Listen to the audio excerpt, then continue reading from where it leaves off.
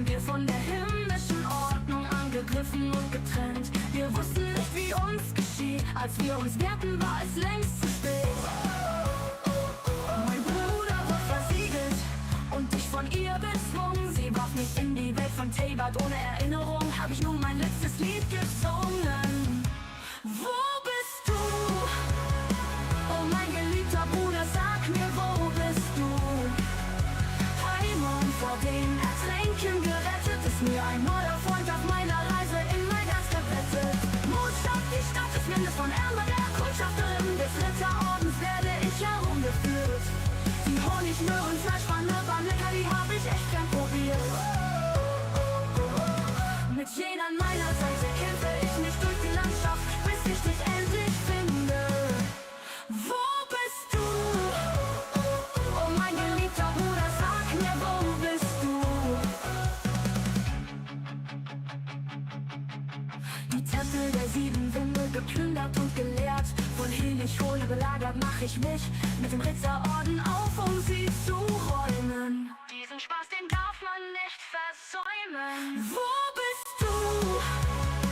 Oh mein geliebter Bruder, sag mir, wo bist du? Heimung vor dem Ertrinken gerettet, ist mir ein neuer Freund auf meiner Reise in mein Herz gebettet. Mutstadt, die Stadt ist Mindes von Ärmer, der Kundschafterin des Ritterordens werde ich herumgeführt.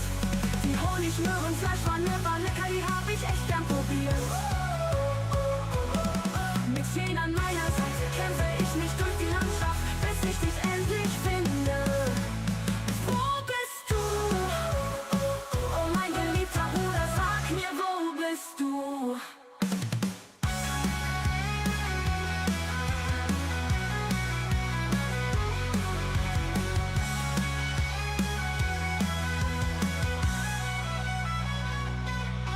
Der Abyss in seiner Sphäre, so mutig, den schick ich gleich ins Leere. Niemand hat meinen Bruder gesehen, so wird nun meine Reise quer durch Tabert nach Lühe weitergehen. Wo bist du? Oh mein geliebter Bruder, sag mir, wo bist du? Heimung vor dem Ertrinken gerettet, ist mir ein neuer Freund auf meiner Reise in mein Herz gebettet. Mutstadt, die Stadt ist Mindes von Ärmer, der Kundschafterin des Ritterordens werde ich herumgeführt. Die Honig, Möhren, Fleischpfanne, lecker, die hab ich echt gern probiert. Mit Jen an meiner Seite kämpfe ich mich durch die Landschaft, bis ich dich endlich finde. Wo bist du? Oh mein geliebter Bruder, sag mir, wo bist du?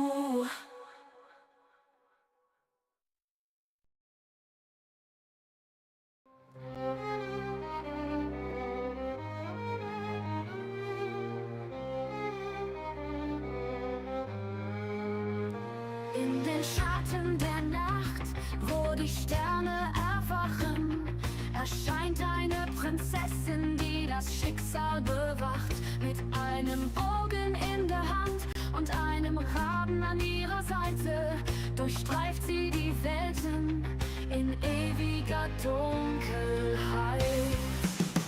Oh, Fischle, Prinzessin der Verurteilung, mit Blitz und Donner bringst du die Offenbarung.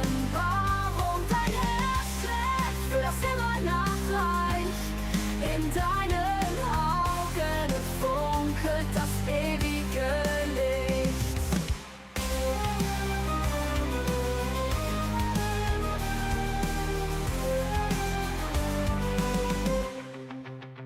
Verbannt aus einer Welt, die nur sie kennt, trägt sie die Last, die das Schicksal ihr nennt.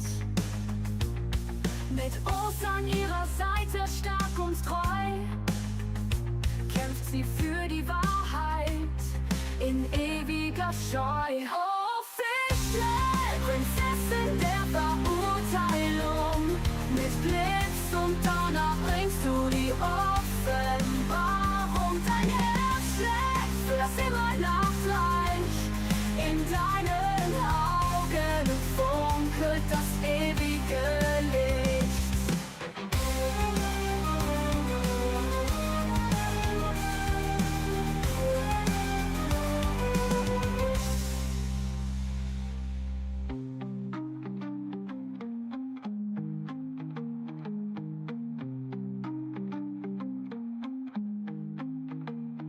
durch die Dunkelheit, durch den Sturm, führt sie uns in ihrer Form. Mit jedem Fall, mit jedem Schlag erzählt sie uns von ihrem Leid.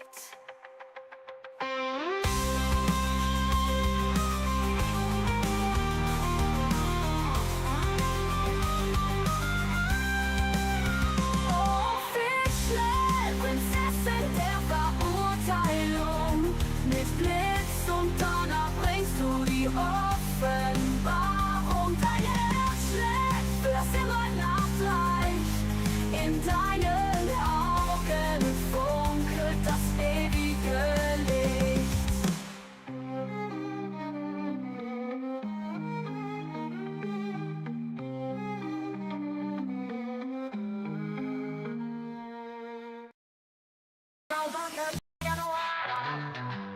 Wir gehen und zoomen auf der Angekommen-Insel. Ich bin die Tochter des Berühmten. Mein Vater ist mittlerweile nicht mehr so gut bei Ohr. So helfe ich ihr gerne aus. Du hast einen Wunsch, etwas soll schon bald richtig explodieren. Da bist du bei mir genau richtig. Meine Feuerwerke erstrahlen im hellen Licht. Darf ich mich vorstellen? Ich bin Joinia. Ich zauber dir ein schönes Feuerwerk. Die bunten Lichter, die sieht man sogar noch weit draußen hinter diesem großen Berg. Ich erfülle dir deine Wünsche, Hauptsache laut und explosiv. Denn wenn ich eins gut kann, dann knallt der Himmel aber richtig positiv.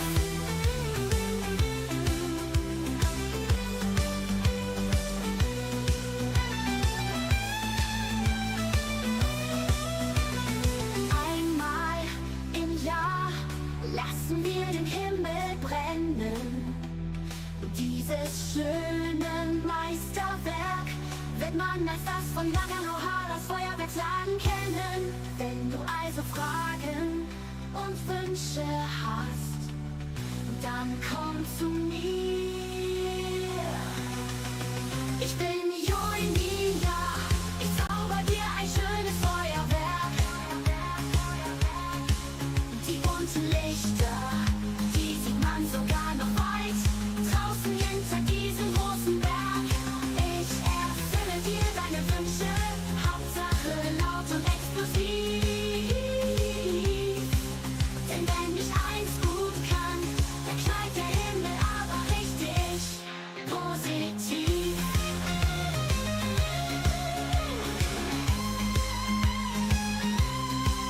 Ich bin Joinia, ich zauber dir ein schönes Feuerwerk.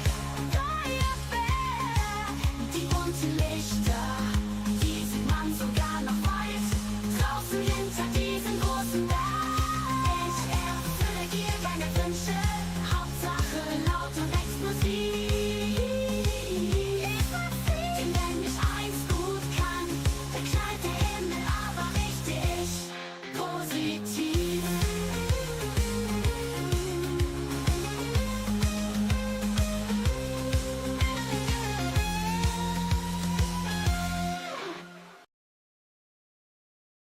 Den Impact, eine Reise mit vielen Geschichten, so viele Charaktere. Auf Naida mag ich nicht verzichten. Genshin Impact, so spannend und wunderschöne Orte, ein Erlebnis. Da gibt es nicht so viel von dieser Sorte.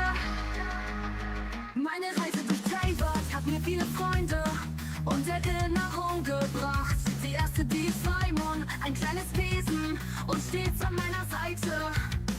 So kämpfen wir gegen den Abgrund auf der Suche nach meinem Bruder. Suchen die Feinde schnell das Weite. Genshin Impact, eine Reise mit vielen Geschichten, so viele Charaktere. Auf Naida mag ich nicht verzichten. Genshin Impact, so spannend und wunderschöne Orte, ein Erlebnis. Da gibt es nicht so viel von dieser Sorte. In Mondstadt angekommen, wurde ich herzlich aufgenommen. Der Ort verbunden ist immer da, wenn man ihn braucht. Weiter nach Rio, wo Rexland es sich unter das Volk mischte. Nicht wie die anderen Adepten, die darauf verzichten.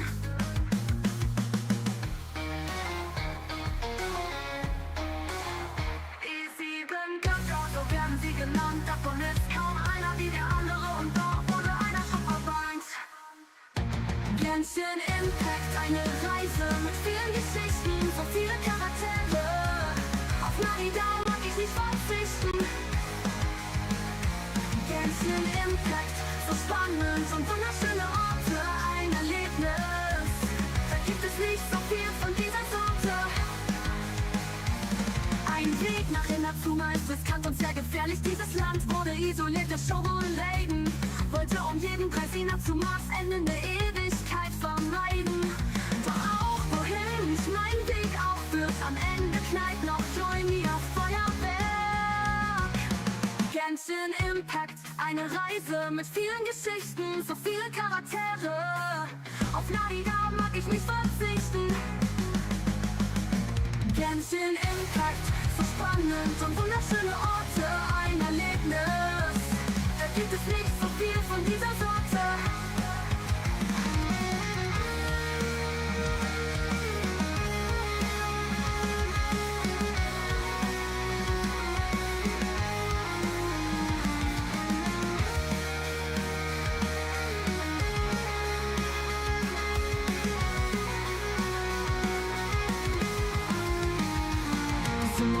So grün und voller Bäume, die Aranara, kleine liebevolle Wesen.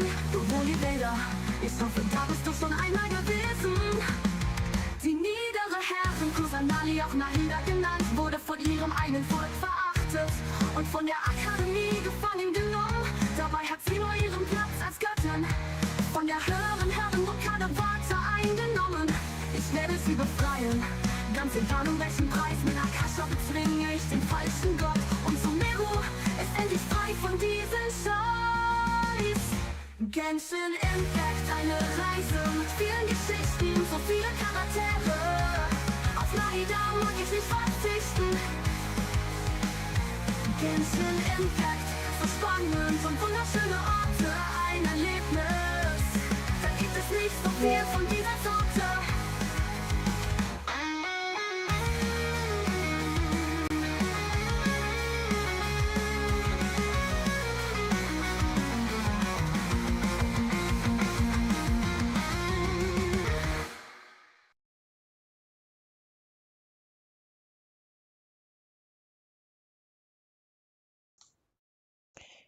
So, und einen wunderschönen guten Morgen.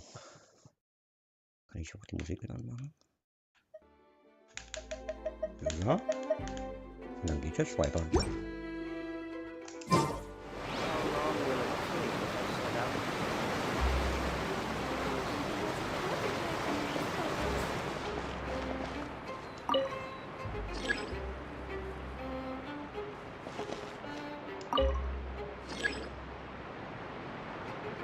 Muss ich da jetzt rein oder nicht?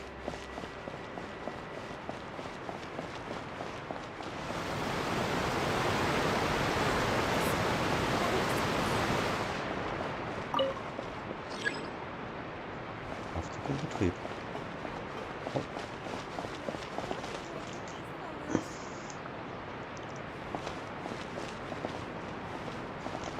Hallo, lass mich mal da rein. Aufzug in Betrieb.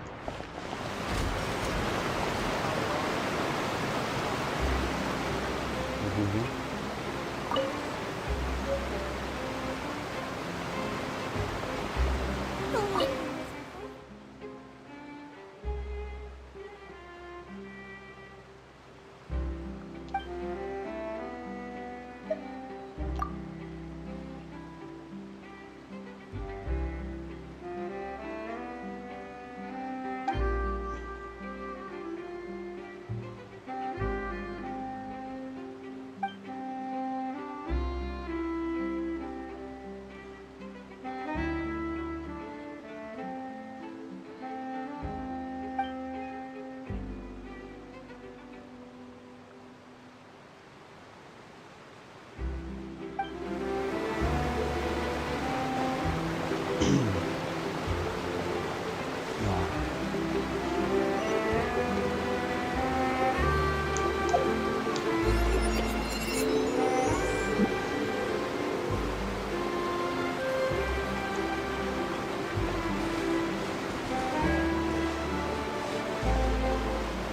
Ist er hier in den Aufzug rein?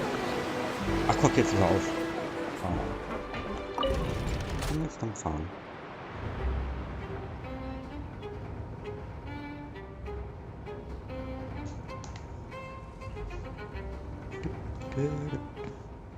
Irgendeine Benachrichtigung kam hier gerade. Jetzt habe ich nicht aufgepasst.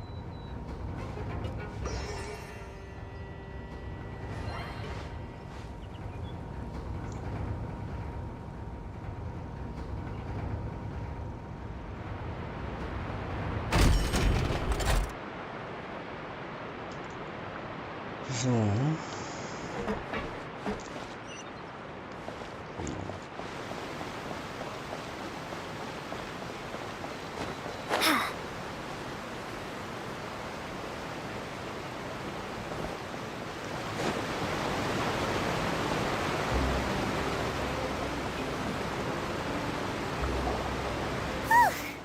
After crossing all that sand and water, we finally made it! Oh, this must be Fontaine's port! Wow! Everything looks so advanced in Fontaine! Paimon's heard that the industry here is extremely developed, and there are all kinds of unusual machines! Just seeing the sights as a tourist is nice, but maybe it would be better if we found something to do. What do you think?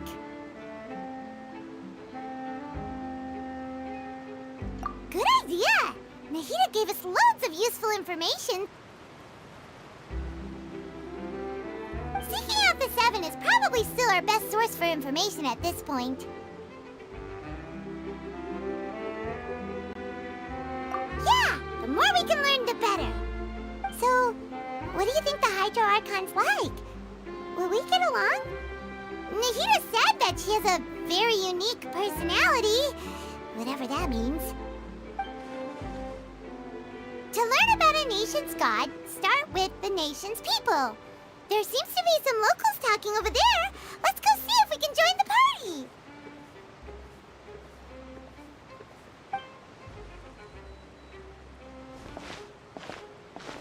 party. If you ask me, it's a tragedy how things ended for him. Clearly, he was a pretty decent person. Yeah, I didn't expect that kind of ending for him. I thought he would at least fight on a little longer for his family. I was expecting a sudden plot twist, but it's a pity that it never happened. Still, his story is quite the tearjerker.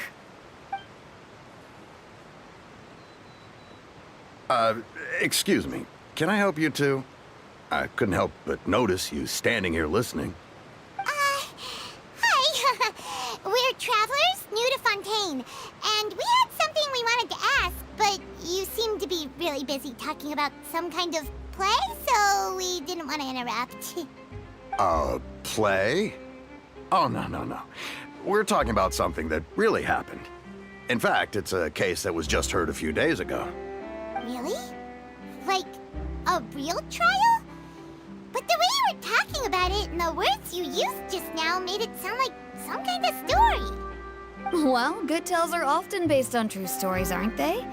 And what you see in reality may also be someone deliberately putting on an act while harboring ulterior motives. Whether something is true or not simply isn't that important. The main thing is whether the story being acted out on the stage is splendid enough. Oh, but it looks like you're not from around here. You probably don't know that the Fontaine Court of Justice is called the Opera Epiclese, or more commonly known as just the Opera House.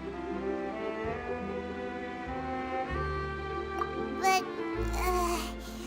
shouldn't court cases be treated a little more seriously than that?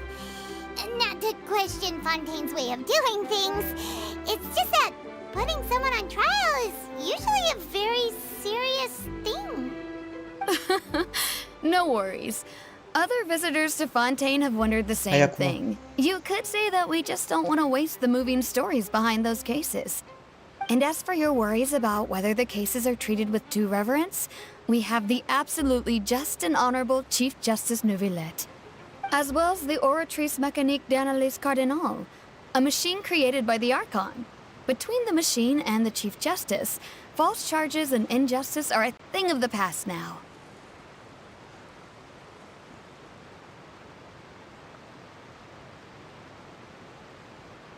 Oratrice? Is it some kind of machine, too? Paimon's curious. We should check it out if we get the chance. Wait, Paimon almost forgot to ask you our question. Do you know what we should do if we want to meet the Hydro Archon? Oh, that's easy. Just go to the Opera House. Lady Farina practically lives there. You could definitely say it's her biggest passion. Huh.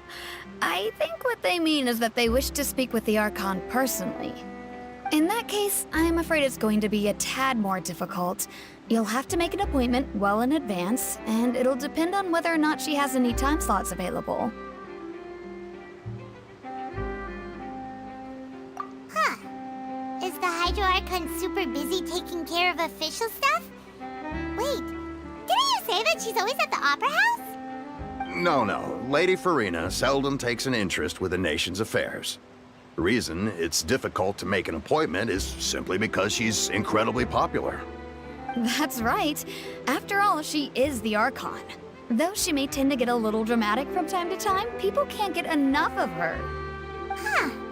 First time Paimon's ever heard of an Archon being described that way before. Wait! Paimon gets now! The Hydro Archon is kinda like a big celebrity here, right?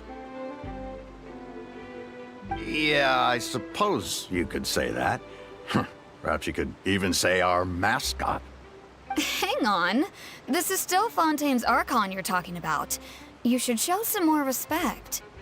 Yes, you're right. I guess I should at least try to be a little more respectful in front of visitors. Otherwise, I might get arrested and find myself face to face with Monsieur Neuvillette. Come on. Sure, there's a lot of laws here, but nobody's going to be arrested for saying something disrespectful about the Hydro Archon.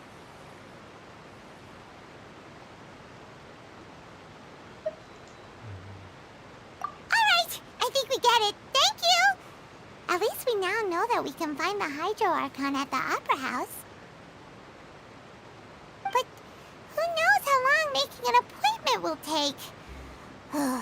Guess we could have a look around the city in the meantime. Hey! What are you looking over there for?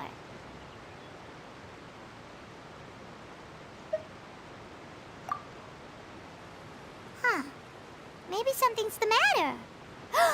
She isn't going to jump into the water, is she? Maybe we better go check on her.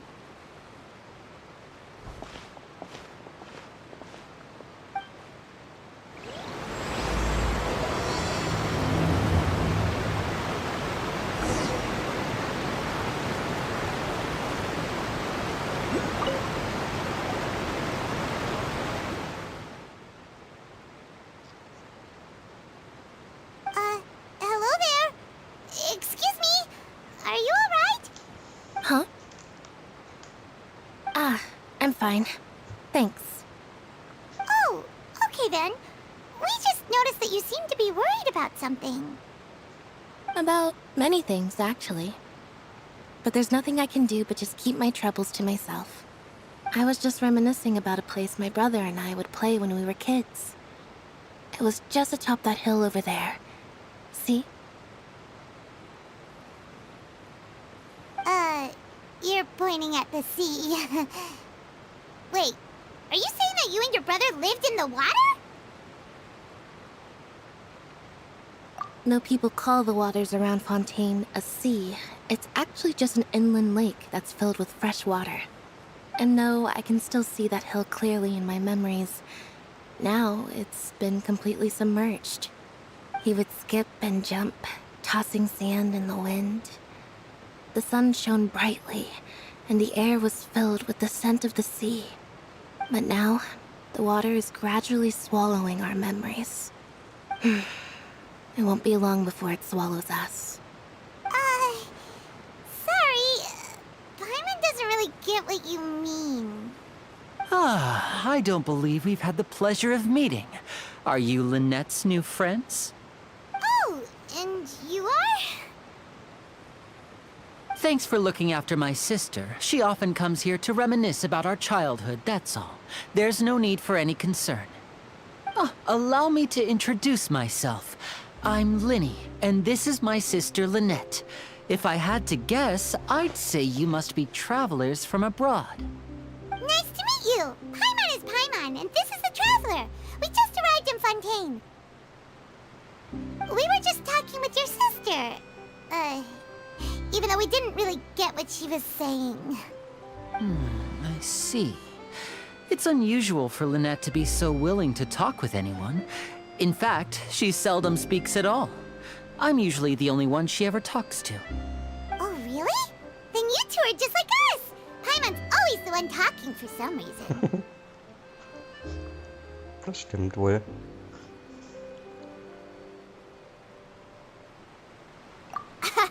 So that's how you think it is? I also think my brother can be too talkative at times. Seems you were right, Paimon. We are quite similar.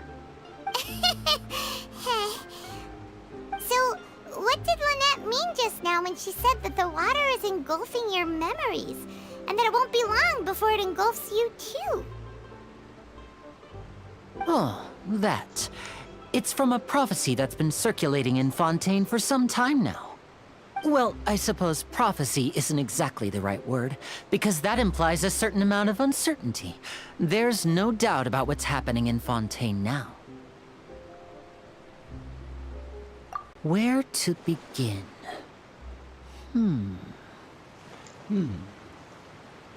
Let's put that question on hold for a moment. We still haven't formally greeted each other yet, have we? Did all the introductions earlier not count? Hello, traveler.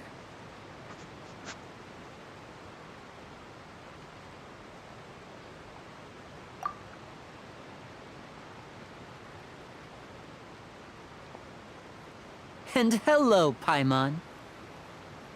Hey! Why didn't Paimon get a handshake? You're not poking fun at Paimon, are you? Please, don't take offense. Just consider it a sort of etiquette we have here in Fontaine when making new friends. You should remember it. It might prove useful. Oh, all right then. Well, Paimon's just happy to have a local friend now. By the way, we were just getting ready to go to the Opera House to meet the Hydro-Archon. Would you be able to show us the way? So you're going to see Lady Farina? No problem at all. In fact, I was planning to go to the Opera House later myself. I'll gladly take you once I finish things here. Please, follow me.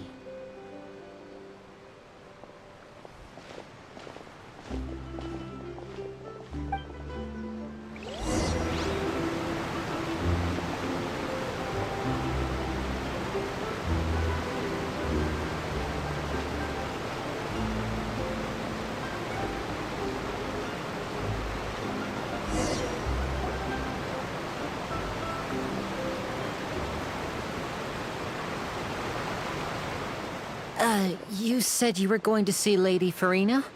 Well, it seems Lady Farina has come to see you.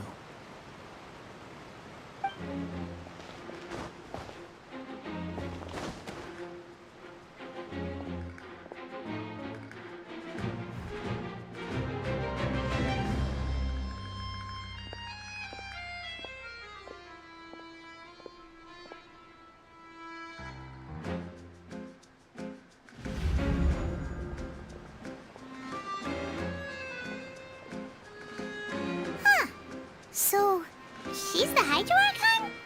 But how did she know we were looking for her? My dear people, rich and poor, those with cup in hand and those with nothing at all, raise your glasses in celebration. If you don't have one, then just raise your hand in lieu.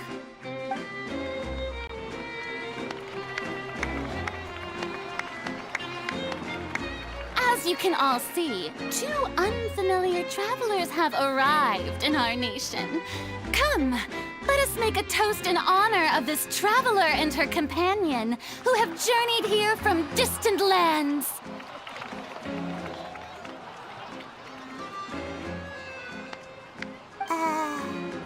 Is she talking about us?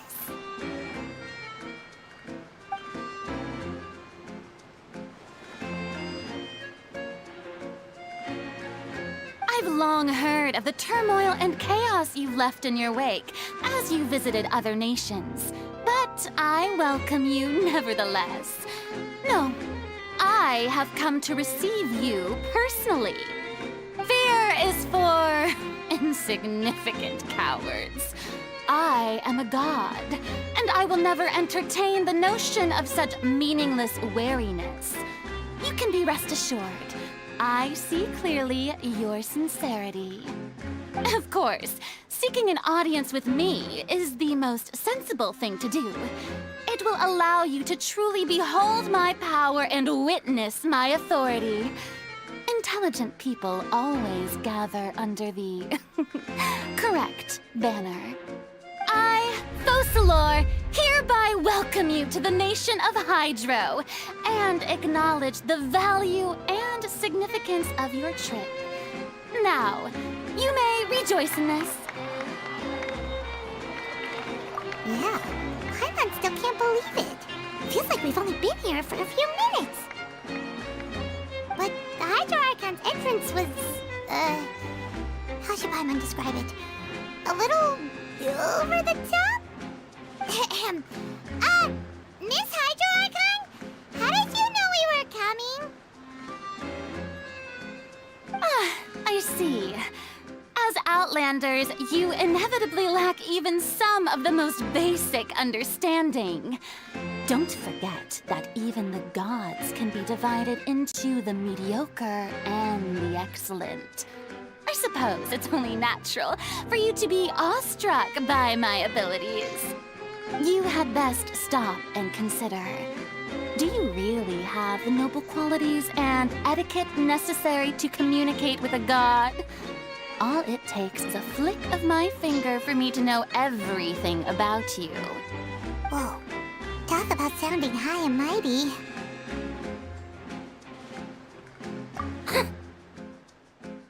Oh? What's with these looks? Perhaps the welcoming ceremony still isn't enough? What else should I say then? Is she waiting for us to start talking? Wow, I didn't expect to see Lady Farina here. What a surprise! Wait, does this mean they're the legendary blonde traveler? How did I not notice before?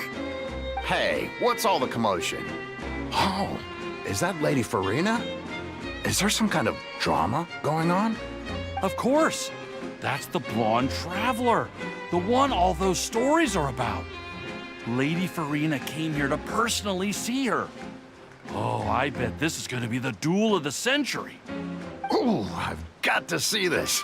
I knew Lady Farina would never disappoint.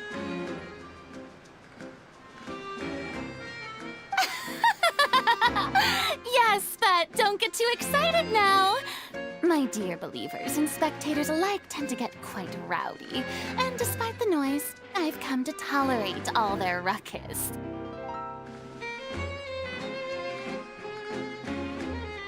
You may consider this my reward to all of you. I have determined that there will be an epic duel between myself and this traveler from another land, just as you were hoping to see.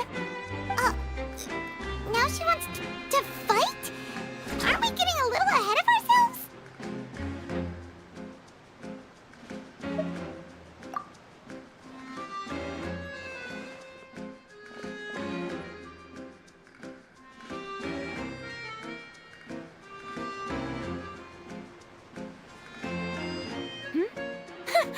Are you not afraid? Might I remind you that this is a duel against the divine? What are you trying to do, traveler? Provoking a god in front of her people? Stand down, Clorend. I admire her bravery. Few have the courage to draw their sword against a god. She is obviously a true warrior. Unfortunately, people nowadays only crave to be thrilled, and a mere duel will not slake their thirst for excitement. Huh. Yeah, she's right. Just a duel wouldn't be all that interesting. On Araneus, criminals are always requesting duels to defend their honor. I'm getting a bit old, to tell the truth. You see. Then, as the god of justice, I shall face this traveler in another kind of duel. A duel in court! Whoa. All right! Now that'll be worth seeing! Right. This is Fontaine, after all. Such a grand opera house, it would be a pity not to use it. Why do you care so much about the crowd's reactions?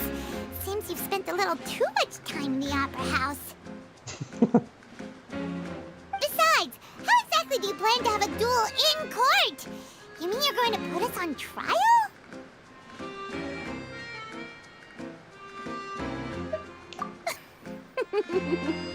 Oh, we have reason to put you on trial. It's obvious, isn't it? According to Fontaine law, no one is permitted to release any flying objects within Fontaine city limits during the first 3 days of each month. You are clearly guilty of violating this law, no? Oh, so that's what they've done wrong. That's our Lady Farina. No one knows the laws of Fontaine like she does. You call that obvious? What kind of law is that?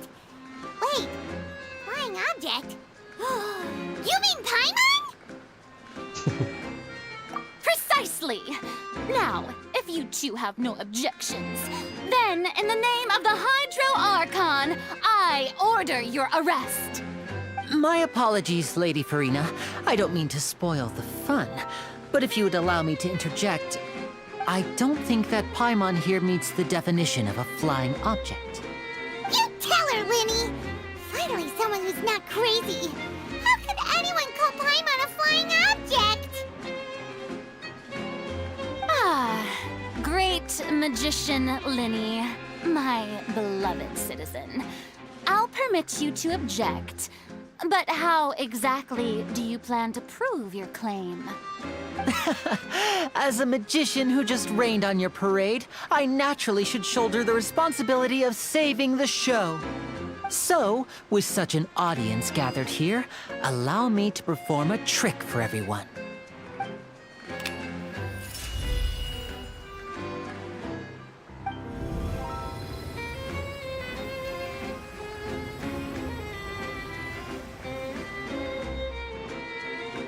Ta-da! What's that on Paimon's back? Hey, when did Linny do that?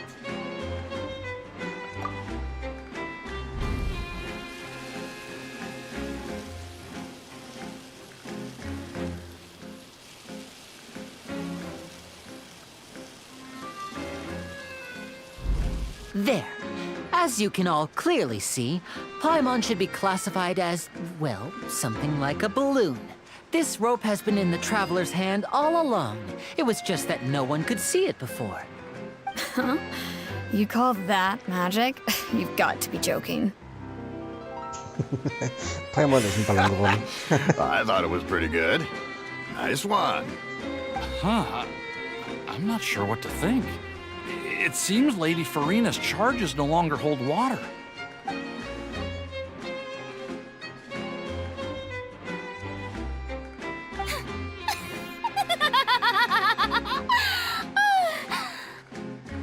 Amusing. Very amusing, Linny. Just the sort of unexpected twist that I enjoy. With you here, today's performance can finally be called complete. Performance? You see all this as a performance? In which case, consider the matter of your trial resolved. The god of justice will not bring charges against an innocent person. But When there are valid grounds, I will not only judge travelers from abroad, but even the gods of other lands. I look forward to seeing your upcoming performance at the Opera House, Mr. Linny and Miss Lynette. That's enough for now. Toodaloo!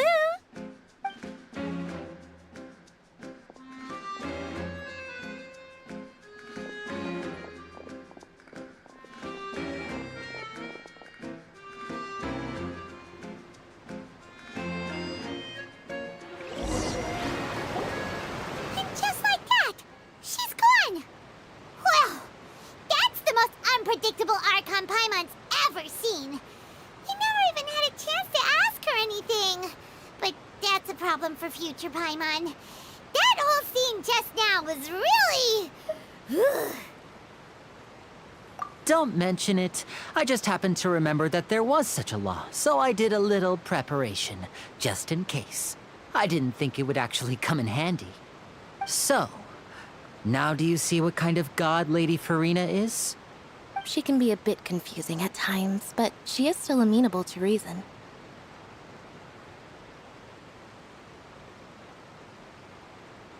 Anyway, Paimon had no idea you were a magician, Linny. It sounded like you'll be performing at the Opera House, right? I just know a few simple tricks I use to make a living. Lynette is my assistant. It will actually be my first time performing on the most prestigious stage in Fontaine, the Opera House. But isn't the Opera House where criminal trials are held in Fontaine? When there are no public trials being held, the Opera House hosts a variety of other performances.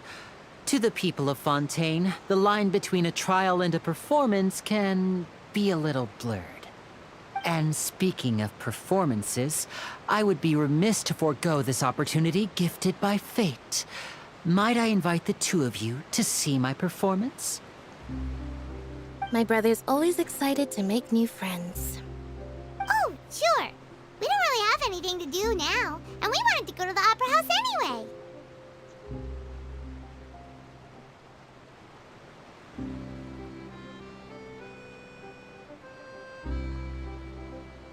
Splendid. In that case, why don't we go together? I'll show you the way. I just have something to take care of first.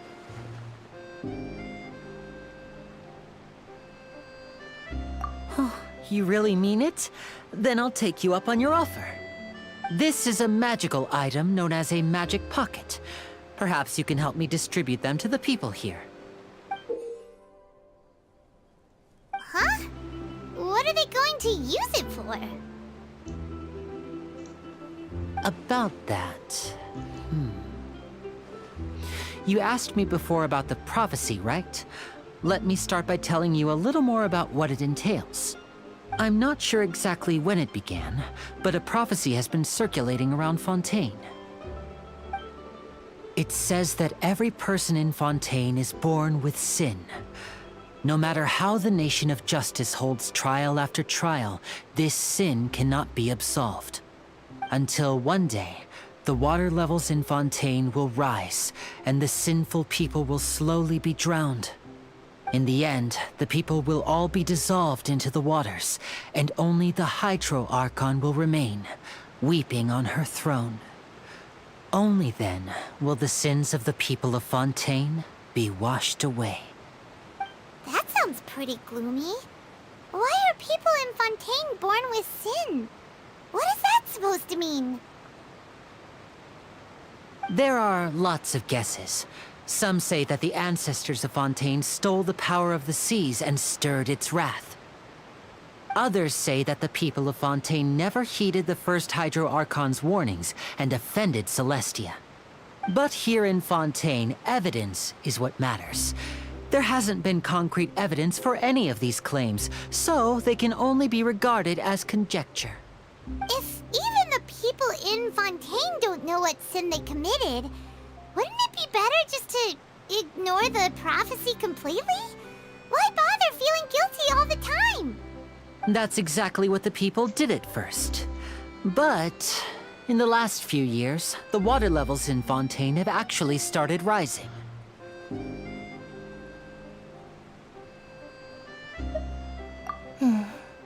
Many places have already been completely submerged, and now lie beneath the sea. Many people carry on with their lives as before and shrug it off as a natural phenomenon. But my family and I think that the people of Fontaine shouldn't ignore the possibility, which would end up sentencing them to death.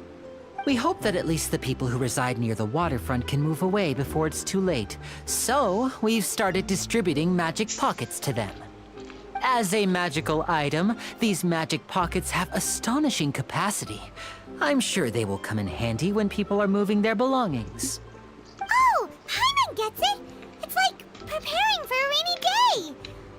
But this is more than a bit of rain.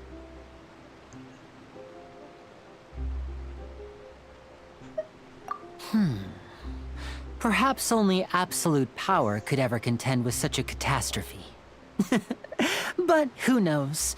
We're just tiny specks in the grand scheme of things. Now, if you'd like to help, then please give these magic pockets to anyone nearby. Be sure to convince them to take it, regardless of what they say.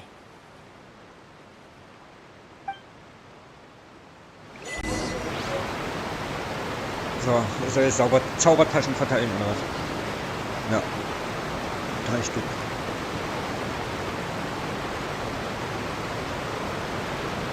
Guten Morgen, hier eine Zaubertasche für Sie. What's this? Ah, so you also believe in the prophecy. Keep it. I won't have any use for it. What?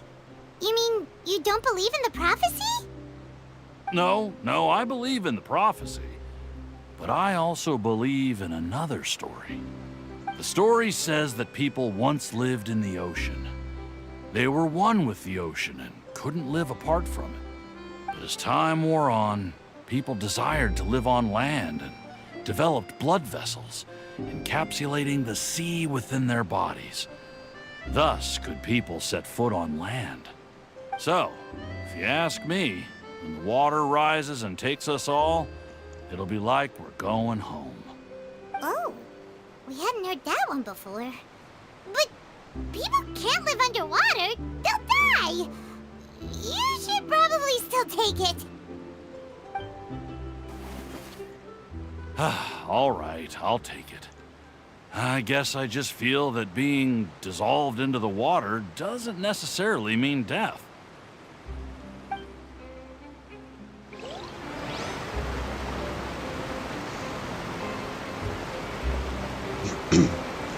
Guten Morgen, eine Zaubertasche für Sie. So you're the blonde traveler that everyone's been talking about. My apologies for not recognizing you earlier. Oh, a magic pocket? Seems you really thought of everything. I guess it's better to prepare for the worst and hope for the best. Thanks. Please, also thank the magician on my behalf when you get the chance. Eine noch.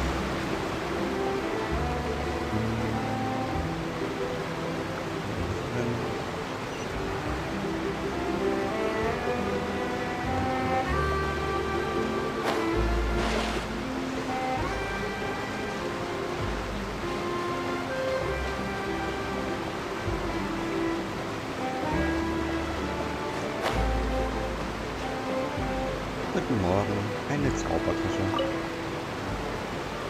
Huh? I don't want that thing. Way I see it, if the prophecy's true, it's still gonna be a long time before the water can cover everything.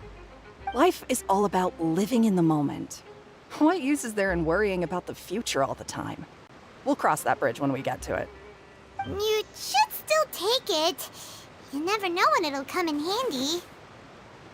Oh, all right, fine. Thanks. It's just that if I start moving, that means I've already given up on the life I have now. I'd really rather not. Ja.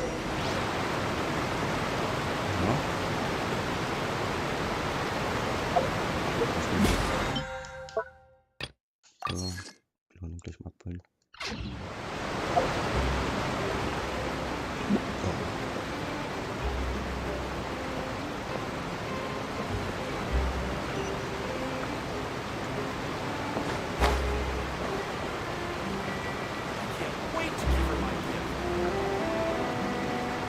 Oh, you already handed out all of the magic pockets? That was fast. So, what did people have to say? I bet you heard some, interesting opinions. Yes, but that will change once disaster strikes.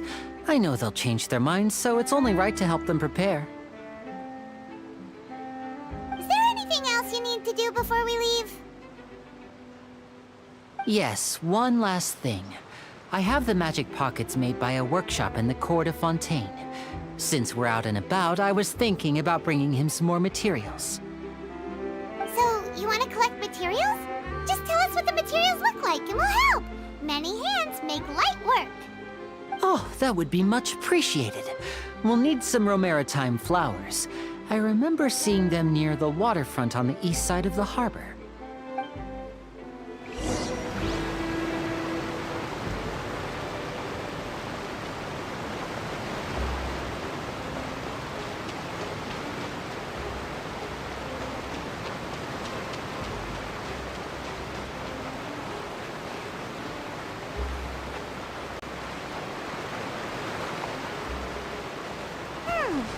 It seems we have to use Hydro to collect Romaritime flowers.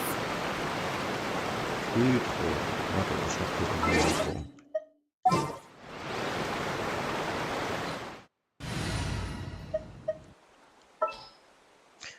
Hydro. Hydro.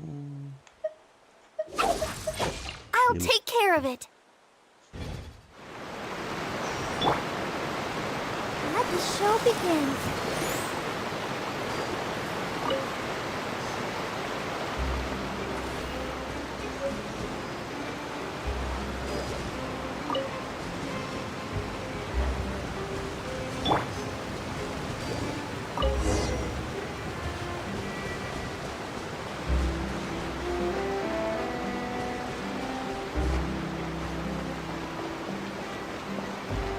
Eigentlich könnte ich gleich mal zu den...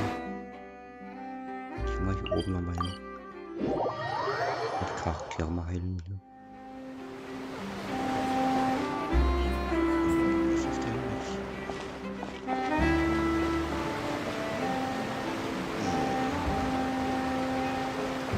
How long will it take to catch that up?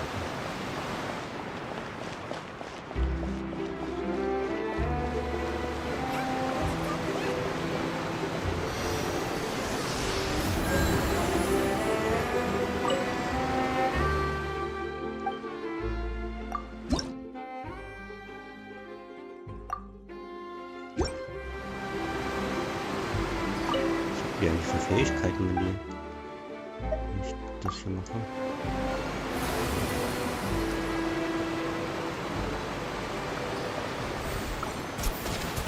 Ach ja.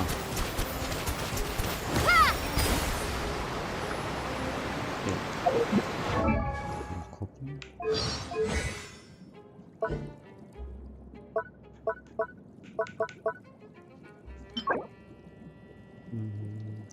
Montag, Donnerstag und Sonntag. Nee, das mache ich auch nicht. So, jetzt habe ich diese komische Fähigkeit. Jetzt muss ich nochmal meine andere wiederholen. Weil die ist jetzt nicht stark genug. Das ist alles Level 1.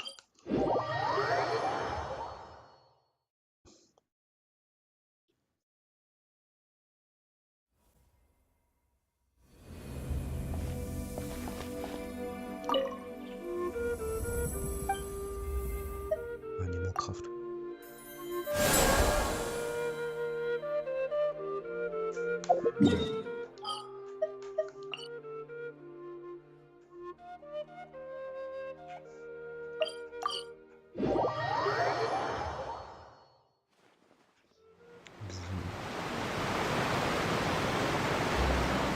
Diesmal warte ich nicht auf den Fahrstuhl, ich springe einfach hier runter.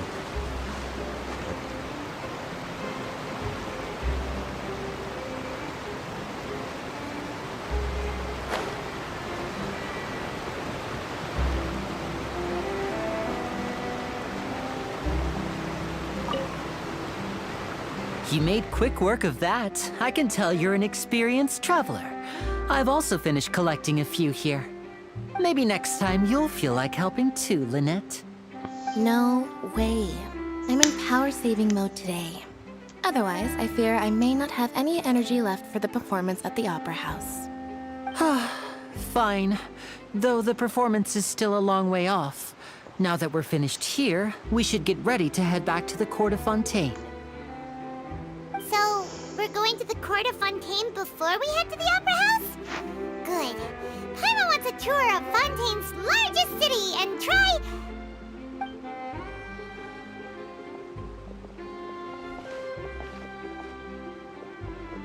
Wait, shh. Have you noticed that person over there? The young girl. Huh? What's wrong with her? Paimon didn't notice anything. She's obviously a thief. Magicians and thieves practice similar methods.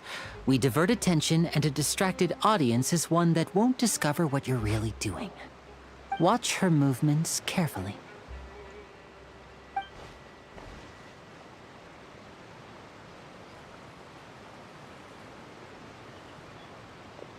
Oh, he's right! Shh, keep your voice down.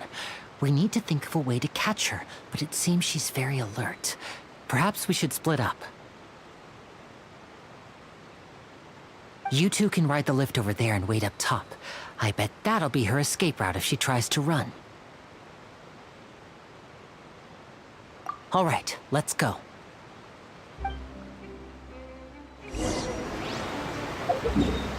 Ach, Fahrstuhl.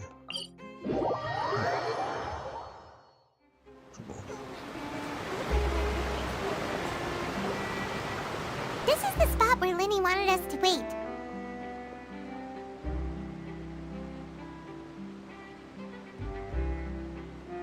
Oh, look! Isn't that her?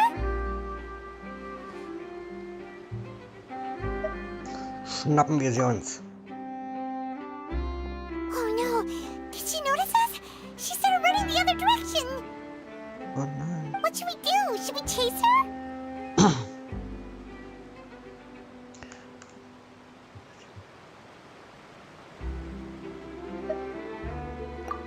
You're right. She might also be trying to lure us away.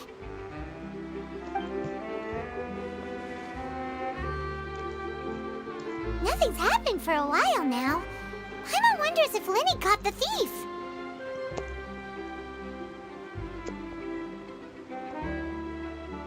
Yeah, let's go.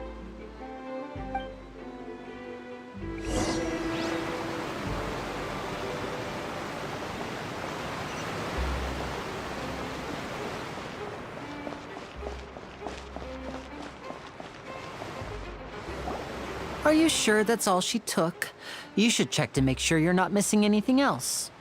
No, that was all. Oh, I can't thank you enough. I didn't notice a thing earlier. Anyway, I should be going now. Thanks again. Oh, were you returning what the thief had stolen? That's right. Pity I wasn't able to catch her. She distracted me by dropping the thing she stole on the ground. By the time I looked back, she was already gone. I saw the general direction she went, but Lenny twisted his ankle, and I needed to make sure he was okay. Oh, did you get hurt, Lenny? I'll be all right. It's just a twisted ankle, that's all. In fact, it's feeling better already. If you want to play at being a hero, at least try not to get hurt doing it. Imagine what would happen if you managed to derail our performance as a result. You're right, you're right. Sorry, Lynette. I have to admit that the thief was even more skilled than I had anticipated. But at least we were able to get the stolen items back, so it wasn't a complete failure. What a slippery little thief. Guess things turned out all right in the end, though. Lenny's initiative paid off. All right, let's put this little detour behind us. We should go to the court of Fontaine now.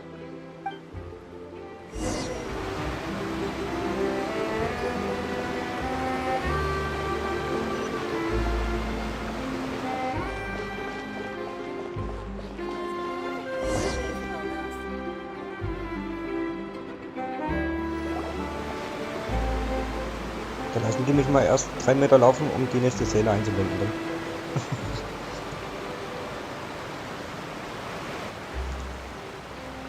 So, we ride this thing to go into the city?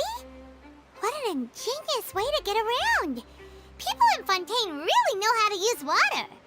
This is an aquabus. It allows people to travel between several key locations around Fontaine. It's pretty convenient, but the ride can become a little dull after a while. The scenery is always the same. That's why it's better to travel with friends. So you mean it's still boring even when I'm riding with you?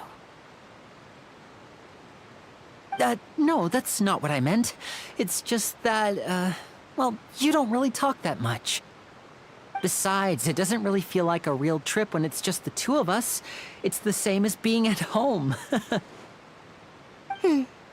Whatever. Guess that's what it's like to be an older brother. It's about time for us to leave. Let's get on board.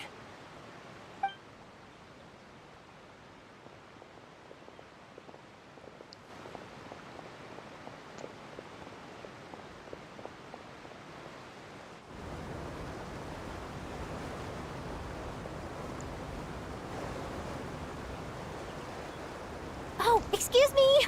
Aren't you the great magician Linny? And his assistant Lynette? Hello. I don't believe we've...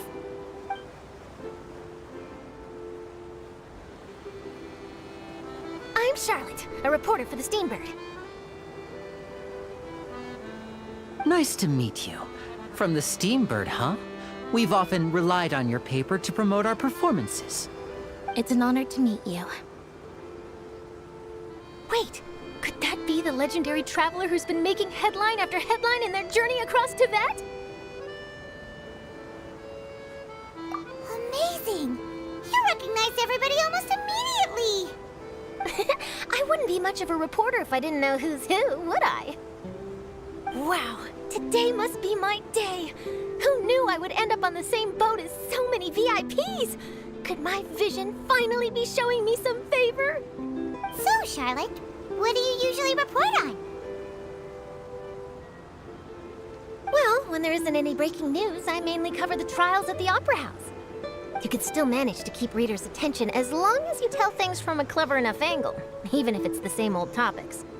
For example, reporting on how a scammer once deceived vulnerable girls into relationships, or how a financial criminal was once so poor that they ate a single piece of bread for 5 days.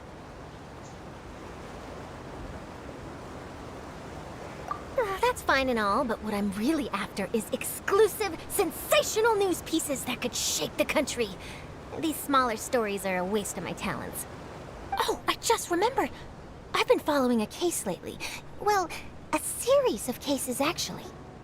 You mean the serial disappearances of young women case? That's right! These stories are the talk of the town right now, and it's probably the most mysterious case we've ever seen. If I'm the first with a draft ready to publish when the case is finally cracked, and it's the headline story in the Steambird, oh, when that happens, I bet all the other reporters will shed tears of envy.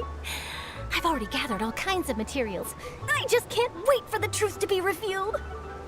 So, what is the serial disappearances of young women case? You mean the culprit hasn't been found? That's right. The first missing girl case happened almost 20 years ago. And ever since, after a period of time, another girl disappears. What the cases have in common is that the girls are all of a similar age, and that they've all vanished without a trace. But the scariest part is that to this day, none of the girls have ever been found. Many suspects have been arrested over the years in connection with this case, but shortly after each arrest, another disappearance would always happen.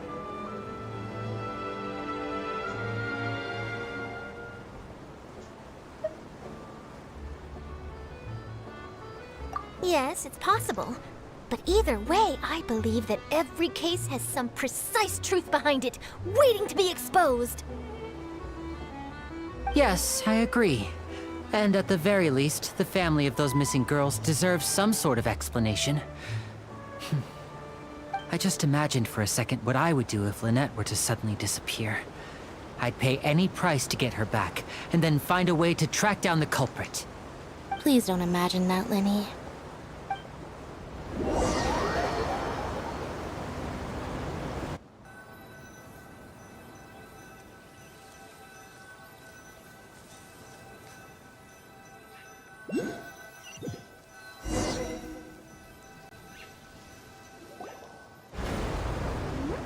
Hey, we're almost there! Look!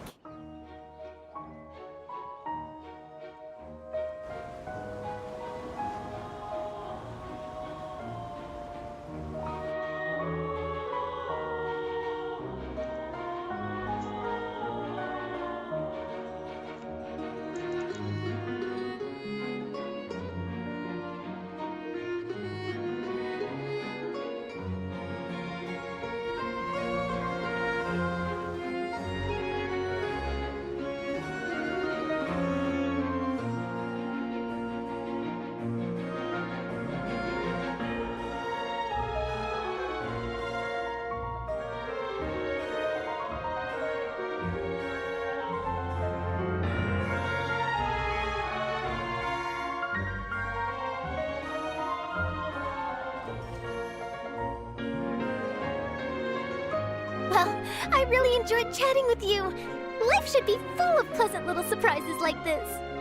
Yeah, us as well. The ride went by too quickly. I have an interview to get to. I should get going before I'm late. Okay, Paimon hopes we can chat again soon, Charlotte. See ya! Bye now. Oh, be sure to stop by and see me at the Steambird when you have time. What a tough job. Always running around and interviewing everyone. Well, where should we go now? If you don't mind, how about we stop by my home first? Besides, I still have all the materials we collected. Sure, we wouldn't mind at all. This city is so huge, Paimon wouldn't know where to start anyway.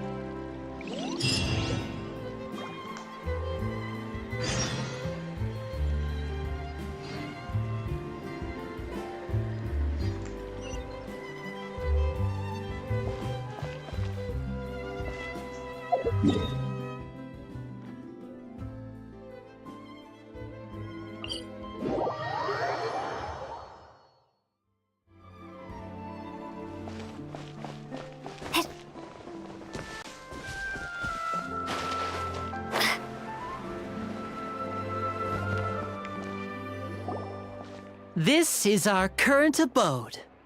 Ah, Fremine, you're home. Where did everyone else go? I have some new friends that I would like to introduce.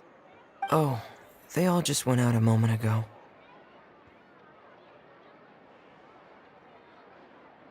I see. Everyone is getting busier now that Father will be returning soon. I suppose that can't be helped. Allow me to introduce you to my little brother, Fremine. He is a phenomenal diver.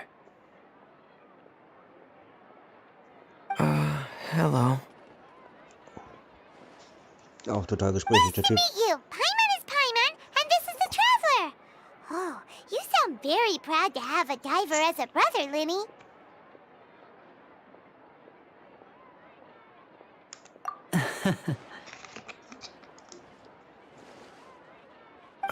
Lenny, could you come here for a moment?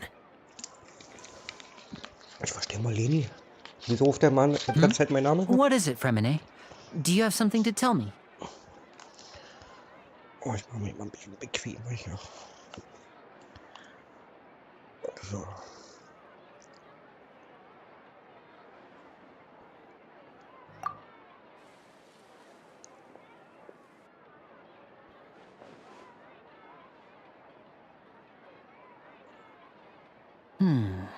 Okay, I see. Is everything all right? Oh, it's nothing. We were just discussing a little housework. Sorry for the interruption. Oh, before I forget, the Traveler and I collected more materials to make magic pockets. Were you able to get any, Fremine? Yes, I went diving and gathered lots of materials. I was about to give them to you. That's our Fremine, always quick with the underwater work. All right, I'll take these to the workshop.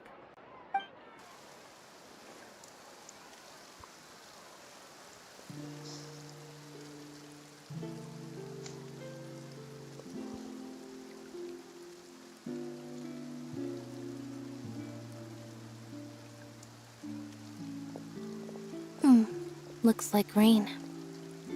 Oh, you're right. But wasn't it clear and sunny just a moment ago? Fontaine's weather sure is weird. I'm afraid that's just how it is here. It often rains on days where there are trials being held in the Opera House, but don't worry, it'll clear up soon enough. What's wrong, Fremine? There's a legend about the rain that I tend to believe. It's said that a dragon of water once resided in Fontaine. Though we don't know where the dragon went, every time it weeps, the skies will cloud up and pour out rain. When I was a child, my mother told me that if I wanted to go outside and play, I should yell toward the sky at the top of my lungs. Hydro Dragon! Hydro Dragon! Don't cry!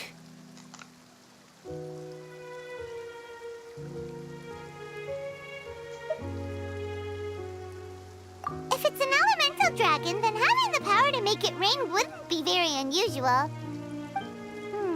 Let Paimon try something. Hydro Dragon, don't cry!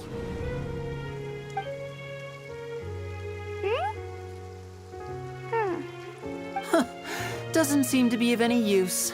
It is just a legend after all. You know, you might be a more popular magician if you understood the concept of romanticism. Or could at least play along. Sorry, it might be because we've never met the Hydro Dragon. Perhaps it can't be comforted by the words of strangers.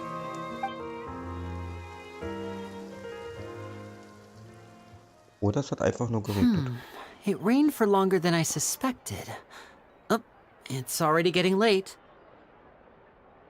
Was there something you needed to do, Linny? Yeah, some preparations for the show at the Opera House. I need to find a way to catch the last aqua bus of the day. On the day of the performance, just ride the aqua bus to the island of Aeneas. I'll have Lynette meet you at the fountain in front of the Opera House. Oh, are you leaving now? What is it, Fremine? I'm in a hurry. Oh, I get it. You feel nervous delivering the materials for the magic pockets, is that it? Perhaps we could trouble the Traveler to help us take these materials to the Beaumont workshop and deliver them to the owner there? I'm afraid that Fremine can be quite introverted, and the boss there tends to be pretty talkative. Fremine has always been a little afraid of her. No trouble at all! Don't worry, we're on the case! Sorry for the inconvenience. I'm quite useless when it comes to such tasks. I'll think of a way to make it up to you. Oh, no need! This will be a walk in the park for us!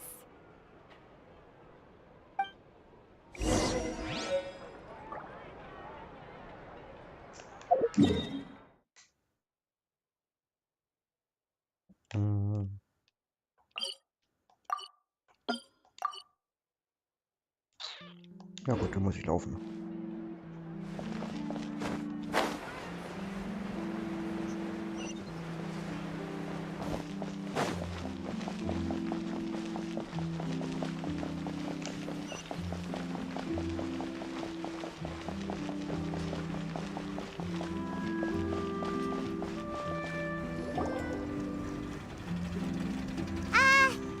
Hello? Is there anyone here? hello there. New customers? Looking to buy, or do you need something made? Or perhaps you're just looking for a chat with me. Oh no, we're just here to deliver some materials. Here they are. They're for making... what were they called again? Ah, these must be for Magic Pockets. I could tell right away. I've already made several orders worth now. No need. They've already prepaid several batches worth. When they told me what they'd be using them for, I even offered them a discount. But they insisted on paying the full amount, saying that I had a business to run. It seems both their hearts and their pockets are made of gold. Whoa. So, is Lenny actually loaded? I can't say for sure, but who knows? Maybe there's good money to be made being a magician in Fontaine. Hey! Is this machine what you use to make stuff here? It looks really advanced. Why use your hands when a machine can do the work? It would be a waste not to use the latest technology, and wasting is a kind of crime. But where does a big machine like that get its power from? Well, it's a little complicated. I'm not sure I can put it in layman's terms for you. But basically, everything we usually use here in the city is powered by indemnitium. It's a type of energy that's produced from trials. Huh? How can trials produce energy? Well, I'm not completely sure of all the details myself, but basically, when a trial is in session, the oratrice mécanique d'analyse cardinale harvests people's belief in justice and converts it into energy to be used all around Fontaine. So that's what its other function is? Paimon heard that the oratrice was created by the Archon to make judgments. But Paimon still doesn't get it. How could something unreliable like people's beliefs be turned into a stable power source for these machines?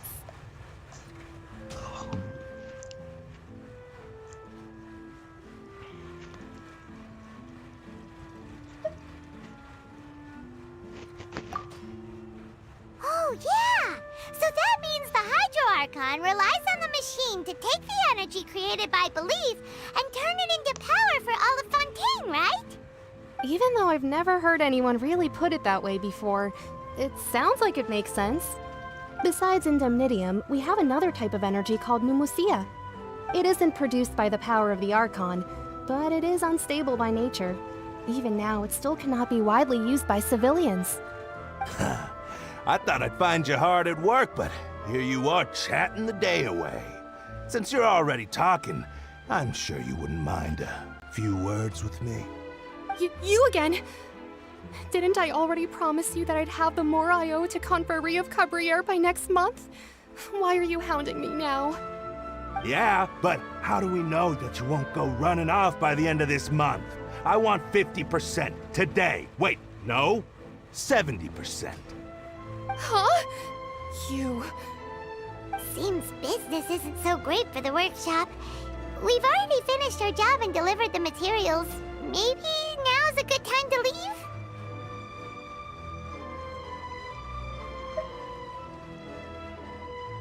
Hey, hold on! Before you go around trying to collect payments, why don't you settle your own debts first? If Confrérie of Cabriere wants to poach clients from Northland Bank, that's fine.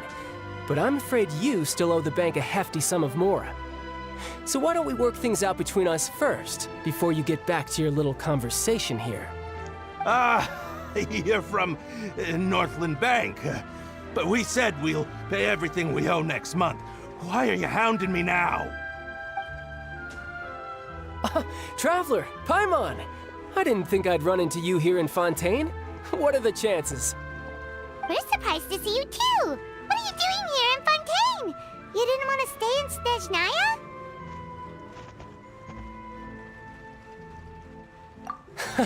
Long story short, I've already been in Fontaine for some time now, and honestly, things have been pretty boring. But it seems that fate brought our paths together today. Not only will I have some good friends here now, but ones who always seem to find trouble. Either way you look at it, it seems things are going to get a lot more interesting now. Pretty sure we'd want to avoid anything that you'd find interesting. Besides, Besides, our trip here has gone pretty well so far. Right,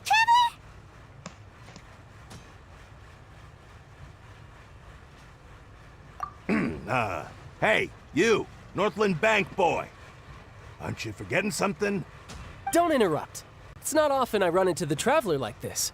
Why don't you wait for me over there for a while?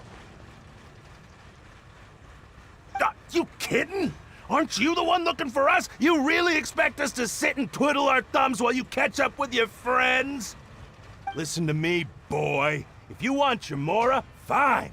Why don't you come and take it? Hey, I just said not to interrupt. Oh, by the way, Traveler, the last time I took Tonya and Tusser ice fishing, Tusser said... Hey! That's way over the line! All right, boys, let's see who has to pay up now! Can you at least let me finish one sentence? Fine. Though the bank told me not to get rough with our clients. You're the ones who started it. This is an act of self-defense. You two will have to be my witnesses, okay? I'm sure this won't take long.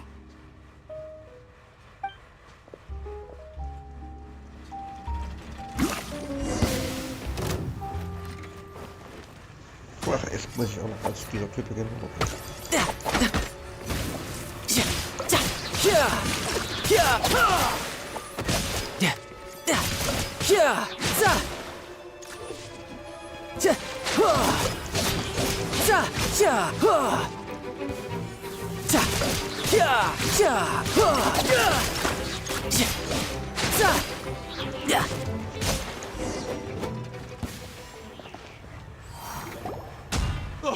What's your deal, Brad? How are you so strong if you're just a staffer from Snezhnaya's Northland Bank? Wait, don't tell me you're... Oh, now you notice. It's a little late, don't you think? Just make sure you understand that you don't mess with Northland Bank. Got it?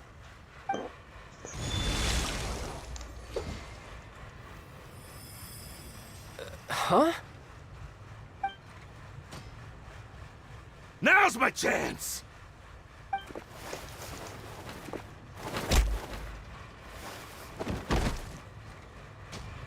Huh. That was weird.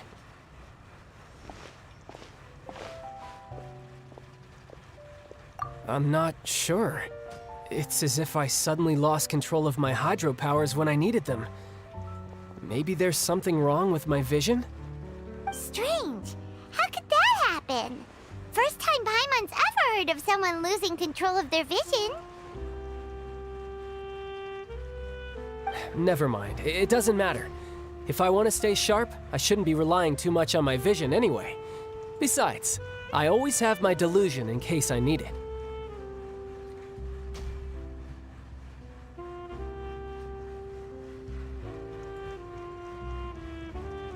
So what are you doing in Fontaine, child? I don't see it's work for Northland Bank. Well, I guess it's because I've been in a bad mood lately. Huh? What kind of reason is that? Wait, since when do you feel down about anything? I don't know. Maybe I still have a lot to learn about myself. But recently, there seems to be some sort of restless power stirring inside of me. And I don't know why, but every now and then I feel like I'm in a terrible mood. Maybe you losing control of your vision just now is connected with that power you're feeling inside. That is a possibility.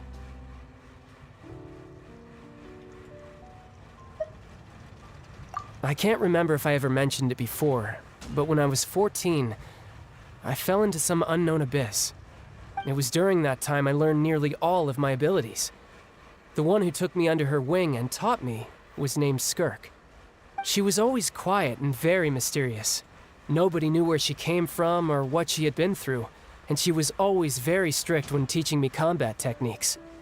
One time, I asked her why she was willing to take me on as an apprentice. From what I could make of her answer, it was because I had awakened it, and traces of it remained on me. She said that all my combat training would be useful in the future. But what is it? What did you awaken? She never explained that. But my guess is that it's related to a dream I saw when I had just fallen into that abyss. In my dream, I was in the deepest depths of the sea, and the boundless seabed was all around me. But in front of me appeared a whale that was so massive, I felt like I couldn't breathe. A whale? Oh, that sounds familiar! When we fought against you before, you summoned a huge whale that seemed to leap at us. Is that the one? That's just an abstract form of a whale that I create using my elemental powers. It takes that shape because the scene I dreamt of the whale has always been stuck in my mind. I'll never forget it. So you used the whale as inspiration for one of your moves? Huh. Seems a little twisted to Paimon. So why don't you just go ask your master? Maybe she knows the answer. You make it sound so easy. Ever since the incident I experienced there, I've never stopped searching for Master Skirk and that unknown abyss. But it's been years now, and I've still found nothing. There isn't even a trace of the place where I remember falling into the abyss. Oh, it sounds like some kind of ghost story. Yeah, I'm out of leads at this point, but there's nothing more I can do. It seems that strange encounters in this world tend to be elusive like that. Oh, seems the time really flies when I'm talking with you. I just remembered I have somewhere else I need to be, so I should get going. What? More work for the Northland Bank? No, it's more of a personal appointment. Lately, I've been sparring with some of Fontaine's official champion duelists whenever I'm feeling bored. Official champion duelists? You mean it's their job to duel? Yep, in Fontaine, before a criminal goes to court, they're given one chance to defend their honor by requesting a duel with an official champion duelist. The champion duelists are all-powerful fighters selected from among the nation's best, and the duel itself is a no-holds-barred fight with no specified stopping point. So engaging in such a duel is regarded as a symbol of defending your honor. If a criminal manages to win the duel, they'll be acquitted. But if they lose, they'll have no choice but to stand trial. And the worst-case scenario is that you're simply killed in the duel. Though it's rumored that Fontaine has a death penalty, from what I can tell, no one has ever been officially sentenced to death. So really, the only people who opt to duel are those who have suffered a grave injustice in being accused, or those who greatly value their honor. Otherwise, why gamble with your life? So, do many people actually get out of their trials by winning the duel? Apparently, it's exceedingly rare for anyone to actually win. Fontaine probably enacted this system as a way to show that the nation respects the honor of its citizens. Besides, none of the champion duelists are to be trifled with, which is exactly why I was itching to face them as soon as I got to Fontaine. Apparently, the one I'm meeting today, Clorend, is the strongest of the champion duelists. I had been asking her for some time before she finally agreed to face me today. Well, that's child for ya. Paimon feels like we heard that name somewhere before. Clorand. Huh. Oh, before I forget, I want you to have this. Huh? Your vision? You're seriously just giving it away?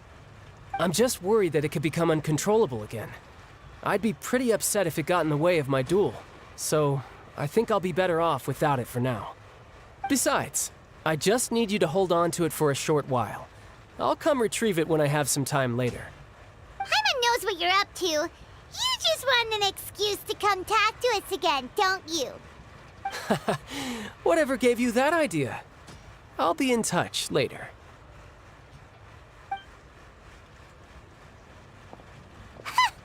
That sneaky guy. He said he's been feeling down lately, but he seemed the same as ever to Paimon. Well, since we don't have much to do for now, we might as well walk around and see the city before Lenny's performance.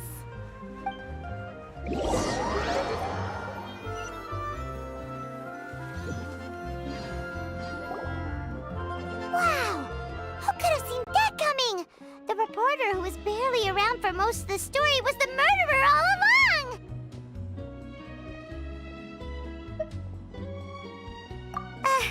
Sorry. Paimon was just surprised, that's all. Paimon never saw that twist coming. The murder mystery novels here are amazing!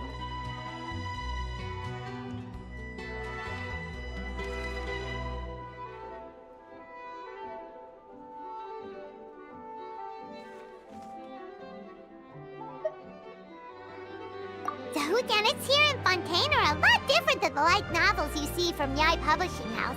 Both have their merits, but Paimon thinks this style of novels are more, well, novel. It's so exciting to reach the moment when the mystery is uncovered, especially in the one Paimon was just reading. You should buy a copy and read it too.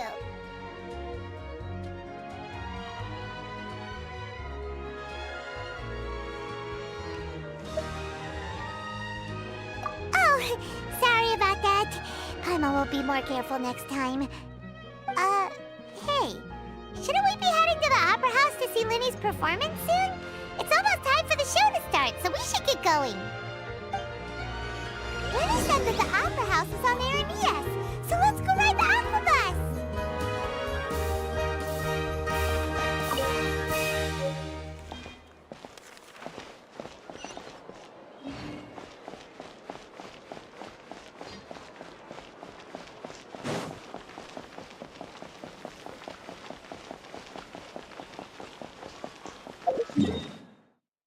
Ach nee, das ist doch ein bisschen weit.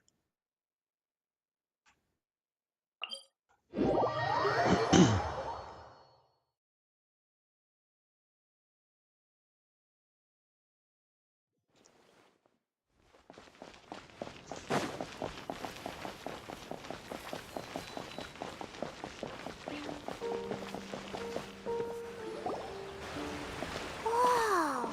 Now this is fancy! The Opera at Eclairs. What a place to hold a performance! No wonder Linny and Lynette were looking forward to it. Huh. Looks like there's a lot of people standing around the fountain up ahead. Oh, Archon, please bless us with a bright and healthy child. We pray. I don't know why you always feel the need to ask so much. I'll be happy as long as our child is healthy and lives a peaceful life. I guess if they're our kid, then there's no doubt they'll turn out smart.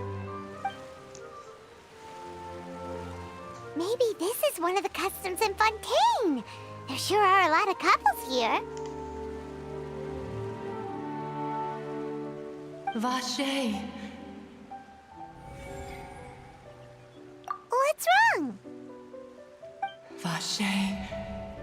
Vache.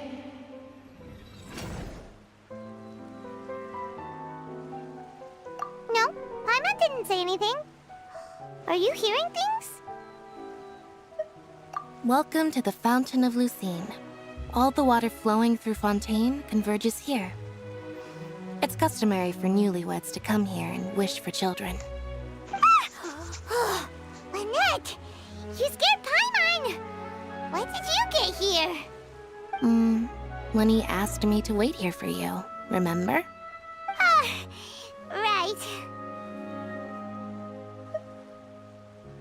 What do you mean? There are a lot of people here right now.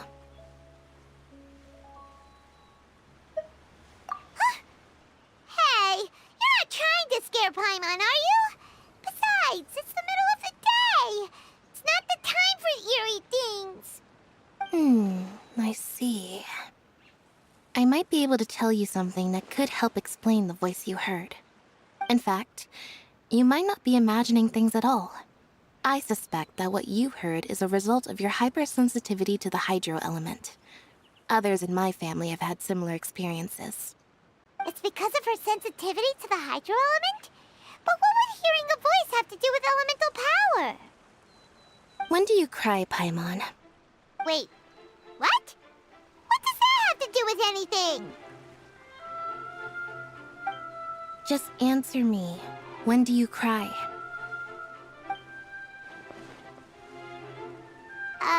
When Paimon's really sad? Oh, and when Paimon's super happy. Oh, and also when Paimon's really, really scared. Then you should understand that tears contain your most intense emotions. Like I just mentioned, the Fountain of Lucine is where all the flowing water in Fontaine converges. Even the tears that fall to the ground will eventually gather here. So maybe what you heard was the intense emotion coming from someone's tears.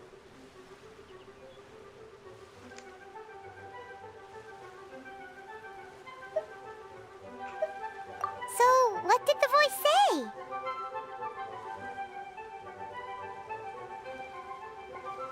Huh. If you are hearing their emotions, then Paimon wonders what happened to them. Rather than worrying about them, we should worry about my brother first. Don't let that calm look of his fool you. He tends to get pretty nervous just before a performance. So chatting with Lenny might help him relax a little before he goes on stage. Oh, right. That makes sense. Let's go in and see Lenny.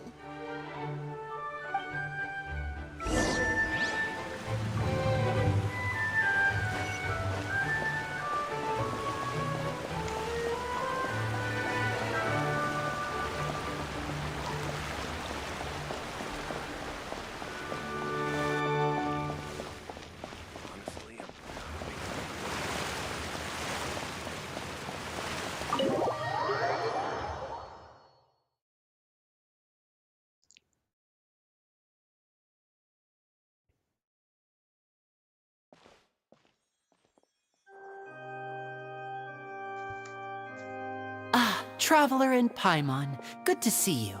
I knew you two would come. Are you kidding? We wouldn't miss it for the world. We've been looking forward to it.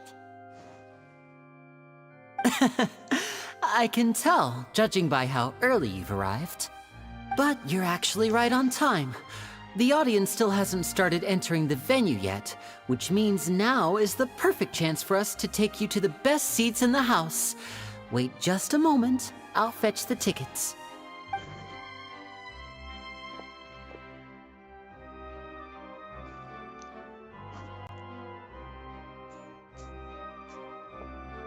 The Opera House has assigned seating, so you always have to make reservations. I've already reserved your seats, and here are your tickets. Ooh, front row seats. Thanks, Lenny. Don't mention it. There's no need to keep thanking me. Hey, Lenny! Could you come over here and take a look at this? Oh, I'll be right there. Seems there's an issue with the stage props over there. That's Cal, my assistant, calling me. I'll go lend him a hand. Yeah, we'll just go to our seats. You go ahead, Lenny.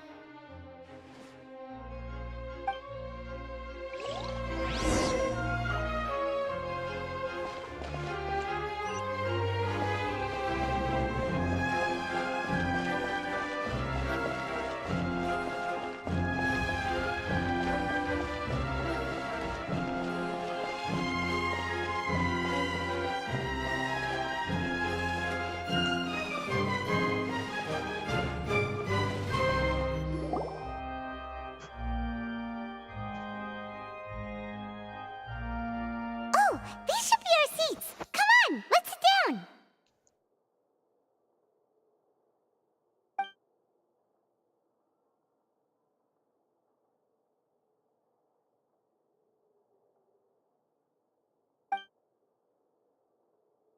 Uh...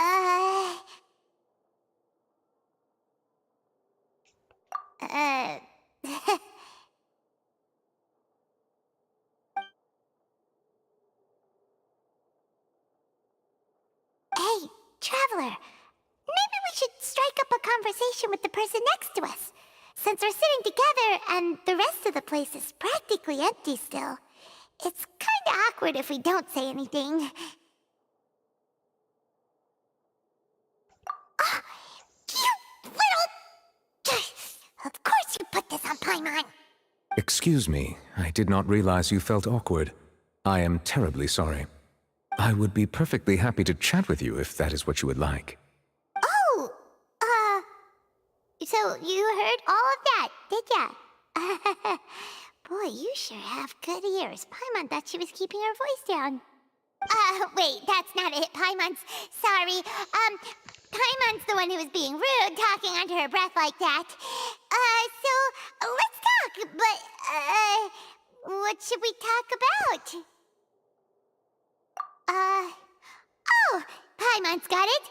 You're also here early and sitting in the front. Are you a friend of Linny's too? A friend, you say? Well, if Mr. Linny would like to be my friend, I would be more than happy to reciprocate. Oh, so you're not friends with Linny then? Oh, this is getting more awkward by the second. Paimon nearly forgot to make her introduction. Nice to meet you. Paimon is Paimon, and this is the Traveler. We just arrived in Fontaine. It is an honor to meet you two. I have heard of your deeds across Tevat. And as required by proper etiquette, I will also introduce myself. I am... Oh, Monsieur Nervillet. What an honor it is to have you here to see my show. Ah, Mr. Linny. I should say it is in fact an honor for me to see your performance in person. Wait, Nervillet? Could he be... I saw you all chatting just now, but it seems you still don't know who Monsieur Nervillet is. Allow me to introduce you to Fontaine's Chief Justice. That seat is always reserved for him. It wouldn't be too much to say that he's the symbol of justice and honesty here in Fontaine. Whoa! Sorry for being so rude just now. Paimon had no idea you were such an important person. No offense taken. Being Chief Justice is merely what I do for work. Nearly every person has their usual reserved seat, so I'm not so special, really. And by the way, I should probably let you know, even though I would prefer not to. There's someone sitting up there in the VIP seats that has been striking a pose for quite a while now. I believe she is trying to give you a most elegant and impressive first impression. So I think you should take notice of her sooner rather than later. Otherwise, she may become flustered.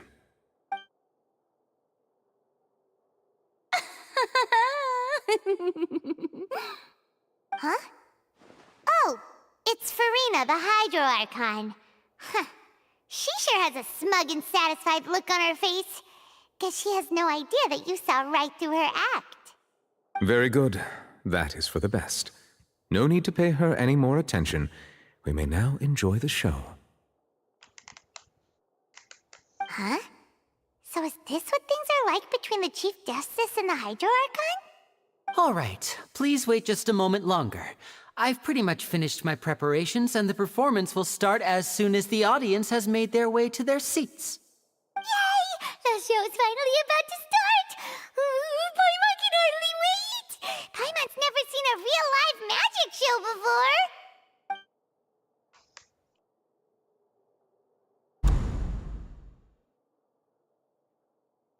Ooh! They're dimming the lights! The show must be starting!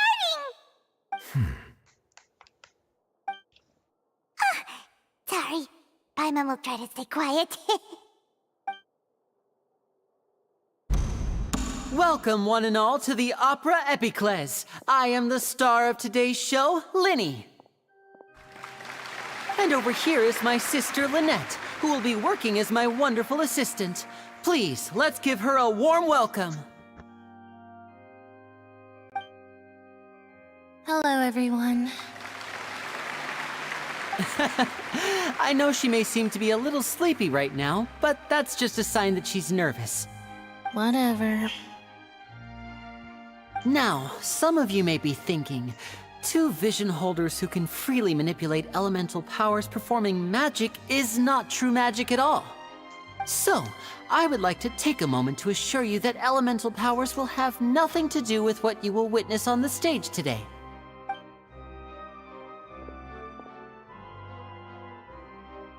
Both Lynette and myself have removed our visions for the show. That way, even the gods won't be able to help us. Oh, good point. That's what makes the show real magic. Now, without further ado, let the show begin. Lynette will now exit the stage to make some preparations. I know you might miss her, but don't worry, she'll be coming right back on stage momentarily. Perhaps in an unexpected way. I'm sure she'll be stealing the spotlight soon enough. Oh, and before I forget, there's one more thing I should say. You never know what can happen in the blink of an eye. A magician's greatest skill is making things disappear or appear. The possibilities are endless.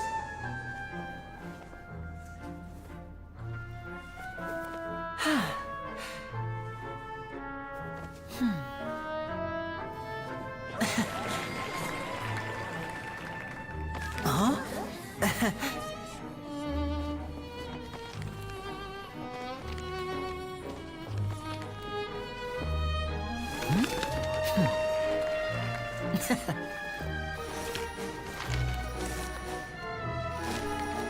But this isn't what you came for.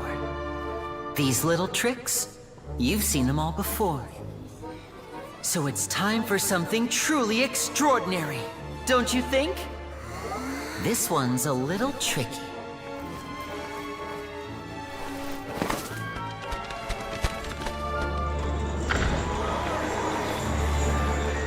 Using this water tank, I shall make my sister vanish completely, right before your very eyes.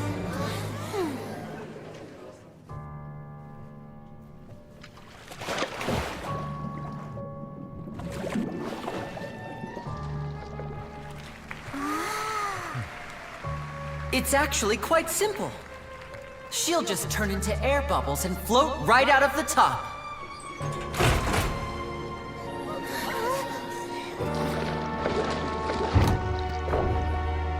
Oh no! I told them to check all the props carefully. With the lid on, even air can't escape. An amateur magician would be getting very nervous right around now. Luckily, it's me on stage, so let me show you what a true virtuoso can do.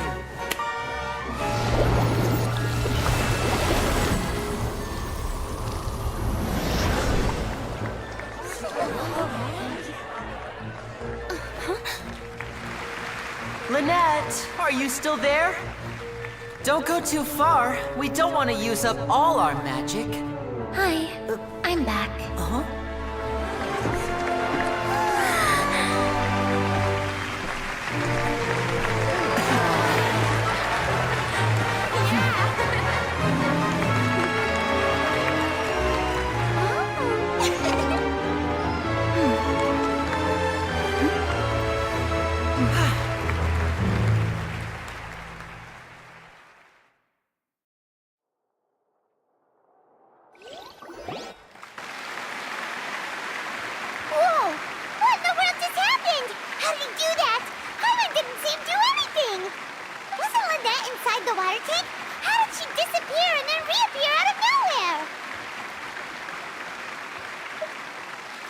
If we could see easily through his tricks, then that would mean that his skills are still lacking.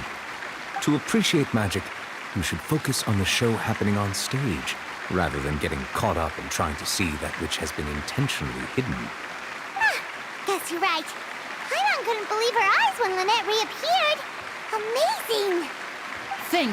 Thank you everyone. I'm glad you enjoyed that performance. But our magical journey has only just begun. I've prepared even more astonishing surprises for everyone here. The magic of transformation and disappearance can go far beyond what you've just seen. I'm sure many of you are thinking that escaping the water tank was impressive enough, but Lynette is still my assistant after all. In which case, I have ample time to make all necessary preparations. So, for my next trick, I will require the participation of one lucky audience member. Please, if my assistants could bring out the magical boxes now. There are 2 boxes and only 2 boxes. One is here, and one is there in the aisle among the audience. I'm sure many of our clever audience members have already guessed our next magic trick. A swap! Our lucky audience member and I will each enter a magic box. After 1 minute, we will each emerge from the opposite box. Now please, everyone pay very close attention to the box you see here. Don't give me any chance to make a move. Wow! How's he gonna do this? Hey, do you think this is all magic tricks, or does Lenny have actual superpowers?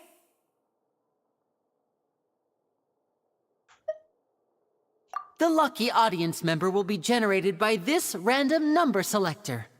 It selects numbers entirely at random. Even I don't know who will be chosen to participate. Now then, let's begin. Let me see. Oh, row 7, seat 3. Congratulations!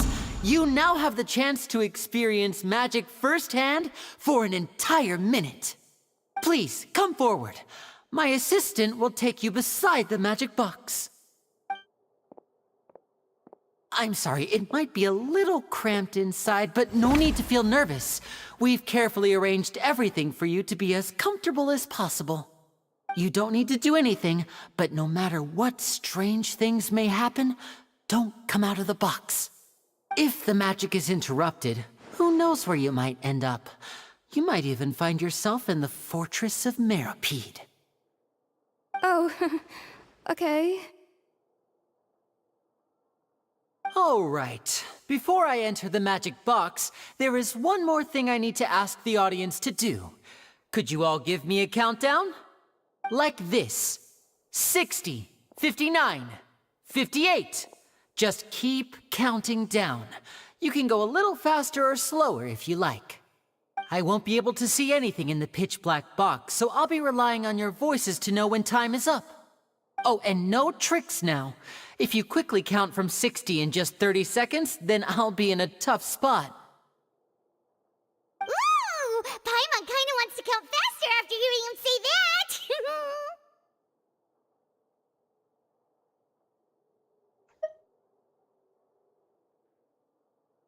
No, that won't do. I can see it in your eyes. You still can't be trusted. Let's practice together. Come on, repeat after me. 60, 59, 58. 60, 59, 58! That's right, perfect. Keep it going. All right, I'll see you all on the other side once you've finished counting.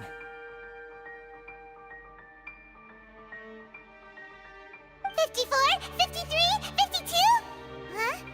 Why aren't you counting, Nervalet? I am counting in my head. I think things are exciting enough in here as it is. Merely a consequence of my identity and personality. Do not worry about me. Just enjoy the show. Oh, all right. You looked so serious that Paimon thought you might be feeling uncomfortable or something. 40, 39, 38! Mr. Lenny, are you all right in there? Is everything ready? Yes, I'm fine. I'm just double-checking the direction of the magic. It would be a disaster if we get sent to the wrong places. For example, mid-air right above the audience. Even though he's saying that, Lenny doesn't seem nervous at all.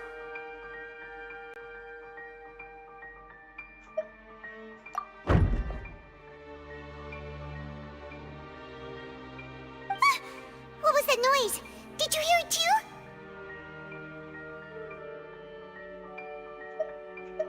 Not sure.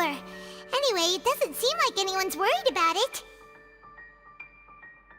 25, 24, 23! What's wrong, Mr. Lenny? I can still hear you moving in there. I seem to have accidentally knocked over a decoration. I'm trying to fix it, but it's pitch black in here. I can't tell left from right. Never mind the decorations. There's no time for that. The show is what's important. No, that's unacceptable. I want my show to be perfect. Don't worry, we still have 20 seconds. Hear them counting? 19, 18, 17! 17! It seems things aren't quite going as planned. I apologize, everyone.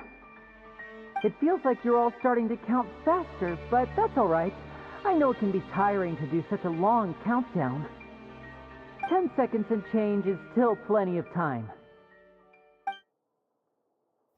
10! Almost there now. 8! Swapping two people is harder work than you might think. Even a master magician like me can't guarantee I'll get it right the first time. Hey, wait! Is this the back one? I can't tell. They both look the same inside. Huh? Nope, that's not it. I'll try again. 7! Hey, slow down! Honestly! 5! 4! 3! Whoops! That doesn't count! 0!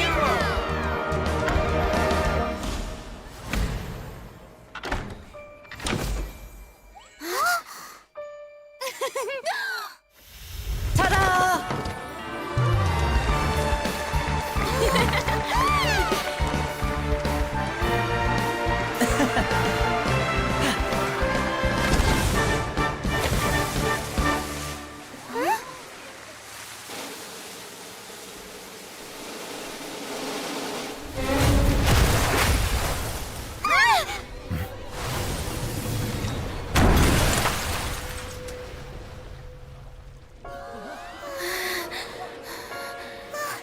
What happened?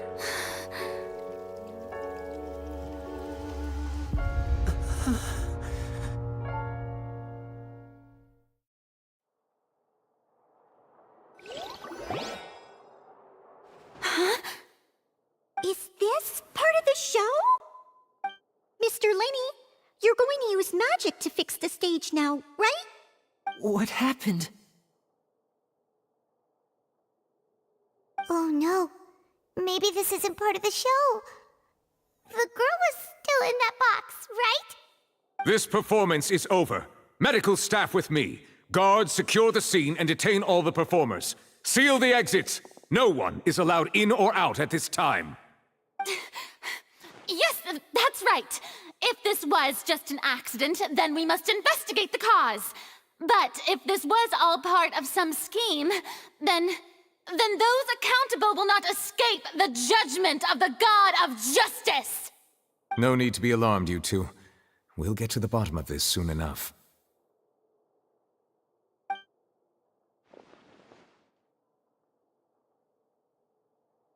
Unfortunately, the person who is in the magic box has been pronounced dead. His name was Cowell, one of the assistants in Linny's magic troupe. Apparently, the fireworks on stage ignited the ropes that were suspending the water tank, which then caused the tank to fall onto the stage. As of now, we are still not sure why we found Cowell in the box, rather than the guest from the audience. And after an initial search of the area, the guards have confirmed that the girl is nowhere to be found. It appears that this incident was not merely some mishap with the performance. And there are many indications that it is connected with the case of the serial disappearances of young women. The serial disappearances case? That's the case that Charlotte mentioned before.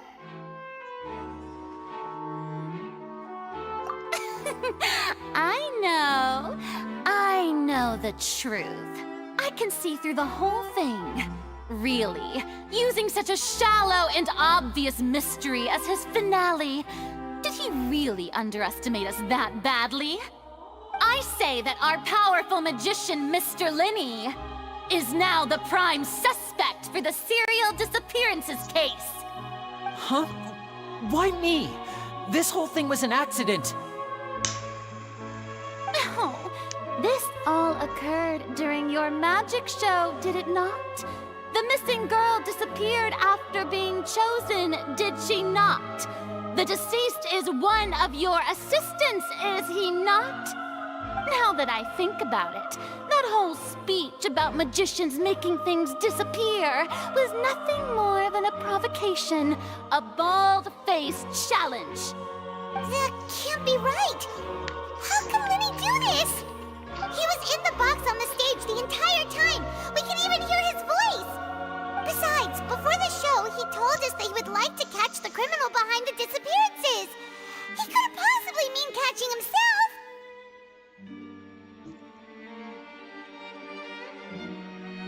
Save discussion for a later time, please.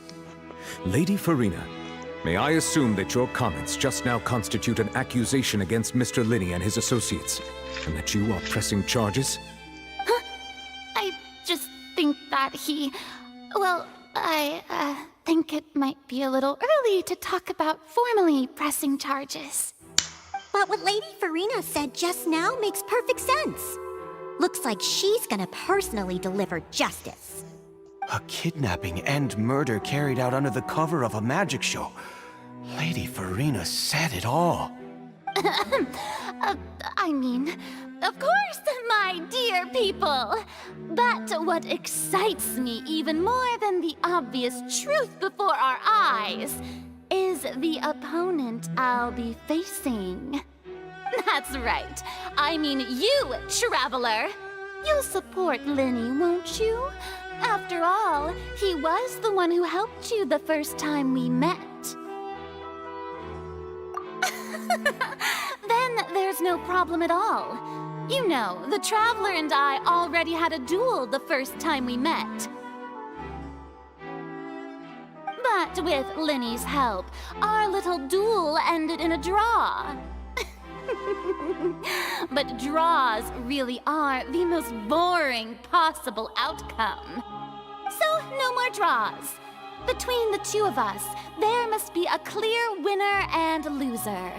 And what better place to hold such a riveting showdown and decide the true victor than here, on the grandest of stages, the Opera Epiclese.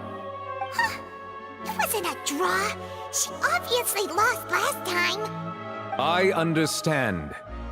Charges have now been pressed, and as such, a trial is in order.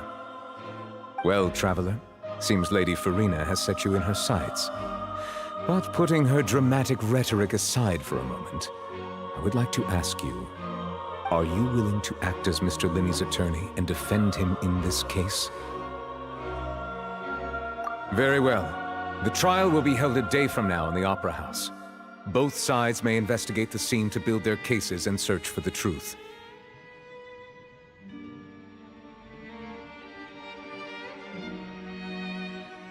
Linney and his troupe are all potential suspects and shall remain within the Opera House. The audience may begin to leave in an orderly fashion once they have been cleared by the guards. A day isn't that long. Let's see what kind of case this big-shot outlander can build in such a short amount of time. I'm really quite looking forward to hearing it.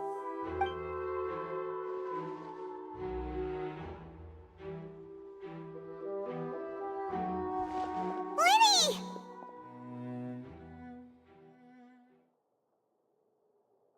Sorry about everything that happened just now. Were you frightened? Of course! Who wouldn't be scared after witnessing an accident like that? Yeah, I'm a little shaken up myself. How could this happen? And poor Cal. I know you already claimed that you would defend me, but now it's just us talking. Tell me, do you think I could possibly be the murderer? Good to hear. Thank you so much for trusting me. I'm sure everyone sees me as the biggest suspect at this point. But if you ask me, the whole thing is mysteries layered upon mysteries, such that all that's left is confusion. I don't know whether what happened there on the stage was purely an accident or not, and I don't know why poor Cal was in the box. As for how that girl chosen from the audience could suddenly disappear, I'm afraid I don't have any answers either. If someone tampered with my performance, then we need to figure out what they did. Even a skilled and knowledgeable magician like myself couldn't pull all that off in just 1 minute. Which is precisely why we need to investigate.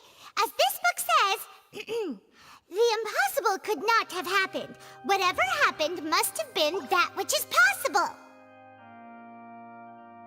Paimon bought them when when we were reading at the bookshop in the city earlier. Pretty cool, huh? Don't worry, Paimon used her own savings to buy them. It wasn't from our travel funds. I think they look cute on you, Paimon. You have good taste, Lynette. That's the right attitude. Feeling depressed isn't going to help me now. I need to get back to my normal self. But with the guards watching our every move, it's going to be especially difficult for Lynette and I to prove our own innocence. Good thing you agreed to be our attorneys. Thanks for that. We'll be counting on you. Yes, thank you so much. Yeah, just leave it to us. Oh, since we're going to start investigating, Paimon has a question first. Where did Lynette go during the performance? Ah, well, I'm afraid that would involve some of our essential trade secrets as magicians. The secrets behind our magic are past saving, Linny. I suppose you're right. The truth behind our tricks is going to be important evidence that will be weighted during the trial. 'Tis truly a pity. As a magician, our magic show is a work of art. We've poured countless hours and spared no effort in perfecting it. But if revealing our secrets will help you uncover the truth behind what happened, then it will be well worth it. We should go somewhere else if we're going to discuss our magic tricks. We'll go speak with the guards, and in the meantime, you can go investigate the stage and the seating areas. Alright, let's go have a look while the investigation teams are still here. Detective Paimon is on the case!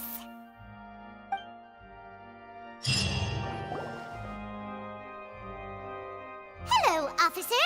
How's the investigation going? Ah, I see. You must be the traveler that Lady Farina mentioned. Listen, I'll be perfectly honest with you. I'd avoid getting mixed up in this whirlpool of a mess if I were you. Huh? What do you mean? Come with me and you'll see. The deceased is one of Linny's assistants, named Cal. Even though he hadn't joined the troupe long, he was hardworking and everyone generally liked him.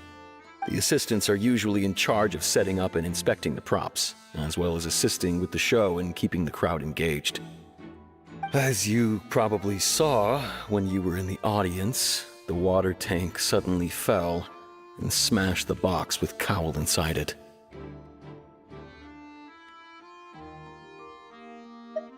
This is the real mystery.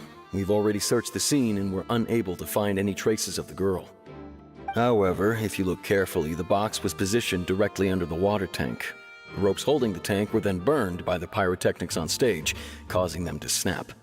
All these factors lining up so perfectly makes it hard to see this as a mere accident. If anything, the more logical explanation is that the whole incident was intentionally planned, and Linny is the most likely person to have access to all these areas. But he doesn't have a motive!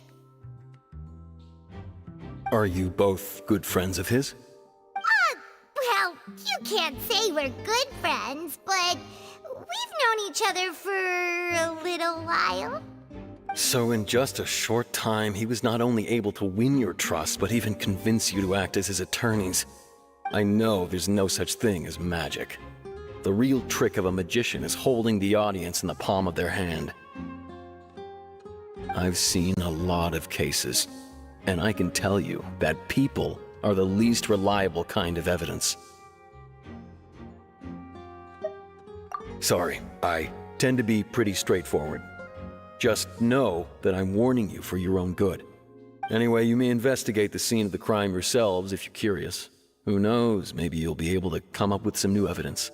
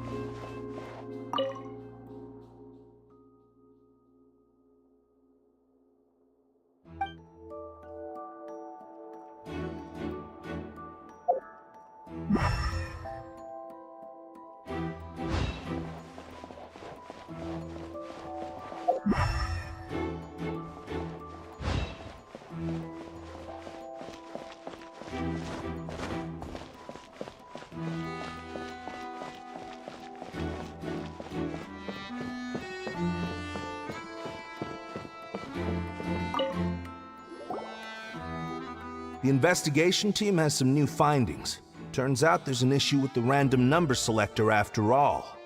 See, I told you. What if the machine picked some big guy's seat?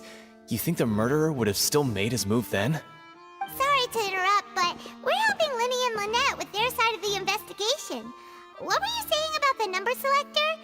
There's something wrong with it? You're trying to help them? That'll be a tall order. Linny used the machine to pick a random member of the audience during his performance, right? The lucky girl that later disappeared.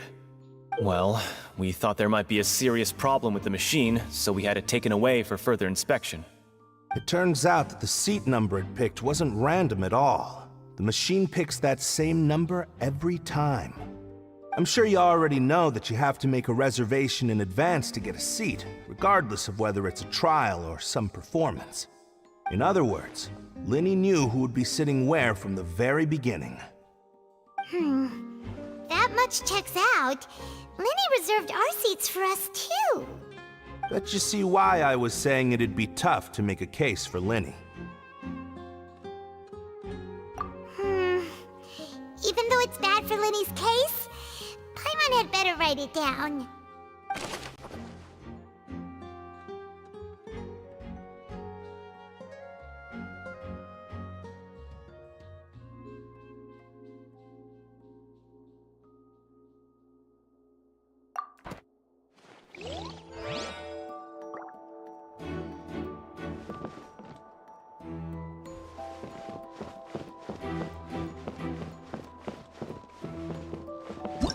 Whoever the murderer was, they must have made preparations well before. Why would it be him?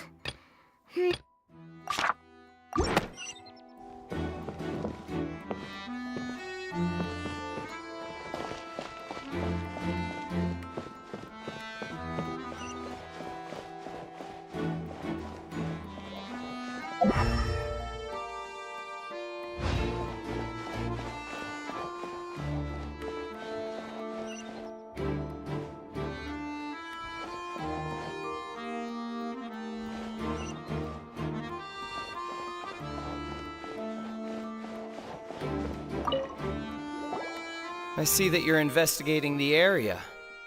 Well, it just so happens that I'm interested too. If you find any new and interesting leads, be sure to share them with me, all right? We don't have too many thoughts yet.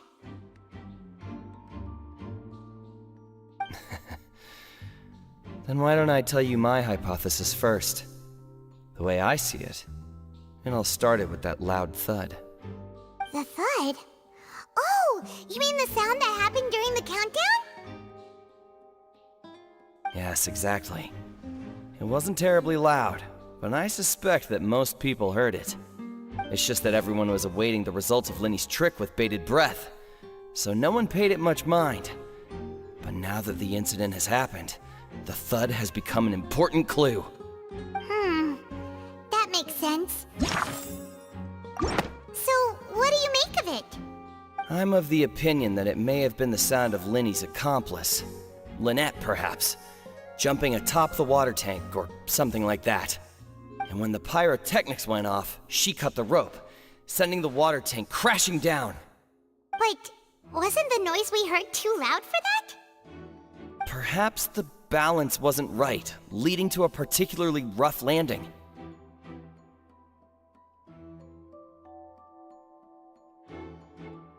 Oh, that's true. I suppose I must reconsider. That does remind Paimon, though. What was with that sound?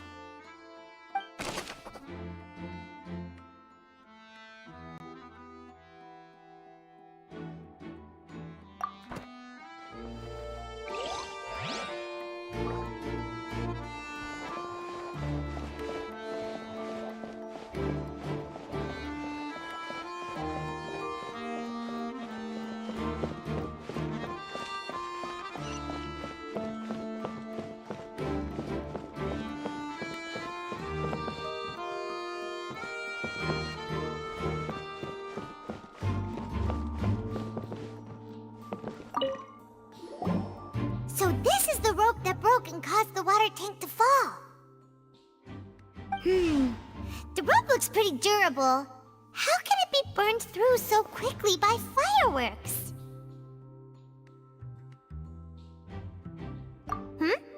Why are you suddenly so serious, Traveler?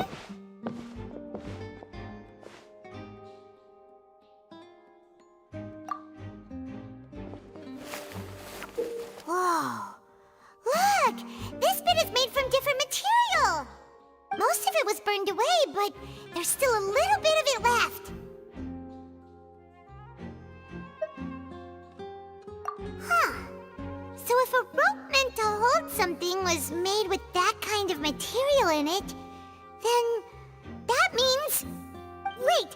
Why don't you write all this down? Let's take notes!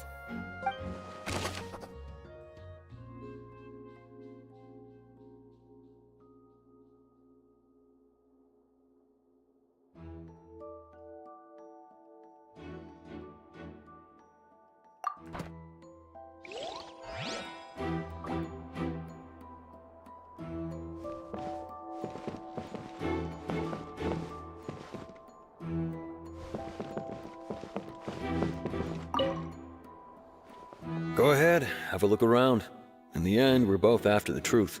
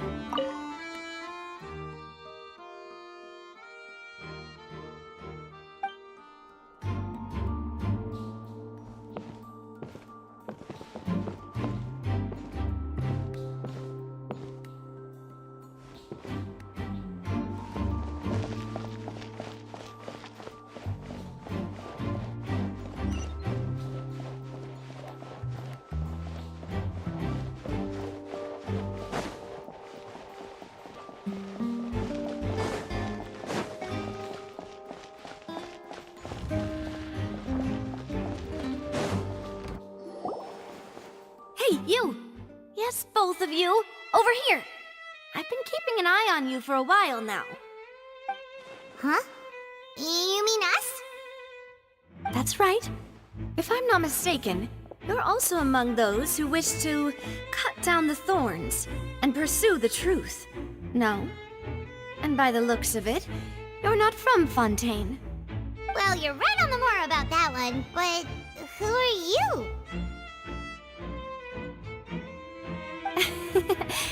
Have you never heard of the Spina di Rosula? From mediating disputes and providing protection to solving conundrums, you name it, Spina di Rosula does it. And I, Navia, have the honor of being its renowned president. Though those who play by our rules call me boss. I'm Silver, her attendant. Pleased to meet you. And I'm Melus. Demoiselle's various daily needs and affairs are under my purview. Huh? Boss? Demoiselle? What gives with the names? Well, I am the second generation president. Melus and the others are still used to my previous title. My apologies, Demoiselle. Should you prefer, boss, I will endeavor to use that instead. No, no need. You don't have to call me boss. Just Navia is fine. Okay, if you say so. Not that we're members of Spina di Rosula anyway. All merely trifling details. Never mind. Now, back to the situation at hand. That's right. I've always kept an eye on the serial disappearance cases. My interest stems from a matter back from my father's time. Judging from the look of things, I find Linny an unlikely mastermind. Really? We think so too! That's why we're looking for clues now. But how did you come to that conclusion? Intuition, naturally. My unparalleled intuition. Farina sure was quick to point the finger at Linny without any decisive evidence whatsoever, wasn't she? But that's not uncommon for her. If you remember, the Justice had to interrupt her and ask if she was pressing charges just to keep her from getting carried away. Anyway, a trial begins the moment someone levels charges. And, of course, there was no way Farina was going to back down in that situation. Sounds more like you just don't trust the Hydro Archon. Well, what's your opinion? I must admit that she can be interesting at times, but liking her doesn't mean that I'll blindly agree with her. All right, I've answered your question. Now, it's time you answer mine. Wait a minute, did that answer count? Well, I say it does. But don't worry, you won't hear any pointless questions from me. In your opinion, do you think it's right to treat a trial like it's an opera?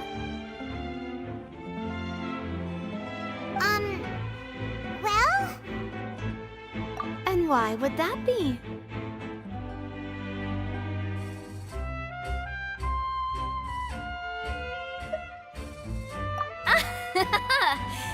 See, Silver and Maloose?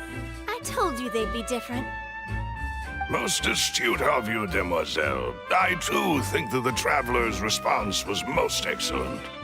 No matter how wonderful the script or how fervent the audience's expectations may be, the trials that go on stage here must be based in fact. And if that can be done, boss, then... All right, that's quite enough, Maloose. Anyway, I like your answer. You passed with flying colors.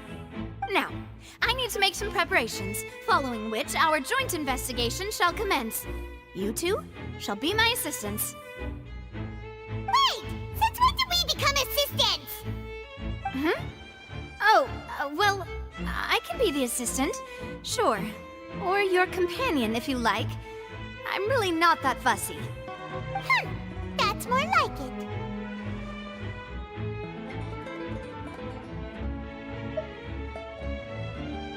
Far be it from me to brag, but I believe that Demoiselle's intuition will be instrumental in uncovering the truth. You wish to save a friend from false accusations, and we wish to unravel the disappearances. In this sense, our goals are aligned. You have a point. You're quite the talker, aren't you, mister? And what about you over there? What do you think? You seem like you've got something on your mind. I have nothing to add. Oh, alrighty then. We'll be making some preparations first. Just be sure to let us know if they start revealing Linny's tricks. Thanks!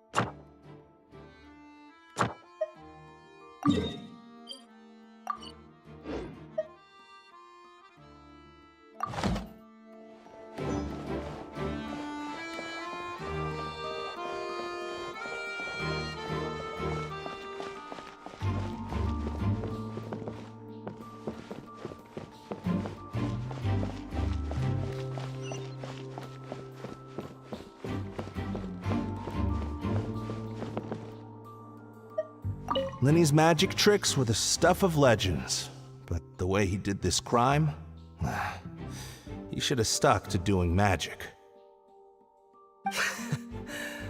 Look, doing magic tricks is one thing. Pulling off a crime is something else entirely. Maybe he was just too full of himself.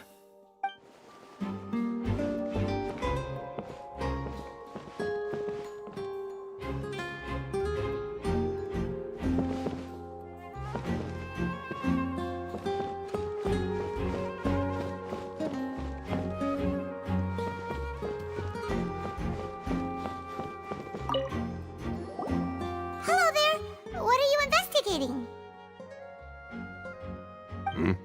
Oh, this location has also been cordoned off because the magic troupe members are currently considered prime suspects.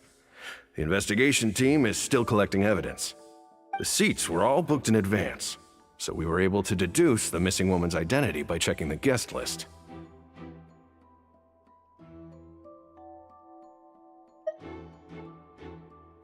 Sure, it's not like this is confidential information. We will publish it later anyway when we petition the public to help us find the missing person. Her name is Halsey. She's a painter from Fontaine who's made a bit of a name for herself. Apparently, she wasn't a regular at the Opera House, but she'd been feeling some pressure with her work lately, which made her decide to come see the magic show. The magic troupe members all claim not to know her. We have looked into her social connections. It seems that she has no personal grievances or conflicts of interest with the suspects. Simply put, she wasn't related to the magic troupe at all, which matches the features of the previous serial disappearances. Were the victims of previous cases also chosen at random? That's how it seems to us, in any case. Apart from the fact that they were all young women of around the same age range, there really weren't any other connections between them. Okay then.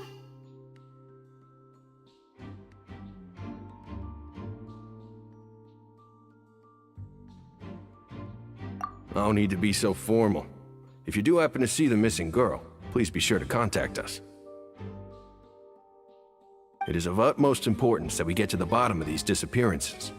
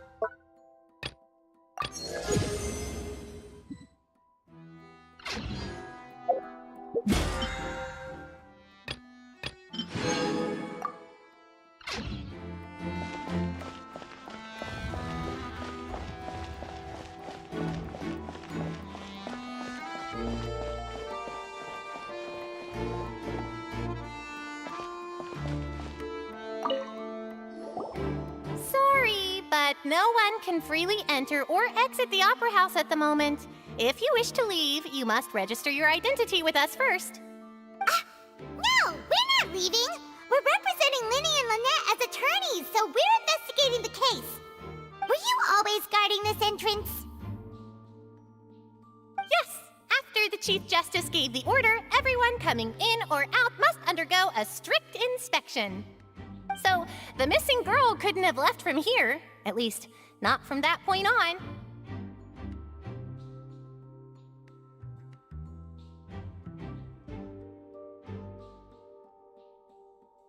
I doubt there was much opportunity then, either. How can you be so sure, Well, because I was in charge of security near the entrance at that time. I couldn't see Linny's performance from here, which was quite a shame. Just my luck. But still, I did not abandon my post, and I stayed put no matter how loud the applause was. If someone had so much as even approached the door, I would have noticed it, let alone if they had tried to leave. We Melusines are good at that sort of thing, you know. So, it's safe to say the girl couldn't have left through here. Alright, thank you for your help. This'll be useful info.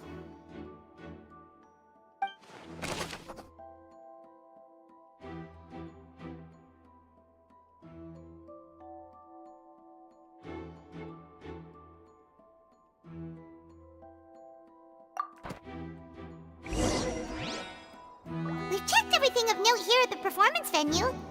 Paimon wonders how Lenny's discussion with the guards is going. Let's go see, shall we? Ooh, things are getting interesting, huh? We're about to see how magic is made.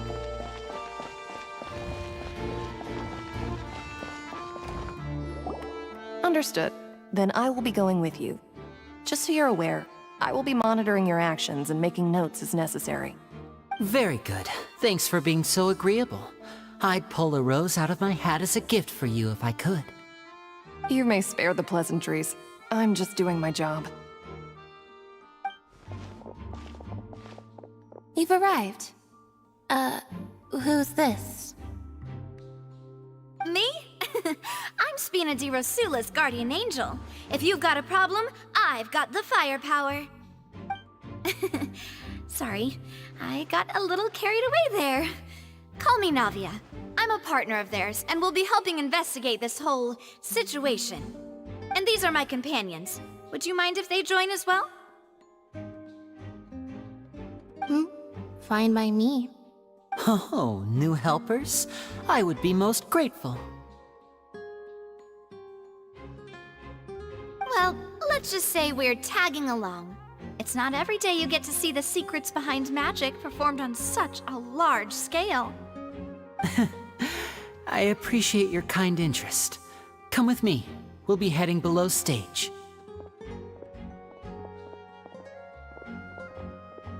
Huh?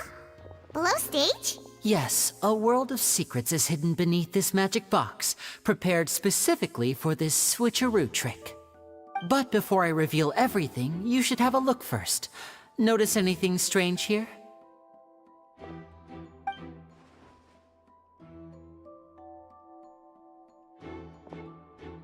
I'm not trying to be dramatic. Remembering the details of a trick will help you understand the methods used to perform it more easily.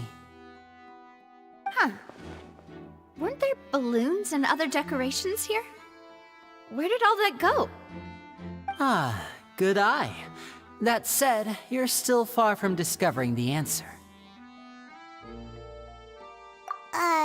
The back? You mean the inside of the door? What's different about it? Paimon didn't notice anything. Very good indeed.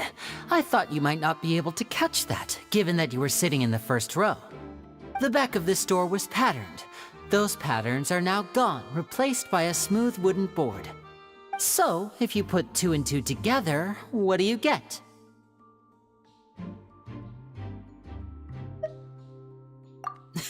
Exactly. All right, let's go. I'll tell you how it works as we head down.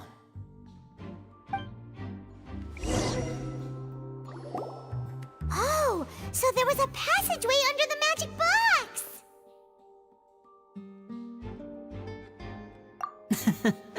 I knew you'd figure out most of it as soon as you saw this place.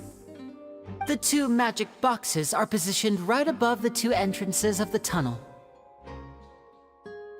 See this flatbed trolley?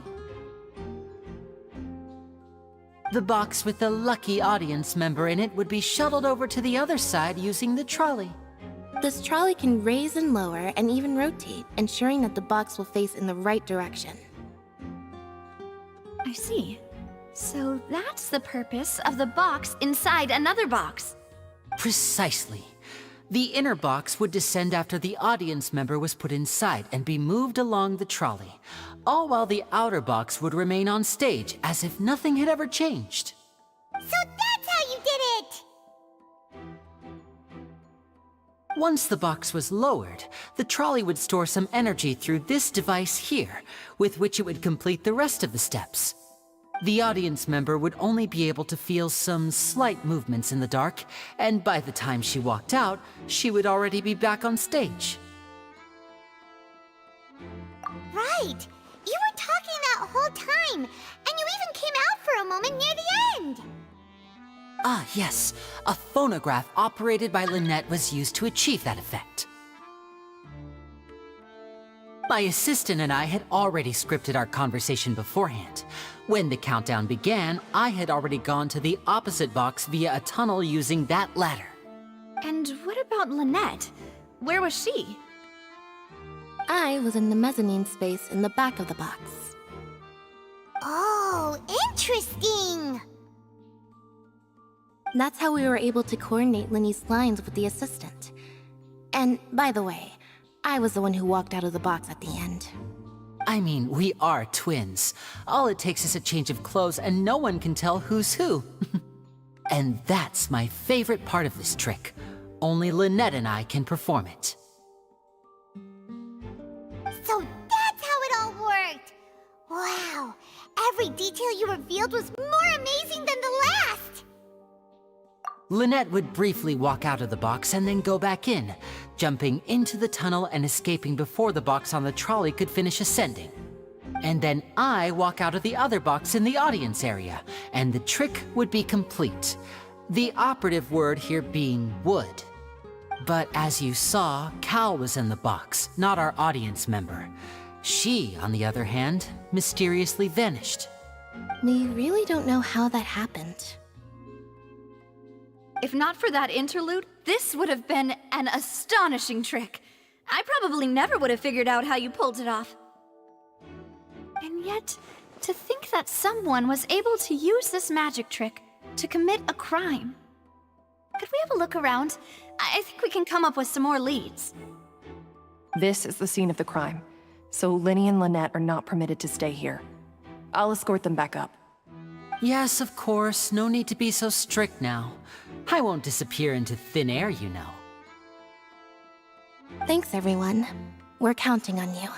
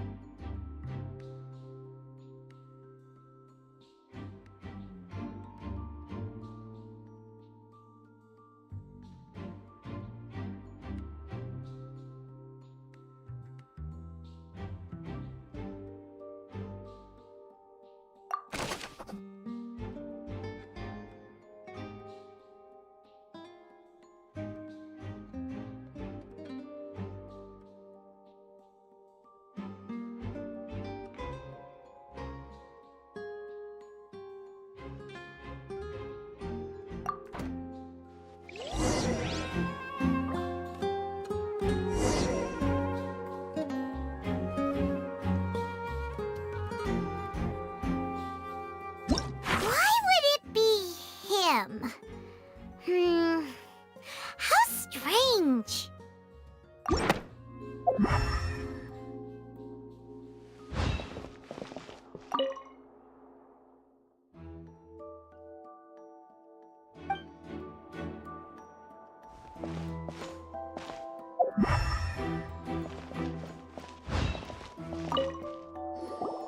The floor is wet. Please be careful not to slip. Speaking of which, why would there be water here? Oh, Paimon knows!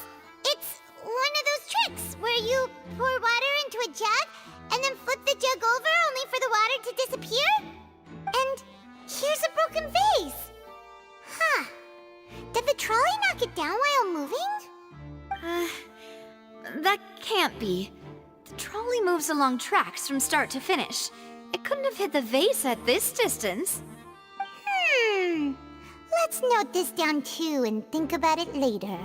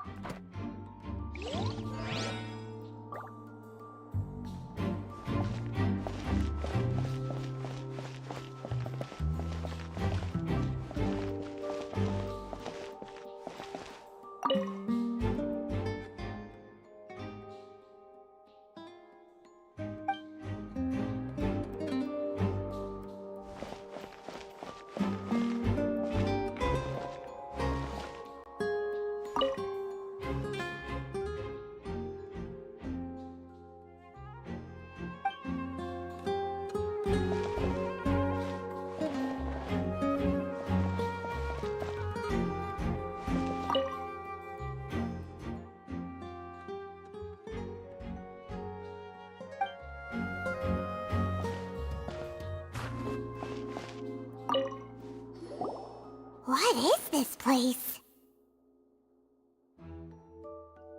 It seems someone could fit through here. Huh. Could this have been the suspect's escape route? Alone, perhaps.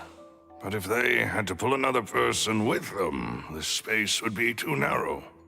But there are no other ways in or out of here.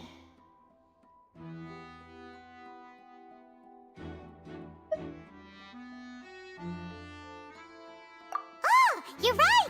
Let Paimon write that down.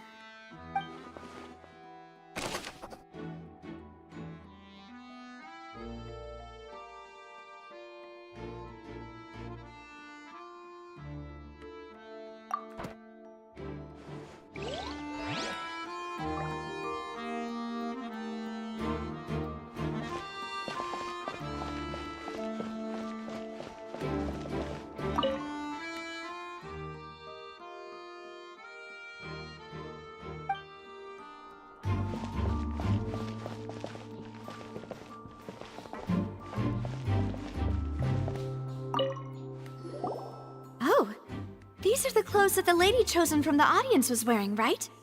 Her clothes are here, but she's nowhere to be found.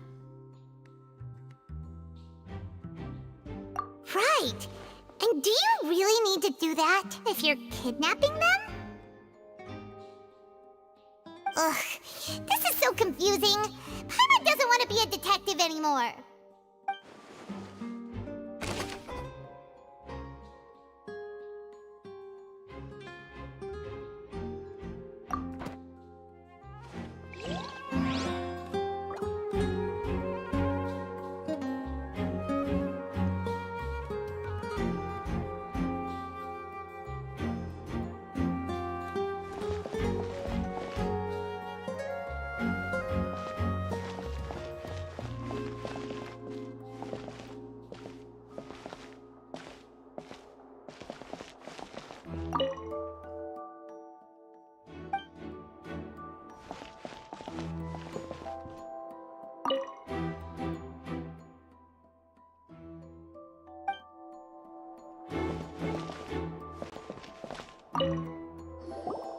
Huh. What's this? Looks like a hook tied to the end of a rope. Huh? There's all kinds of odds and ends here. Perhaps it was a prop for a different trick. But why would it have been left here? Whatever it is, let's make a note of it first.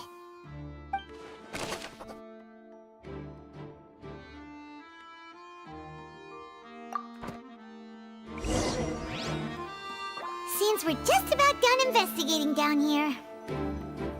Yes, let's head back up.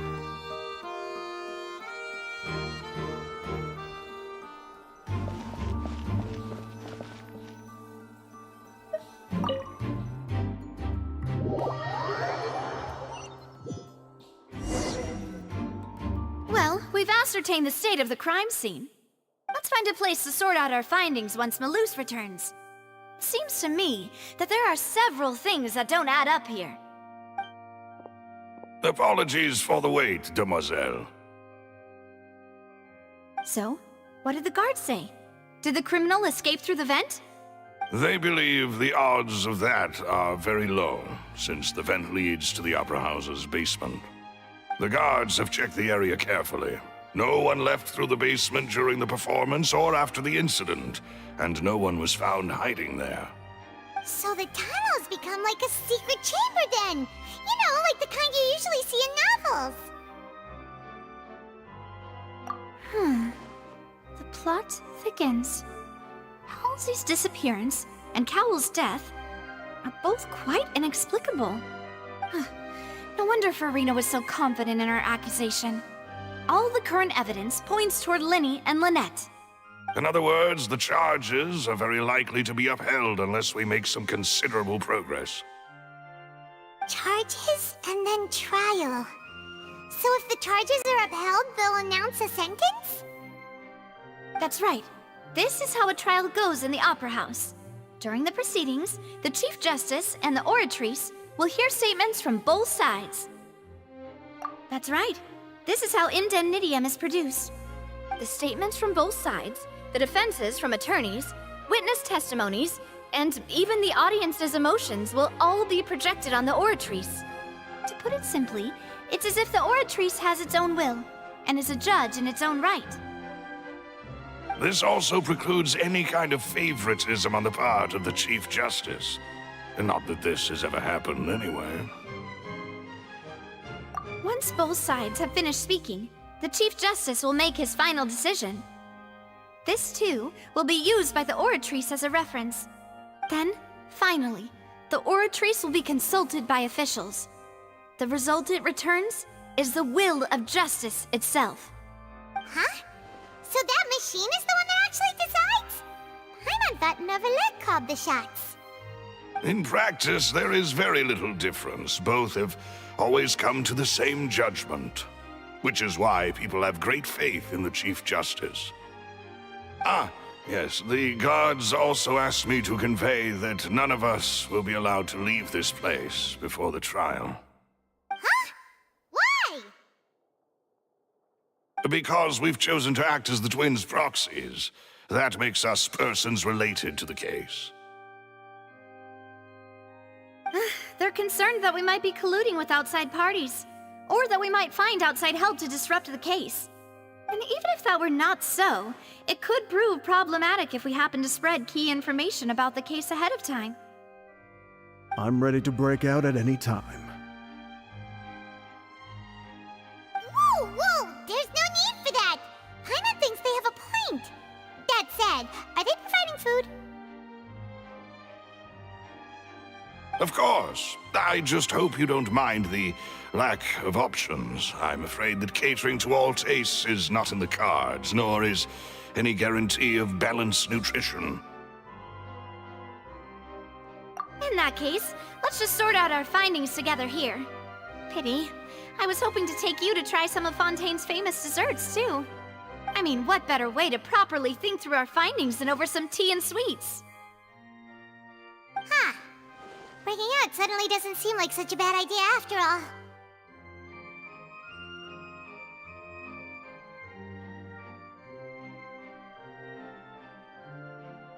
Just kidding! Just kidding! Paimon will still do her best, even if there are no snacks. What do you mean, no snacks? Of course we'll have snacks. If we cannot buy some, then we'll simply make some. Huh?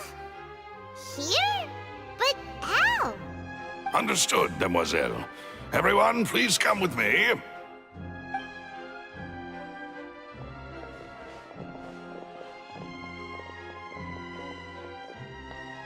Wait, you're carrying a portable stove with you? Yes, I must be prepared to meet the demoiselle's baking needs whenever the fancy strikes her. I have eggs, sugar, and almonds at the ready. Good work, you two. Then I'll get to it. Please sit tight for a moment. You'll get to taste my awesome snacks soon enough. These three are quite the interesting group.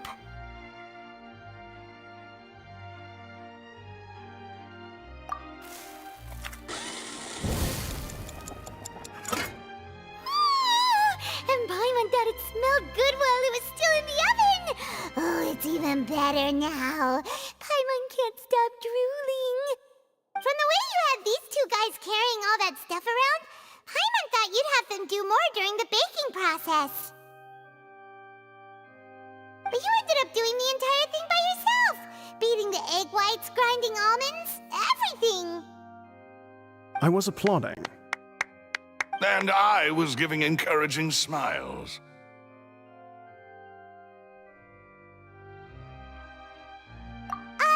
Paimon was just thinking. Aren't you worried about getting your fancy dress dirty, beating egg whites and baking like this?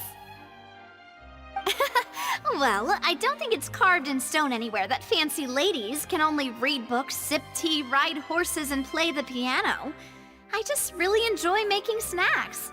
Don't underestimate beating egg whites, by the way. It's a real arm workout. You also need to beat them to just the right consistency, or your macarons will crack. Anyway, give these a try, fresh out of the oven. There's 3 for each of us. Only 3? Well, eating too many sweet treats might send all that sugar to your head. You wouldn't be able to think clearly about the case on a sugar rush, would you? Tea is ready to be served as well. This is Demoiselle's favorite, strong black tea with a floral fragrance that clears the mind and lifts the spirit.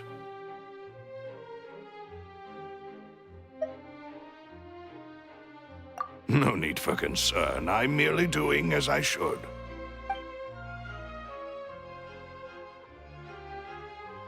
All right then. Down to business. As Paimon mentioned previously, the tunnel seems to be something of a secret chamber.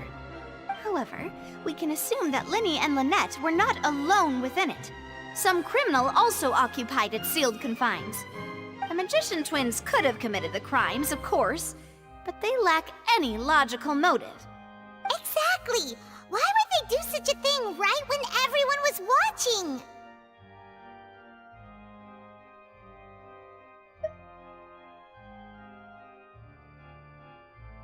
The flower vase and the thud we heard during the performance could indicate some altercation between Halsey and the criminal in the tunnel, resulting in the shattering of the vase, the discarding of her clothes, and her abduction. Perhaps the criminal thought that since she was chosen from the crowd, she would be too easy to identify if she was still wearing the same clothes. Paimon thinks that makes sense, but the real trouble is... True. None of the clues we found thus far support the existence of this third person. But the only people left to consider are both technically victims, whether it's the missing girl, Halsey, or poor Cowl. Huh. Could Halsey have secretly made modifications to the magic props in order to murder Cowl before making her escape?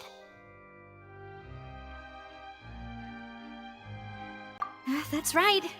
And even if she had tampered with the setup, she would need to understand the entire trick to pull it off.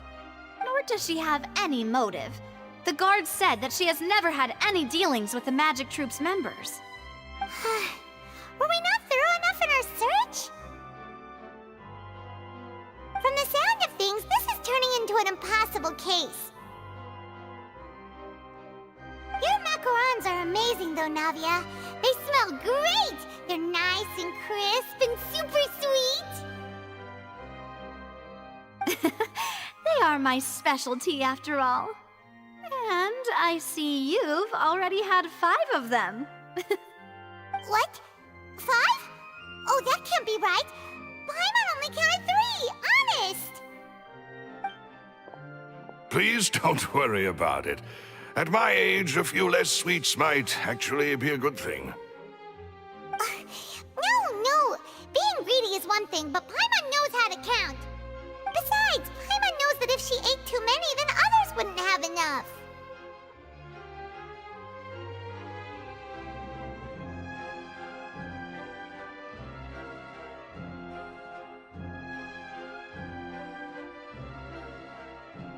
Wait, even you don't believe Paimon? How could you? If Paimon ate those 2 extra macarons, then may they turn into stone in her stomach! All right, we get it. Well, I suppose one of us might have gotten too engrossed in our chat and eaten them by mistake. No big deal. Maloose, set up the stove again if you would. Huh? What are you doing? Making sure everyone gets 3 macarons, of course. Exactly. We don't want to trouble you.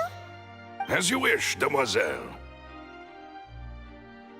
And I have the egg, sugar, and almonds.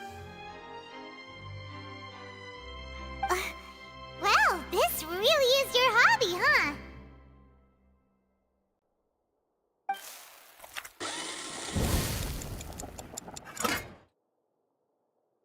Well, that's it for snack time. I'm going to have another look around the area. I don't know what we're looking for yet, but we've still got some time. As attorneys, I suggest the two of you think the case over again. It would be awkward if you got all tongue-tied on stage during the trial. All right, thanks for your help and for the snacks. It was nothing. A small task for the Spina di Rosula. Silver, Maloose, it's time to go. I'll be back if I find anything new.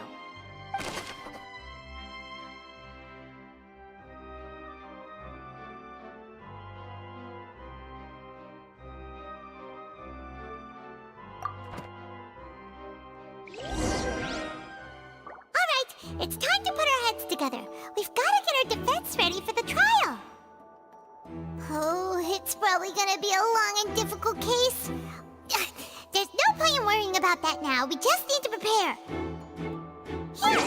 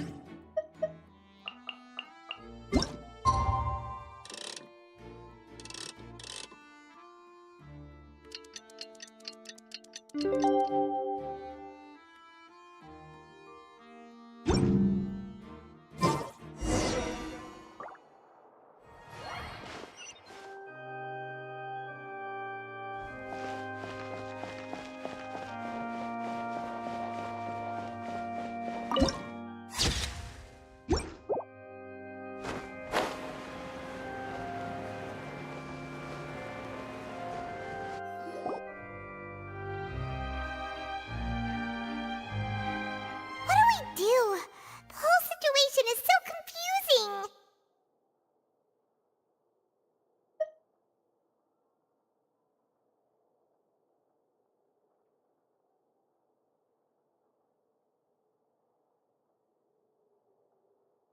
Good plan. Impossible things don't just happen. We'll get to the truth one way or another. Just relax. Even if everyone else suspects Lenny and Lynette, at least we will be supporting them from the stands. Besides, I doubt Farina understands any more about what happened than we do. Thanks, Navia. Well, we'll be going then. Best of luck to you.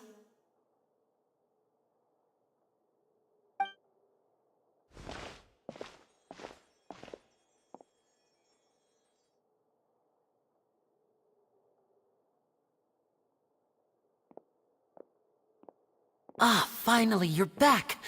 Well, how did your investigation go? To be honest, you might be disappointed. No. We're already very grateful that you were willing to help. Well now, don't you all look disappointed. Don't tell me that your investigation came up empty-handed. That was to be expected, of course. The guilty can never produce proof of their innocence. But don't let that stop you. I shall be terribly disappointed should you, my most anticipated foe, concede so easily. Since both parties are present, I declare that the trial regarding the magic show incident is now in session. Firstly, in order for the audience to understand the causes and results of the incident, could we please have Mr. Linney explain the trick? Yes, of course. I will explain while Lynette demonstrates on stage. All the necessary items have been prepared.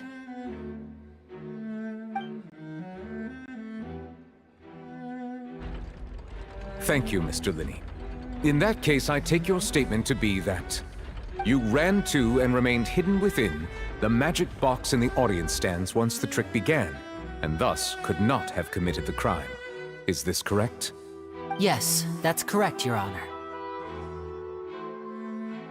In that case, I call upon the prosecution.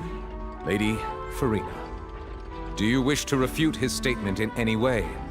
Why, of course I do. Allow me to take the first shot and break this case wide open. Mr. Linney is clearly lying. There is no way you could have been in the box the whole time if you were to abduct Halsey and murder Cowell. In fact, I'd say you were hardly in that tunnel at all. That is simply your hypothesis based on the presumption that I'm guilty. Oh, is that so? And if I may ask, what did you hear while you were inside your box? The roaring countdown of the crowd, of course. That's how I kept track of the time and built anticipation for the finale. And you didn't hear anything else at all?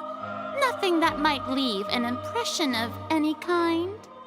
No, nothing. I see. But when the count reached 30 seconds or so, there was a thud. One so loud that I believe practically everyone heard it. Huh? Hey, hang on. Something's not right here.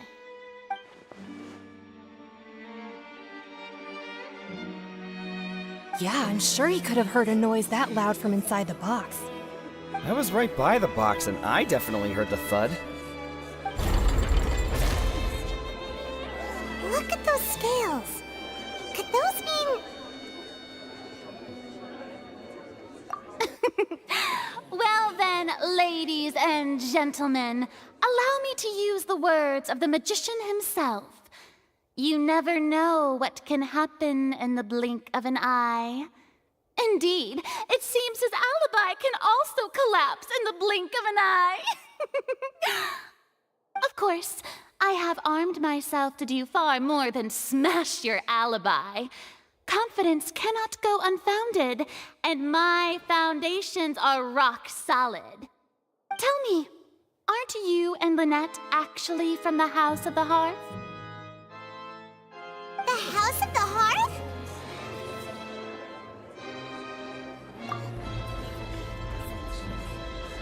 No wonder they did something like this. So the serial disappearances were the Fatui's doing. Now it all makes sense. I've got a feeling that what happened on stage probably wasn't just an accident. That's irrelevant. Our identities have nothing to do with what happened. Indeed. Then perhaps you could tell us everything that happened during that 1 minute. Your first priority is to prove yourself innocent, after all. I'm sure there is little that needs to be kept secret now. Unless your script already has holes in it. The Outlander is speechless. My, oh my, don't they look flabbergasted? Now comes the infighting and discord, I suppose. This was almost too easy. Good thing I made all those preparations. Seems the all-nighter I pulled last night is really paying off. Hey, Linny, why didn't you tell us this before?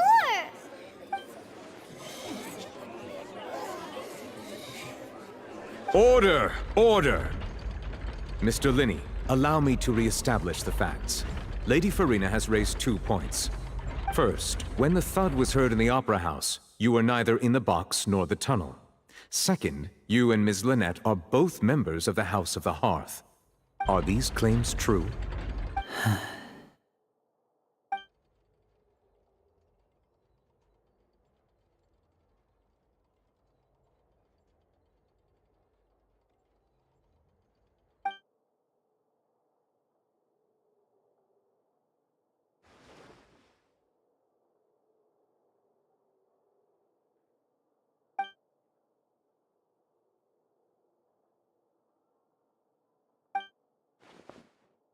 Please answer my question, Mr. Linney. I'm sorry. Yes, they're true, Your Honor.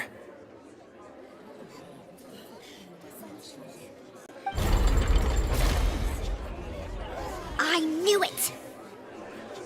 Well, that's it. We might as well move on to the sentencing already. What should we do now? Granted.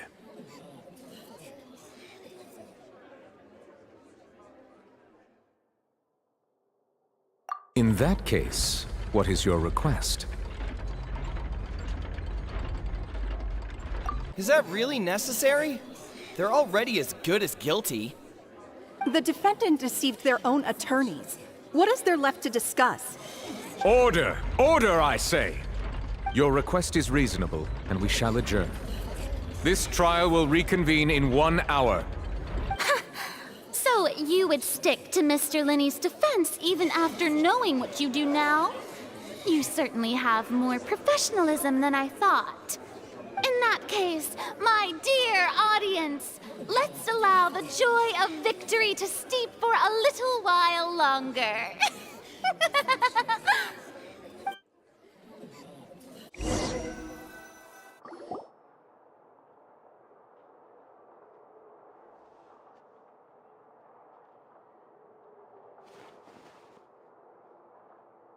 Well, this is awkward.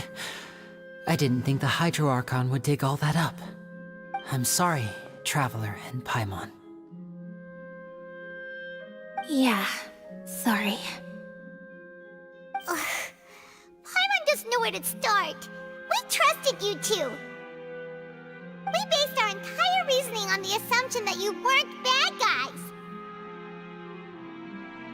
Not to set the wrong tone or anything, but Paimon's really mad! I'm very sorry. I know you're angry, and reasonably so, but please, let me explain. I know you've clashed with the Vitui several times before. I wouldn't be surprised if just hearing the word is enough to make you upset. But our organization is very, very large, and the Harbingers have very different personalities and goals. Right now, we want to save people. As many as we can. That's right. I'm sure we're on the same page when it comes to this nation and the disaster that its people might face. I knew if it weren't for our respective identities, we could become good friends. That's why I didn't wish to flat out lie to you, but chose to hide some details instead. The truth is very important, but being completely transparent about everything would see us spending more effort than we need to.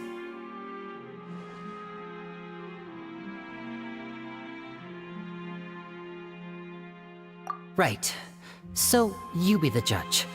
Heck, if I were you, I fear that I'd even struggle to trust me at this point. You met a Fatus who works as a magician, a trickster by trade. All by coincidence, too. But still, I'm asking you to trust me. I am no criminal. At least, not in this case. Sorry. Please forgive us. Well, you both say that, but...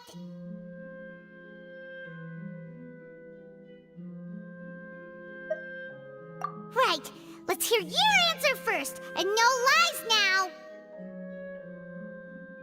Of course. I'll answer any question you ask. We've been trying to find out how the Oratrice operates. We want to know why it has a consciousness. Why can it deliver sentences accurately? During our investigations, we learned that the machine's core is beneath it. From that moment on, Lynette and I have been designing this box swap trick, with the objective of getting close to the core. Is that why you needed a whole minute? That's right. In truth, the audience would take about 75 seconds to count down from 60, while I would only need 15 to get to the opposite box. So, after jumping into the tunnel, I accessed the Opera House basement via the vent, and went to investigate the room in which the core is stored. That air vent was created during the construction of the tunnel specifically to execute this step. Well, nothing. As soon as I reached that room and was about to investigate, I heard someone's voice. which should have been impossible, of course. I was quite certain that I was the only one in the room. That voice seemed to recognize me and tried to speak to me. I chose to err on the side of caution and retreated the way I came. On the way back, I saw the broken vase and the clothes on the ground, but the countdown was almost finished, so there wasn't time to give it any thought. After that, the homicide occurred just as you saw. Well, that explains why you didn't hear the thud.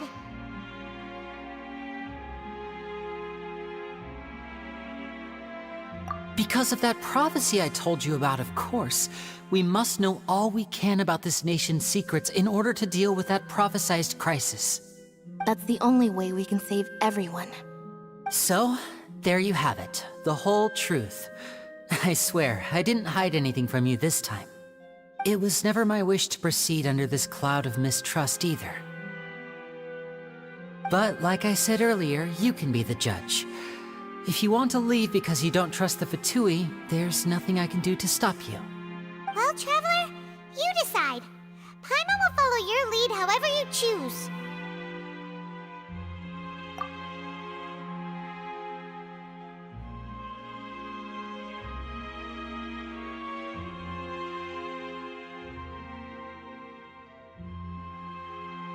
Okay, thank you. Thanks for giving us a chance. The current problem is that the scales are tipped pretty badly against you two. If we want to refute the Hydro Archon's accusations, we're gonna need a seriously watertight defense.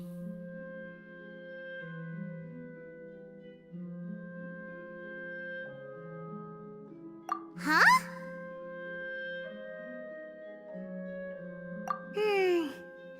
Oh, Paimon thinks she gets what you mean.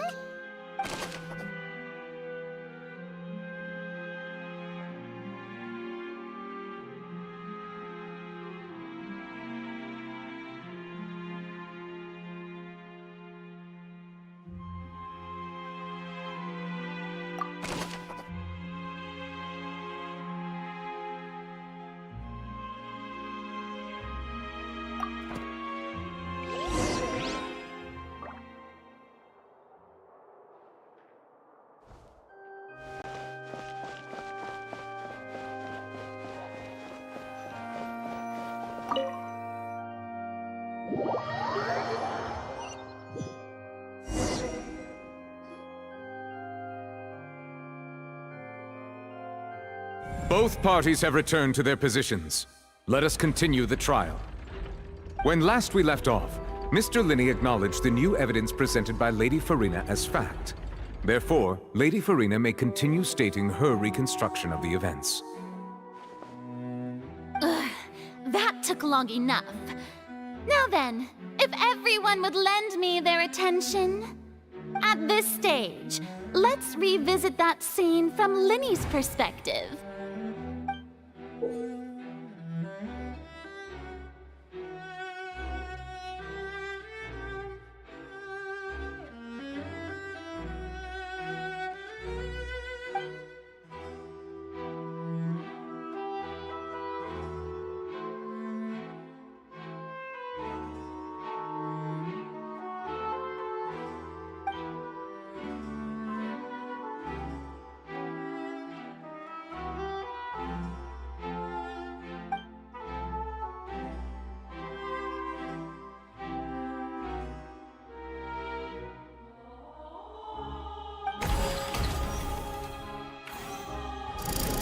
Countdown began, he entered the tunnel.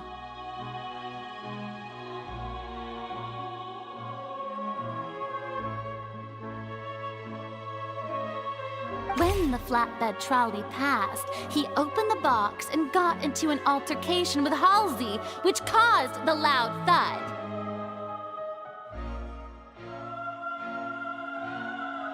He did not realize that the sound could be heard by everyone in the opera house, which is why he claimed earlier that he could not hear the sound.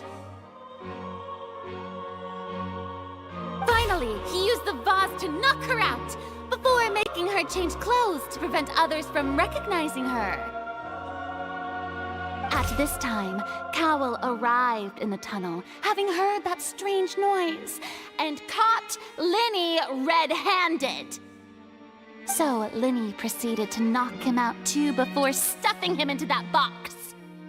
Afterward, Linny passed the unconscious Halsey to his accomplice through the magic box in the audience stands, before operating the devices such that Cowell's death would be ruled an accident. And there you have it. That's the truth behind what happened.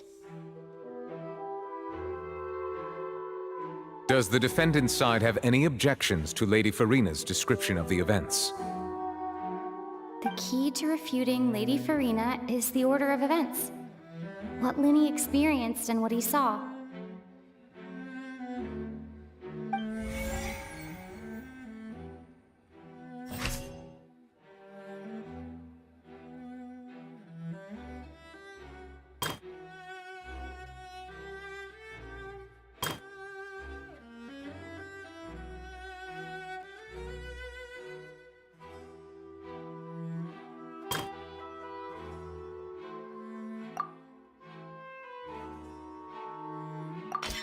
According to Linny, he left via the vent after entering the tunnel.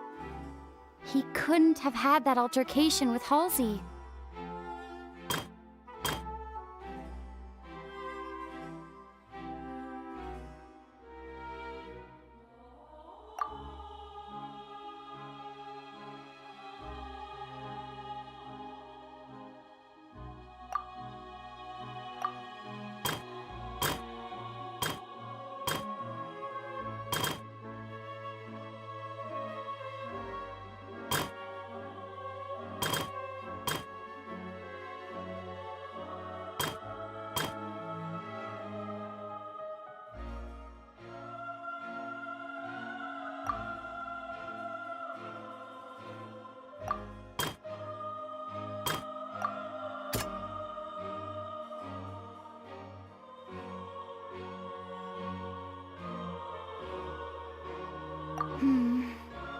Seems this won't produce...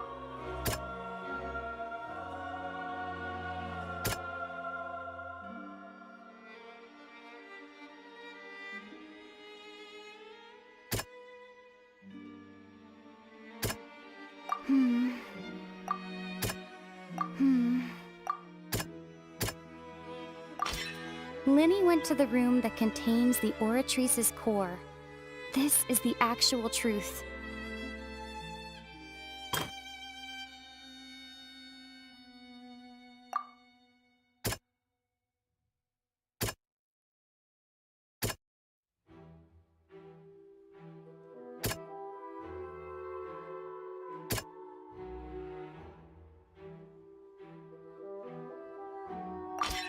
Linny did not take part in the underground altercation. He only witnessed traces of the aftermath. Attention! Ace Detective Paimon has something to say! When the countdown started, Linny did indeed go into the tunnel. But he immediately used a vent to access the Opera House basement, which is where the underground core of the Oratrice is stored. Once he reached that area, he heard a voice in what should have been an empty room. Since he felt something was amiss, he returned immediately. The crime scene had already developed by the time he reached the tunnel again, and in order to complete the magic trick, he did not remain there for any length of time. Finally, he reached the surface, and that was when the accident happened from his point of view. Therefore, he's innocent!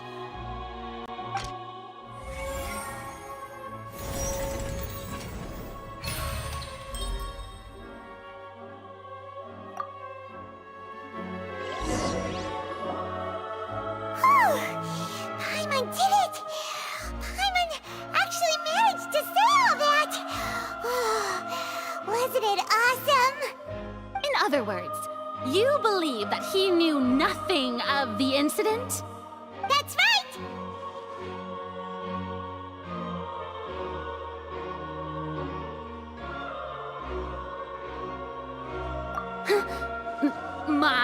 reasoning?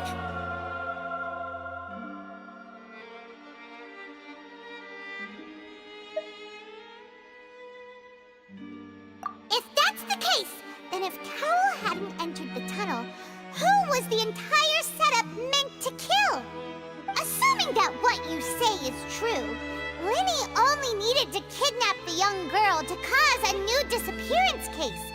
What would the point of killing someone on stage be? Oh, they have a point. That's right, you tell them! And that's why they're partners of mine. They've managed to turn things around.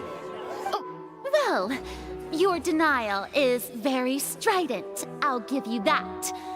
But what proof do you have to back your claims? Of course I do. If he had been in the magic box the whole time, how could he have not heard that sound? Why do you ask? You're saying that he wasn't?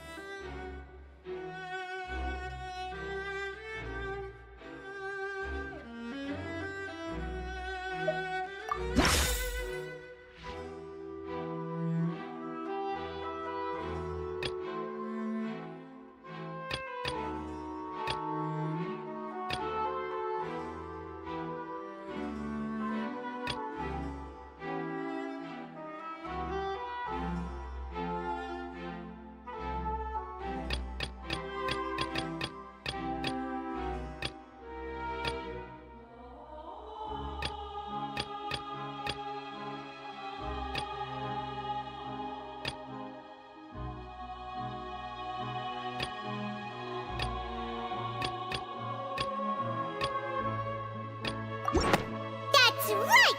Lenny wasn't in the box or in the tunnel. That's why he didn't hear anything strange during the performance.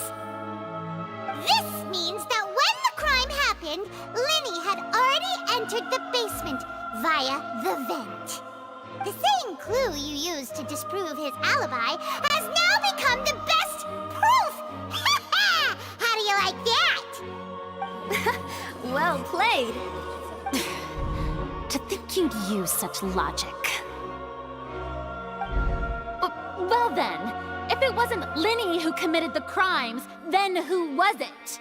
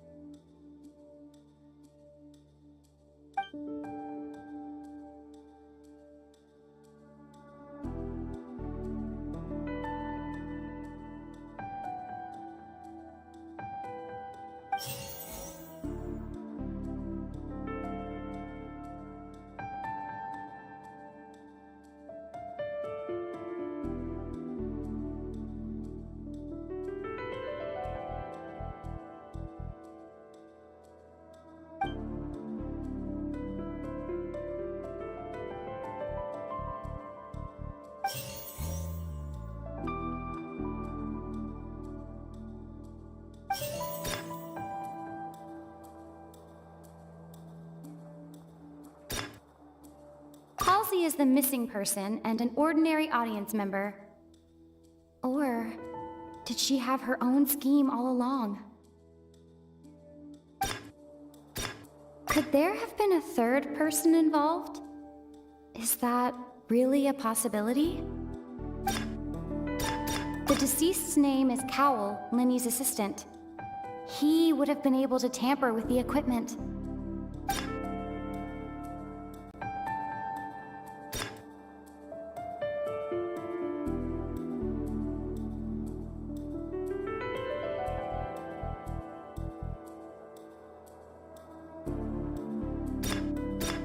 Halsey is the missing person and an ordinary audience member.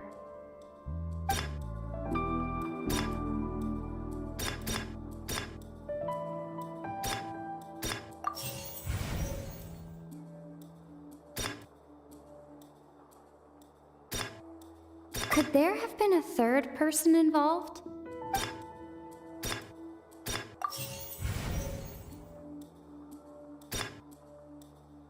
The deceased's name is Cowl, Lenny.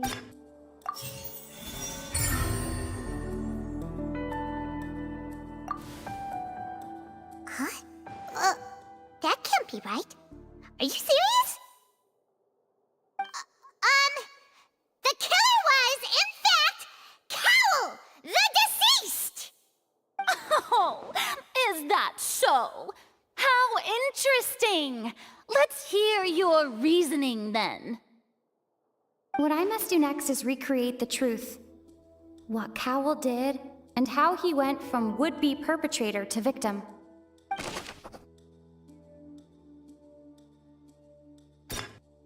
No one entered or left the opera house through its entrances. So, where would the criminal have wanted to take Halsey? The deceased's name is Cowl, Lenny's assistant. Halsey's clothing was in the tunnel. So, there must have been some fear that she would attract attention. The sound we heard may have come from a clash between the missing Halsey and the criminal.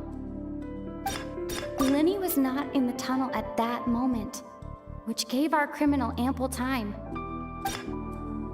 It would have been tough for both people to fit into that vent. They would likely have bumped into Lenny as well. The deceased's name is Cowl.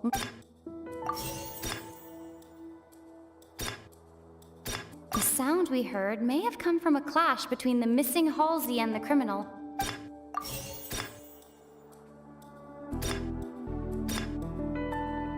Lenny was not in the tunnel at that. It would have been tough for both people to fit into that vent. No one entered or left the opera house through its entrance.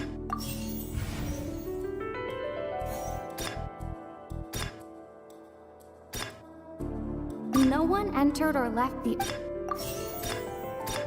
The deceased's name is Cowl, Lenny. Lenny was not in the tunnel at that moment.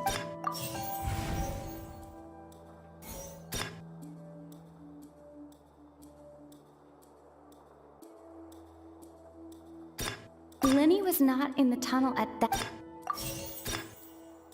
It would have been tough for both people to fit. Halsey's clothing was in the tunnel.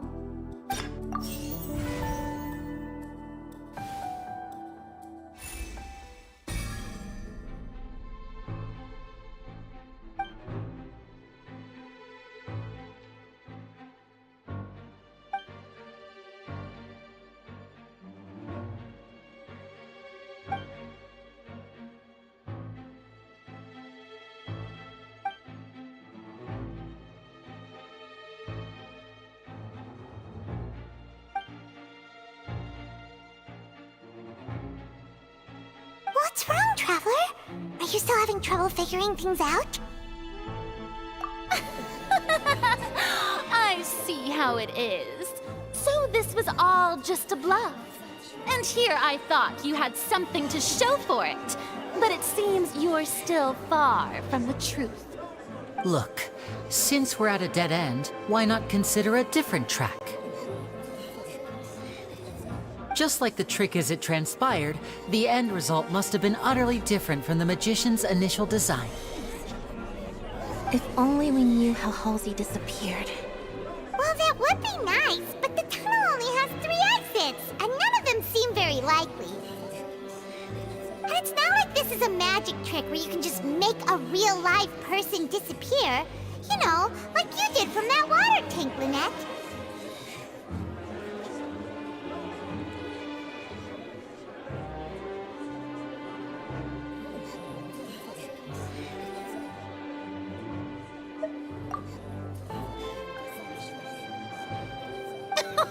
Excuse my interruption, dear opponents, but do you not see that the crowd is growing impatient?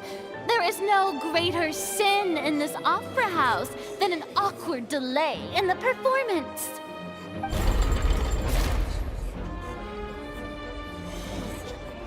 If the defense is unable to make further effective arguments, we will move on to the next stage of the trial. Lenny was not in the tunnel at that moment, which gave our criminal ample time. The sound we heard may have come from a clash between the missing Halsey and the criminal. The deceased's name is Cowell, Lenny's assistant. He would have been able to tamper with the equipment.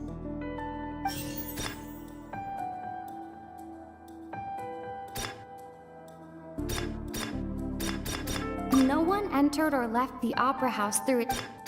It would have been tough for both people to fit into that. The vase was not broken by chance.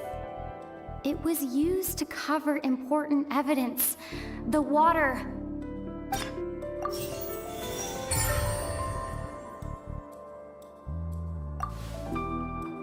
Oh, Paimon gets it! It all comes together if Halsey disappeared instead of being kidnapped. Lynette escaped from the water tank, vanishing gradually and leaving only clothes behind. If there's a similar method where a person could be transformed into water... Oh, just a moment, please. I do hope you know how preposterous you sound at the moment. How could a person ever be transformed into water? This is reality we're talking about here, not some magic trick. Must we really? I should think that of anyone. Your friend Linny already knows this truth very well. Magic tricks are ultimately just illusions and misdirection. But Halsey's disappearance is very real. We're talking about two completely different things. Even so, I trust the Traveler's judgment. The truth must be out there somewhere. Perhaps some new line of reasoning may open if we try to gather all the focal points that don't make sense. Since Cal was the deceased, we haven't placed much attention on him. But given that we aren't making much progress with the case, it wouldn't hurt to have a look at his belongings, would it? People really do come up with all sorts of harebrained schemes when at the end of their rope. The way I see it, your suggestion that we broaden the scope of our investigation is nothing but a tactic for stalling the trial. Nevertheless, I believe that this is a reasonable request on the part of an attorney. Since the trial does indeed appear to be at an impasse, I believe that additional evidence may help us make more progress. Guards, please step into the lounge and examine the personal effects of the deceased, Cowell.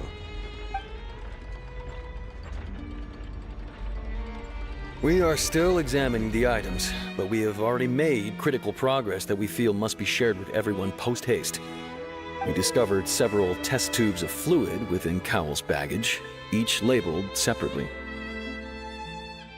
The notebook in his backpack claims that these fluids are... water from the primordial sea. The primordial sea? The note's contents also indicate that Cowell belonged to an organization that sells illegal drugs and that he had an accomplice. The notebook has many entries concerning safe usage of these fluids, in which the keyword dissolve appears many times. One of these tubes was labeled Opera Epiclese, along with yesterday's date. It is empty. The notes also state that these dissolution properties work exclusively on people from Fontaine. It's likely that Halsey was chosen as some sort of test subject. As such, we believe that the defense's hypothesis is, in fact, supported by sufficient evidence. You've got to be kidding! People dissolving into water? Could something so ridiculous actually be true? Wait a moment. This reminds me of a certain prophecy, but it's just a coincidence, isn't it? Huh. If people can become water, does that mean that the water tank's real use was as a means to hide water stains? And if Cowell was targeting that girl... Wait just a minute. Could that mean... You two, with me, quick! Demoiselle, wait! What about your partners? Let's go. Just trust me. Order! Order! It is undeniable that further examination of the deceased's personal effects has yielded some surprising results, but we cannot yet verify the veracity of these clues. Still, let us assume that these clues are indeed authentic, albeit with the understanding that Ms. Halsey has yet to be found. Guards, please continue examining the items along these lines. Mr. Linney, it appears your hypothesis is supported by the evidence, so please continue speaking. Of course. Thank you, Your Honor. If we uphold this hypothesis, I believe that many of this case's seemingly unrelated clues can be connected together. Right! Like the metal hook! That one didn't make sense at all. Let's think about this. Cowell's methods must have something to do with that water from the primordial sea.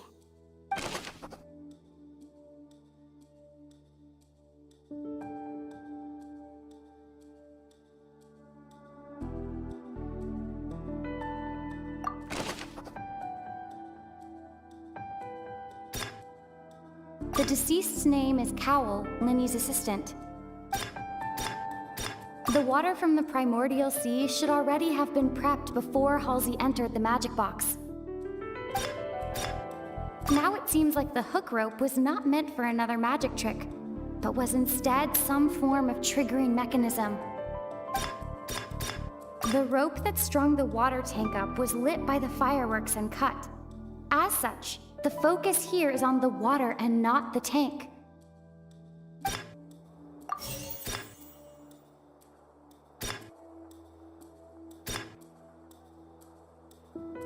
Now it seems like the hook rope was not... The deceased's name is Cowell, Linny's... The water from the primordial sea should...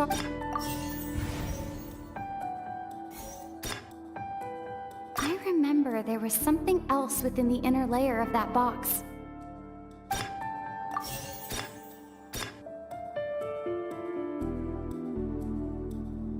Lynette was in the magic box on stage the entire time. The rope that strung the water tank up was lit by the deceased's name is Cowell.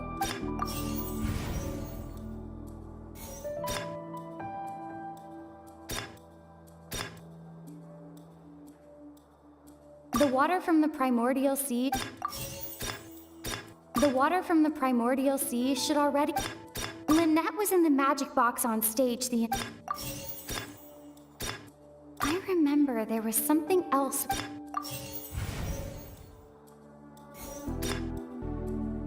The deceased's name is Cowell. The water from the primordial sea...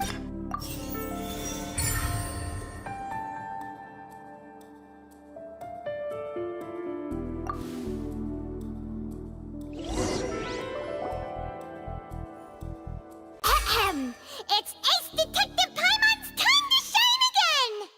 In the original plan, Cowell would tamper with the water tank rope and the number selector securing his target. When the magic box containing Halsey was lowered, the metal hook would retract gradually and pierce the balloon at the top of the box.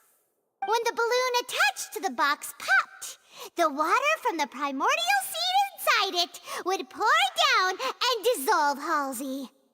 Afterward, Cowell would enter the tunnel and break the flower vase to conceal the water inside the tunnel, with the remaining evidence being covered up by the water tank on stage. But he encountered something unexpected in the tunnel, and wound up being fatally hit by the same water tank he meant to use to cover his tracks. Huh. That does make sense. That actually links together a lot of the more confusing pieces of evidence.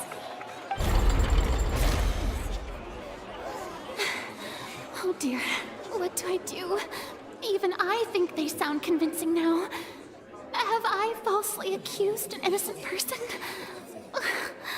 What a humiliation.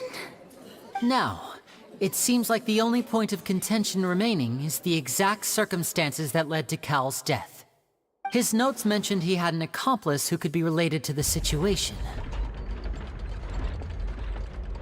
On that note, the guards have just contacted me indicating that they uncovered new evidence. I shall now invite him on stage to share it with us. Thank you, Your Honor. We were just inspecting the luggage of the other people involved in this case. And we found an identical sample of the water from the primordial sea among Lenny's personal effects. What? That can't be. Oh, I see. Well, how wonderfully comedic to have your own counterattack only to come back and wound you. Does this not clear all doubt? My dear citizens, my loyal audience, allow me to present my reasoning and bring this performance to a swift close. Lenny did not need to take part in the dissolution of the young woman at all. Indeed, he did leave the scene via the vent. Having made modifications to the props beforehand, his accomplice Cowell then caused Halsey to vanish using the water from the primordial sea.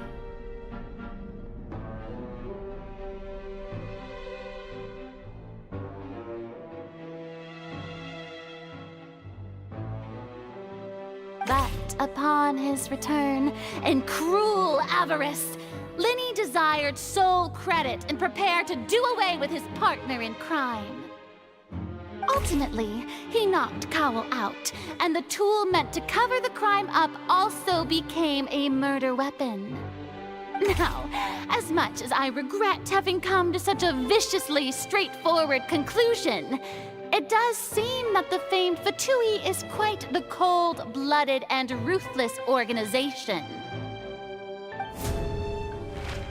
Am I right, Mr. Lenny? We've used up all the evidence we collected. There's no way for us to make a rebuttal here. Is this the end of the road?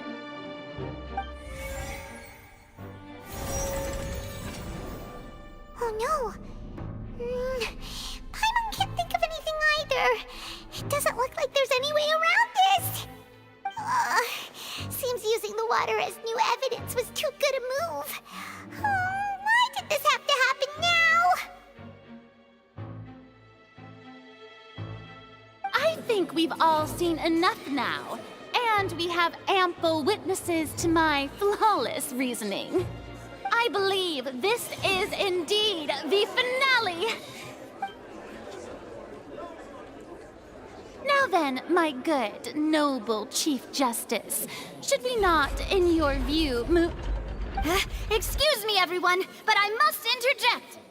Miss, I must ask you not to shout, and to respect the ongoing legal proceedings. Oh, come on. Don't be hasty. I have a good reason for interrupting, you know. Now, would anyone here like to take a little break from all this debate and see a little magic? I'll show you an amazing trick. One that can bring a young woman who has disappeared back in the flesh, right before your very eyes. Please, do the honors, Mr. Lenny, if you would be so kind. What in the world is she saying? No offense, miss, but miracles like that are beyond my scope as a magician.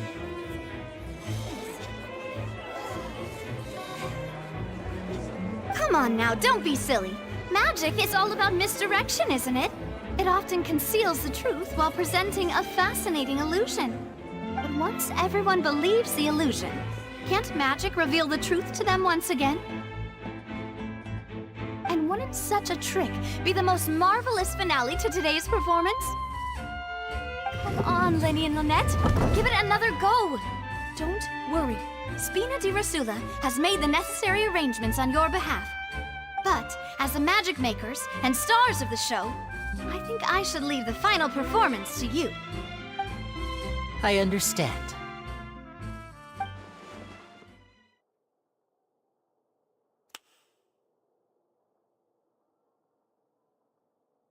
And voila!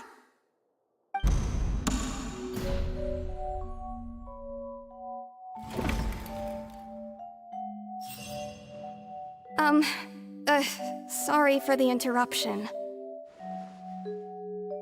Wait, isn't that Halsey? So the whole thing about people dissolving wasn't true after all? To be clear, I'm only here because this person told me that if I testified, the merit of doing so would lessen my sentence. I was hiding outside this room listening to the proceedings because I was afraid that I would be the one put on trial. I was just feeling happy that no one had noticed me, and then before I knew it, she caught me. That'll teach you to underestimate us three.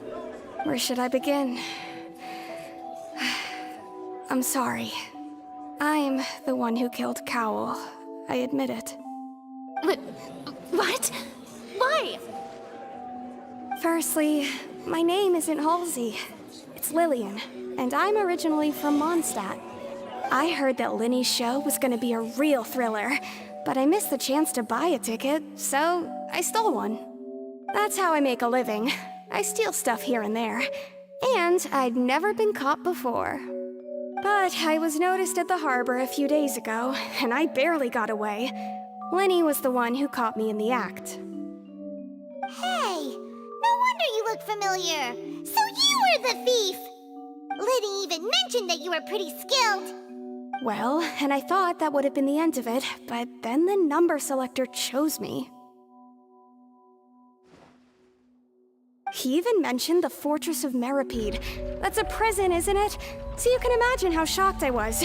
I thought he was onto me for sure. So I played along with the show while looking for an opening to flee, but then I got water poured on me for no reason, and then someone jumped into the tunnel to nab me.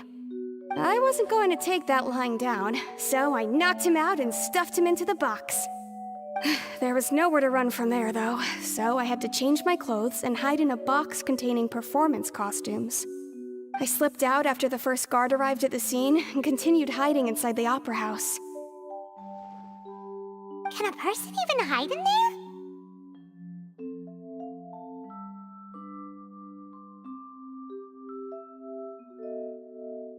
But I swear I didn't know that the water tank would fall down.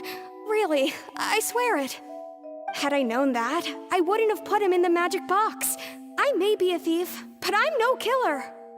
Well, that makes everything pretty clear now, doesn't it?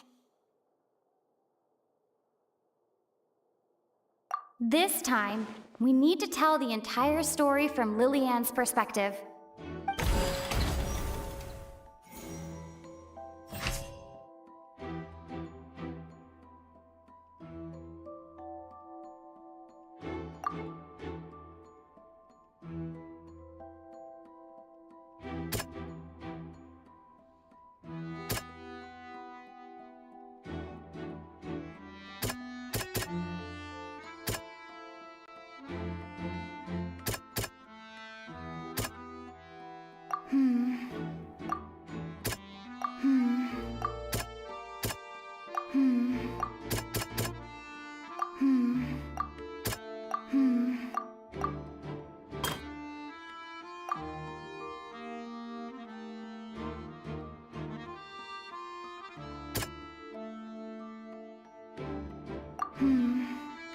Seems this won't produce a particularly effective rebuttal.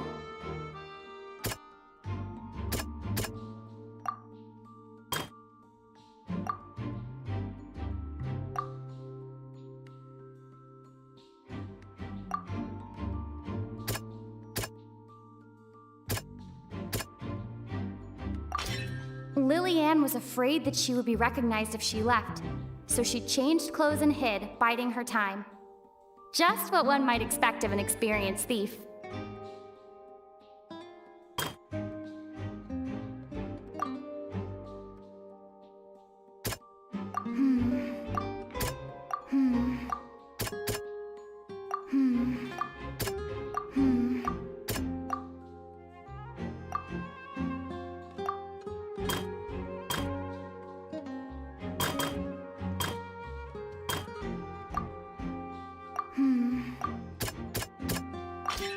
The flower vase was not broken to cover anything up, but was smashed during the struggle between Lillian and Cowl.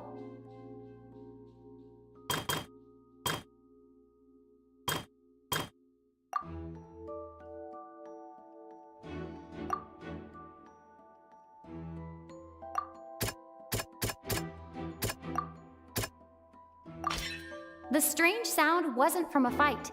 It was Lily-Ann's attempt to break out when she was frightened. And it's Ace Detective Paimon time! Having been selected out of the blue, Lily-Ann panicked. Her panic only intensified after she entered the tunnel and had water poured on her head. So she kicked the door open, producing the thud we all heard. Hearing the commotion, Cowell leapt into the tunnel, only to discover that Lily-Ann had not dissolved. He did not know that Lily-Ann was not from Fontaine, but was a thief who made her way in by stealing a ticket. Mistakenly believing that the water from the primordial sea needed time to take effect, he tried to force Lily-Ann back into the box. The two broke the flower vase during the struggle, but Lily-Ann came out on top, knocking Cowell out and putting him in the box. With no way of escaping, she changed her clothes and hid in the costume trunk until the performance ended.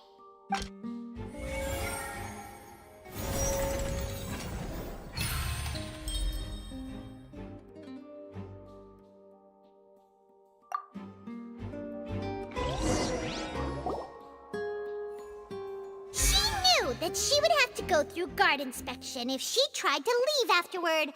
So, she has been trapped in the Opera House these last 2 days. She had already become desperately hungry by the time we were chatting over macarons. So, she swiped 2 of them right under our noses. Talk about a sneaky thief. At this point, all the events that happened in the tunnel have now come to light. Ah, so that's the whole story. Bravo! Bravo! Now then, Lady Farina, do you wish to speak against the defense's statements? Please answer the question, Lady Farina. Also, if I may add, the trial has not yet ended. As such, I request that the prosecution not leave the room before the proceedings have concluded. What, are you reading my mind now? No, I have no further arguments. I admit defeat. But really, could you at least have left me with some dignity? Wow, look at that! She's like a deflated balloon now. If there are no objections, then as the Chief Justice of Fontaine, I shall once again repeat the full sequence of events. The actual perpetrator of the serial disappearances, Cowell, selected his next victim from the audience reservation list. With some modifications to the selector, he could ensure that the pre-selected young woman would be chosen. To cover up any evidence while committing the deed, Cowell thought of allowing the water tank to fall, which would conceal the water left behind after the young woman was dissolved. He also tampered with the rope suspending the water tank, using the fireworks at the end of the performance to cause the tank to drop and hide the watermarks. He poured the water from the primordial sea into a balloon during the preparation of the magic box and stuck it to the box's lid. Finally, he passed the prepared hook on a rope through the gap in the magic box's door when bringing the young woman to said box. When the magic trick officially began, the box containing the woman was lowered into the tunnel, tightening the hook rope and bursting the balloon containing the water. If all had gone to plan, the young woman would be dissolved at this time. However, Lily-Ann was not from Fontaine and thus fled the box with a loud noise. Realizing that there was trouble, Cowell entered the tunnel and met Lily-Ann. Thinking that the waters had not yet taken effect, he decided to proceed. However, his opponent was more capable than he thought, and he was overcome, knocked unconscious, and placed into the magic box, and thus became his own final victim. Lily-Ann, according to her own statements, then changed clothes and hid until the performance ended, before hiding in other parts of the opera house. As for Linny, he was in the underground structures within the opera house, and was thus ignorant of these happenings. From this reconstruction of events, we can conclude that Linny, the accused, is in fact innocent. Hooray, Linny and Lynette! While there is much in Linny and Lilianne's conduct that should still be investigated separately, this case, at least, can be handed over to the Oratrice to make the final decision.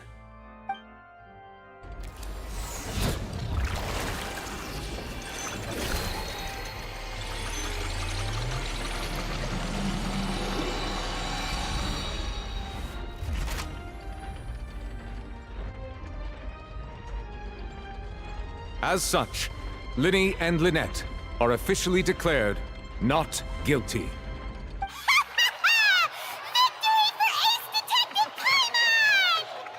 Great work, partners. Thank you all. Thank you so much. Next, I think we deserve an explanation, Guard Vaughn. How did you find the water from the primordial sea in Linny's baggage? Right! Your discovery caused me to make a serious mistake, you know. Or was that not a discovery, but false evidence that you dared to bring before this court? I suspect that the accomplice mentioned in Cowell's notes was not Linny, but you, yes?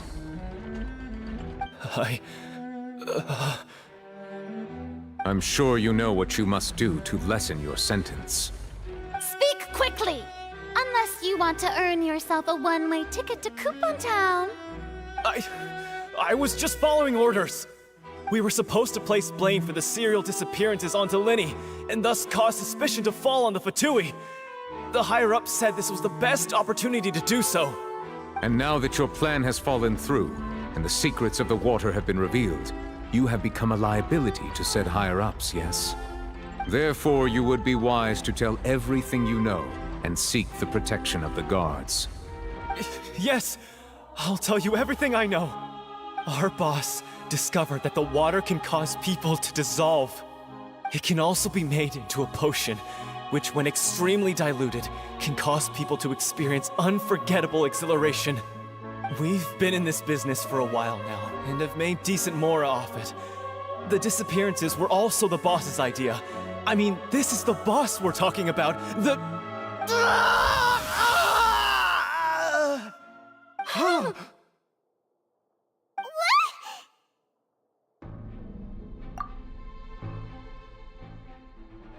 And now he can no longer talk.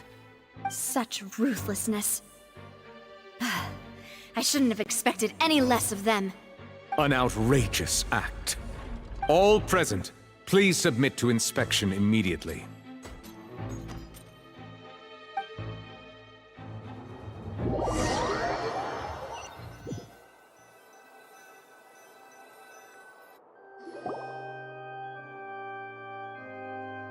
So, we're just going back now?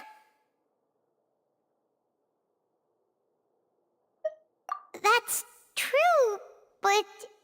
Traveler, Paimon! Please wait. Lenny... I know you may not want to speak to me right now.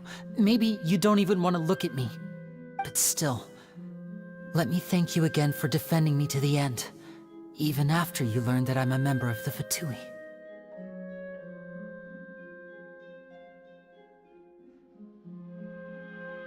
I guess. But regardless, I'd like the opportunity to set things straight. I didn't approach you with any ulterior motives or ill intent. I've spoken to you as myself, just plain Linny this entire time. As for why I'm a Fatus, it's because the goals of the House of the Hearth align with those of an orphan like me. That's all. That was how Father, who you might know as the Knave, approached recruiting us back then too. The Knave? The one who controls the House of the Hearth? She's your father? That's right. And since we're here, I was wondering, would you mind hearing a story? It's about my past. Back when our parents first died, Lynette and I were left wandering the streets.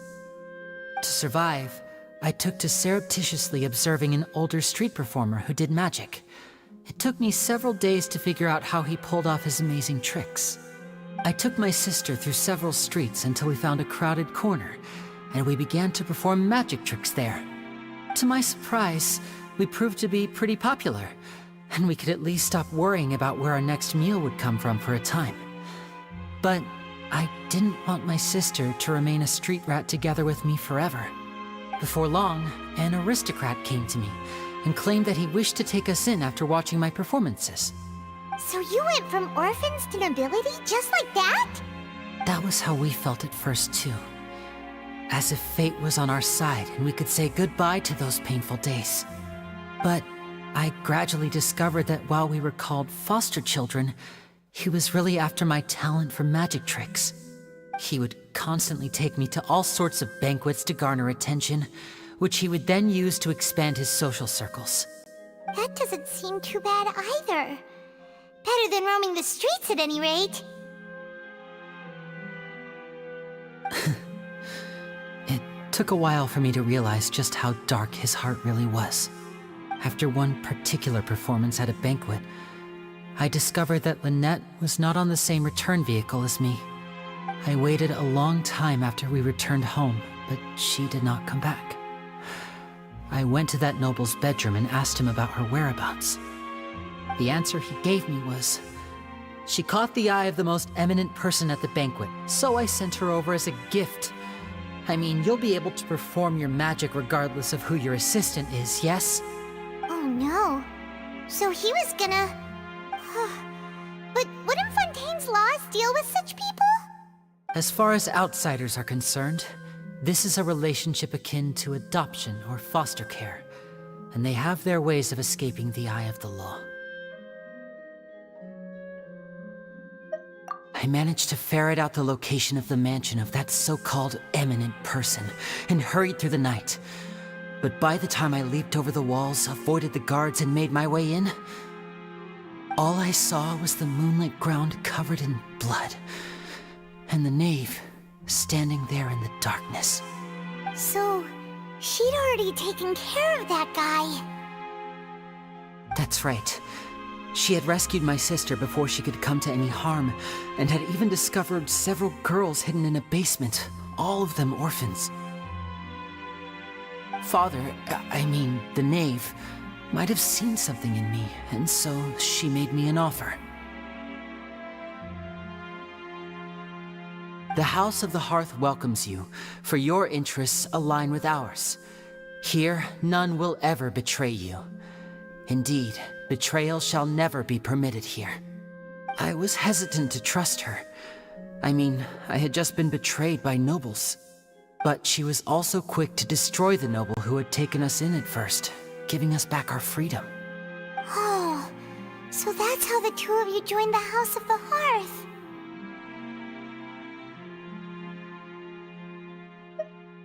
She has her own plans. She has gained permission from the Tsaritsa to first use the Gnosis' power once she obtains it. She plans to use it to find a way to break the prophecy and save Fontaine. So, she believes in that prophecy too? That's right. The whole House of the Hearth is currently working to combat that crisis. Today's case has also proven that people from Fontaine can indeed dissolve into some sort of water, thus further supporting the prophecy. Everyone at Hotel Bouffe d'été, including the knave, has their roots in Fontaine, and we will always defend our homeland.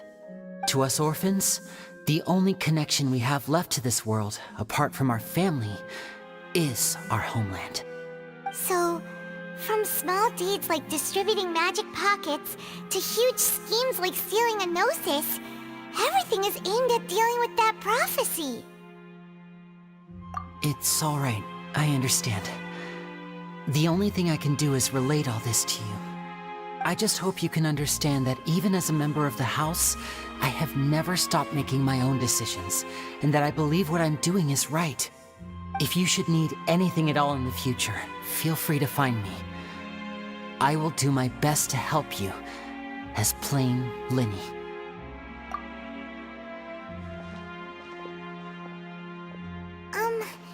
Bye, Linny!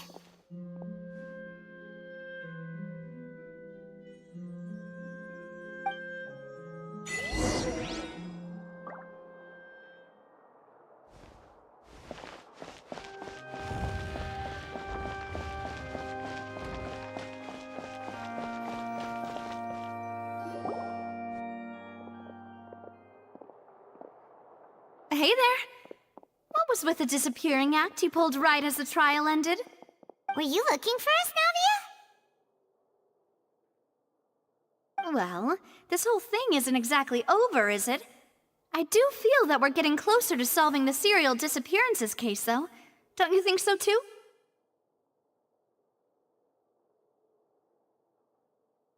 Huh? What's wrong, my dear partner?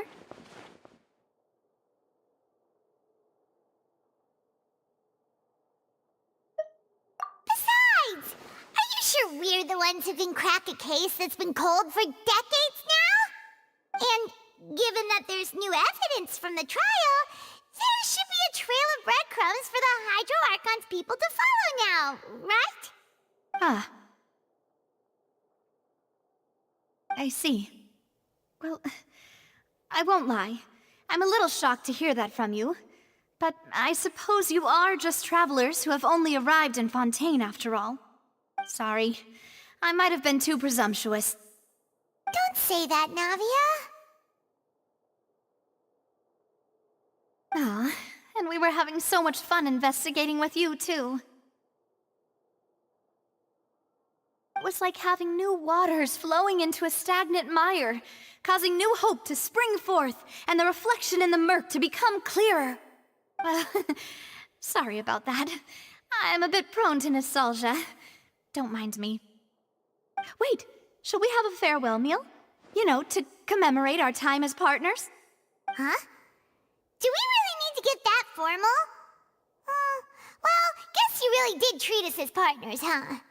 Well, I'd just like to have a proper ending to every important memory. That way there are no regrets later. Anyway, it would just be a meal, so it shouldn't take up too much of your time. You don't have to twist Paimon's arm. If Boss Navi is treating, count Paimon in! Oh, wonderful! In that case, why don't we return to the court of Fontaine and head to the Hotel de Boer? I believe we'll make it just in time for dinner. All right then, let's have our farewell meal!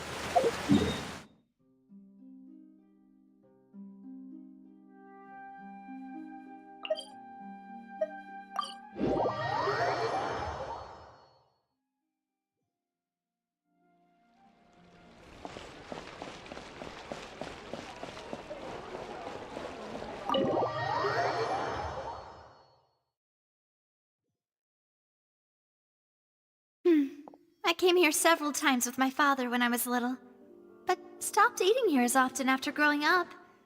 I hope the food here will be to your taste. Oh, don't worry. We haven't eaten at a hotel like this in a while. Paimon's getting excited already. In that case, I'll go order for us first. Please wait here a moment.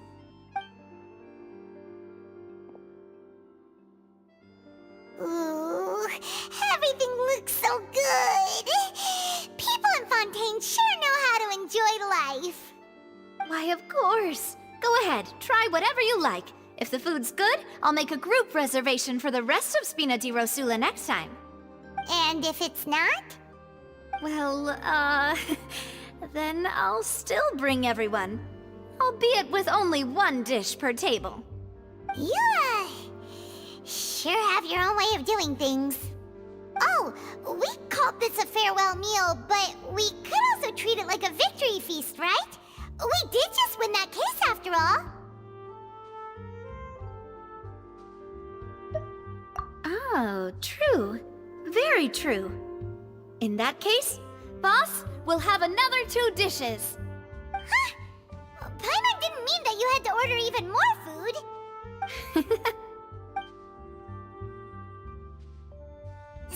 of cases, do you think that the mastermind behind the serial disappearances will get caught soon now that this has all happened? Well, we've certainly taken a big step forward, but I feel that's about it. We know that there's an organization that means to dissolve these young women, but we still don't know what they are really after. If it hadn't happened right in front of us, Paimon wouldn't have ever believed that a person could be dissolved like that. Right? Yet it was because this was such a preposterous notion that the investigation could never really move forward before. Ugh. If only that guy could have finished speaking! We were so close to hearing who was behind it. In such investigations, even the smallest step can seem like a yawning chasm if the trail of clues is cut off. To be honest, I don't have high hopes for any follow-up that the authorities might conduct. It's not that I don't have faith in their ability, it's just that a different perspective is required in some matters. It's easy to guard against and deceive a single narrow perspective. A shift in thinking is required at such times in order to produce a breakthrough. Which is exactly why the Spina di Rosula exist. Those highfalutin folk are not all-knowing. That's why we exist. To seep into the cracks where filth falls through, where their watch fails them. That's the kind of problems we solve. Seems Paimon thought things were simpler than they actually are. It's all right. Well, this was supposed to be a farewell meal, so I doubt you have further interest in this business, right? Let's talk about something else. Like, what are your future plans? That's true. We didn't have a chance to speak to her after the trial ended. It didn't really seem like the right time or place to do it anyway. I see. So, your primary objective, which has been foiled so far, was to have a chat with the Hydro Archon. I've heard that there's a long line of people waiting to meet Lady Farina. I suspect you'll be waiting for quite a while, considering that you missed your chance today. Yeah, we've heard that she's super popular here in Fontaine, and that it'll be tough getting any of her time. Well, would you consider some more, unique ways? Perhaps even methods of, let's say, questionable legality? Guess that's Spina di Rosula's boss for you. Chock full of sketchy ideas. Well, what did you have in mind? Well, one way would be to infiltrate a performance troupe at the Opera House, only to abandon your act at the play's climax and ask to speak to her after the performance. I'm sure Lady Farina would be eager to see the ending, and would agree in order to finish watching the play, don't you think? Could you suggest something a little more practical? This plan seems pretty hard to pull off. We'd have to go learn how to act, and acting's really hard. All right, here's another. Find a way to conceal yourselves under her bed. Then wake her up in the dead of night and demand answers. Don't let her go back to sleep until she answers all your questions. I can personally testify that this one works. When I'm sleepy, I'll do anything as long as I can finally get some sleep. That might work, but that's not really the problem. The problem is we don't want to get ourselves arrested. Valid point. I overlooked that part. I was just thinking about leveraging a person's desire for sleep. All right, no more joking around. Perhaps you could... Oh, I don't know. Cut the line when she's on a break. You did defeat her in court, clearing citizens of hers from false accusations. False accusations she had nearly upheld personally. I imagine that she feels quite ashamed about the whole thing. You mean that if we catch her while she's on a break, she might be too embarrassed to refuse? Oh, that does make some sense. Why don't we give it a try after this meal? You know, strike while the iron is hot and all. Huh? Paimon, did you drink my Fanta? Was this your drink?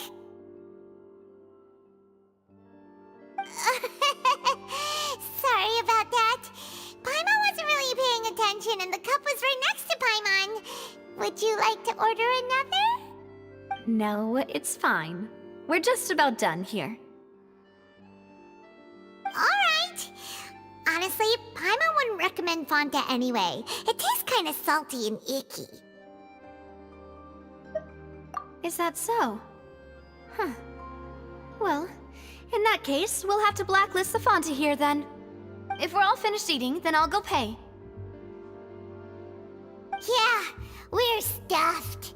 Thanks for the treat, Navia.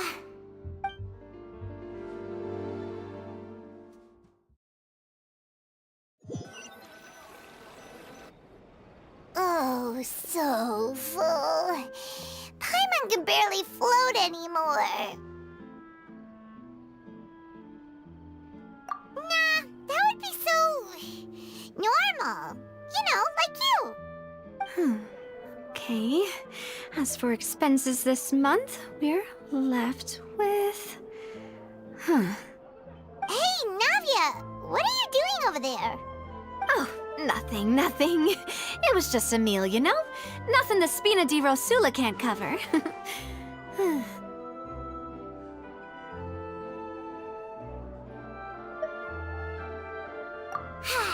Let's get ready to try to meet the Hydro Archon again. Bye, Navia! So this is goodbye, huh? Well, if you do encounter any other trouble in Fontaine, you're always welcome to contact the Spina di Rosula. I'll give your requests the highest priority. In any case, I wish you smooth sailing. I'll see you again, partner. See ya!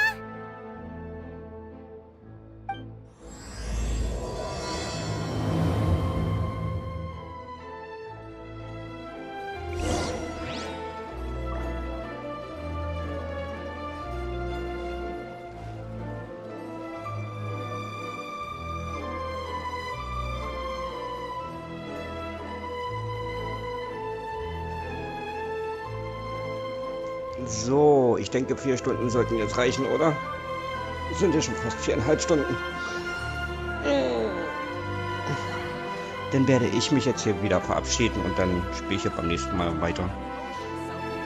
Und dann sag ich mal ciao, ciao.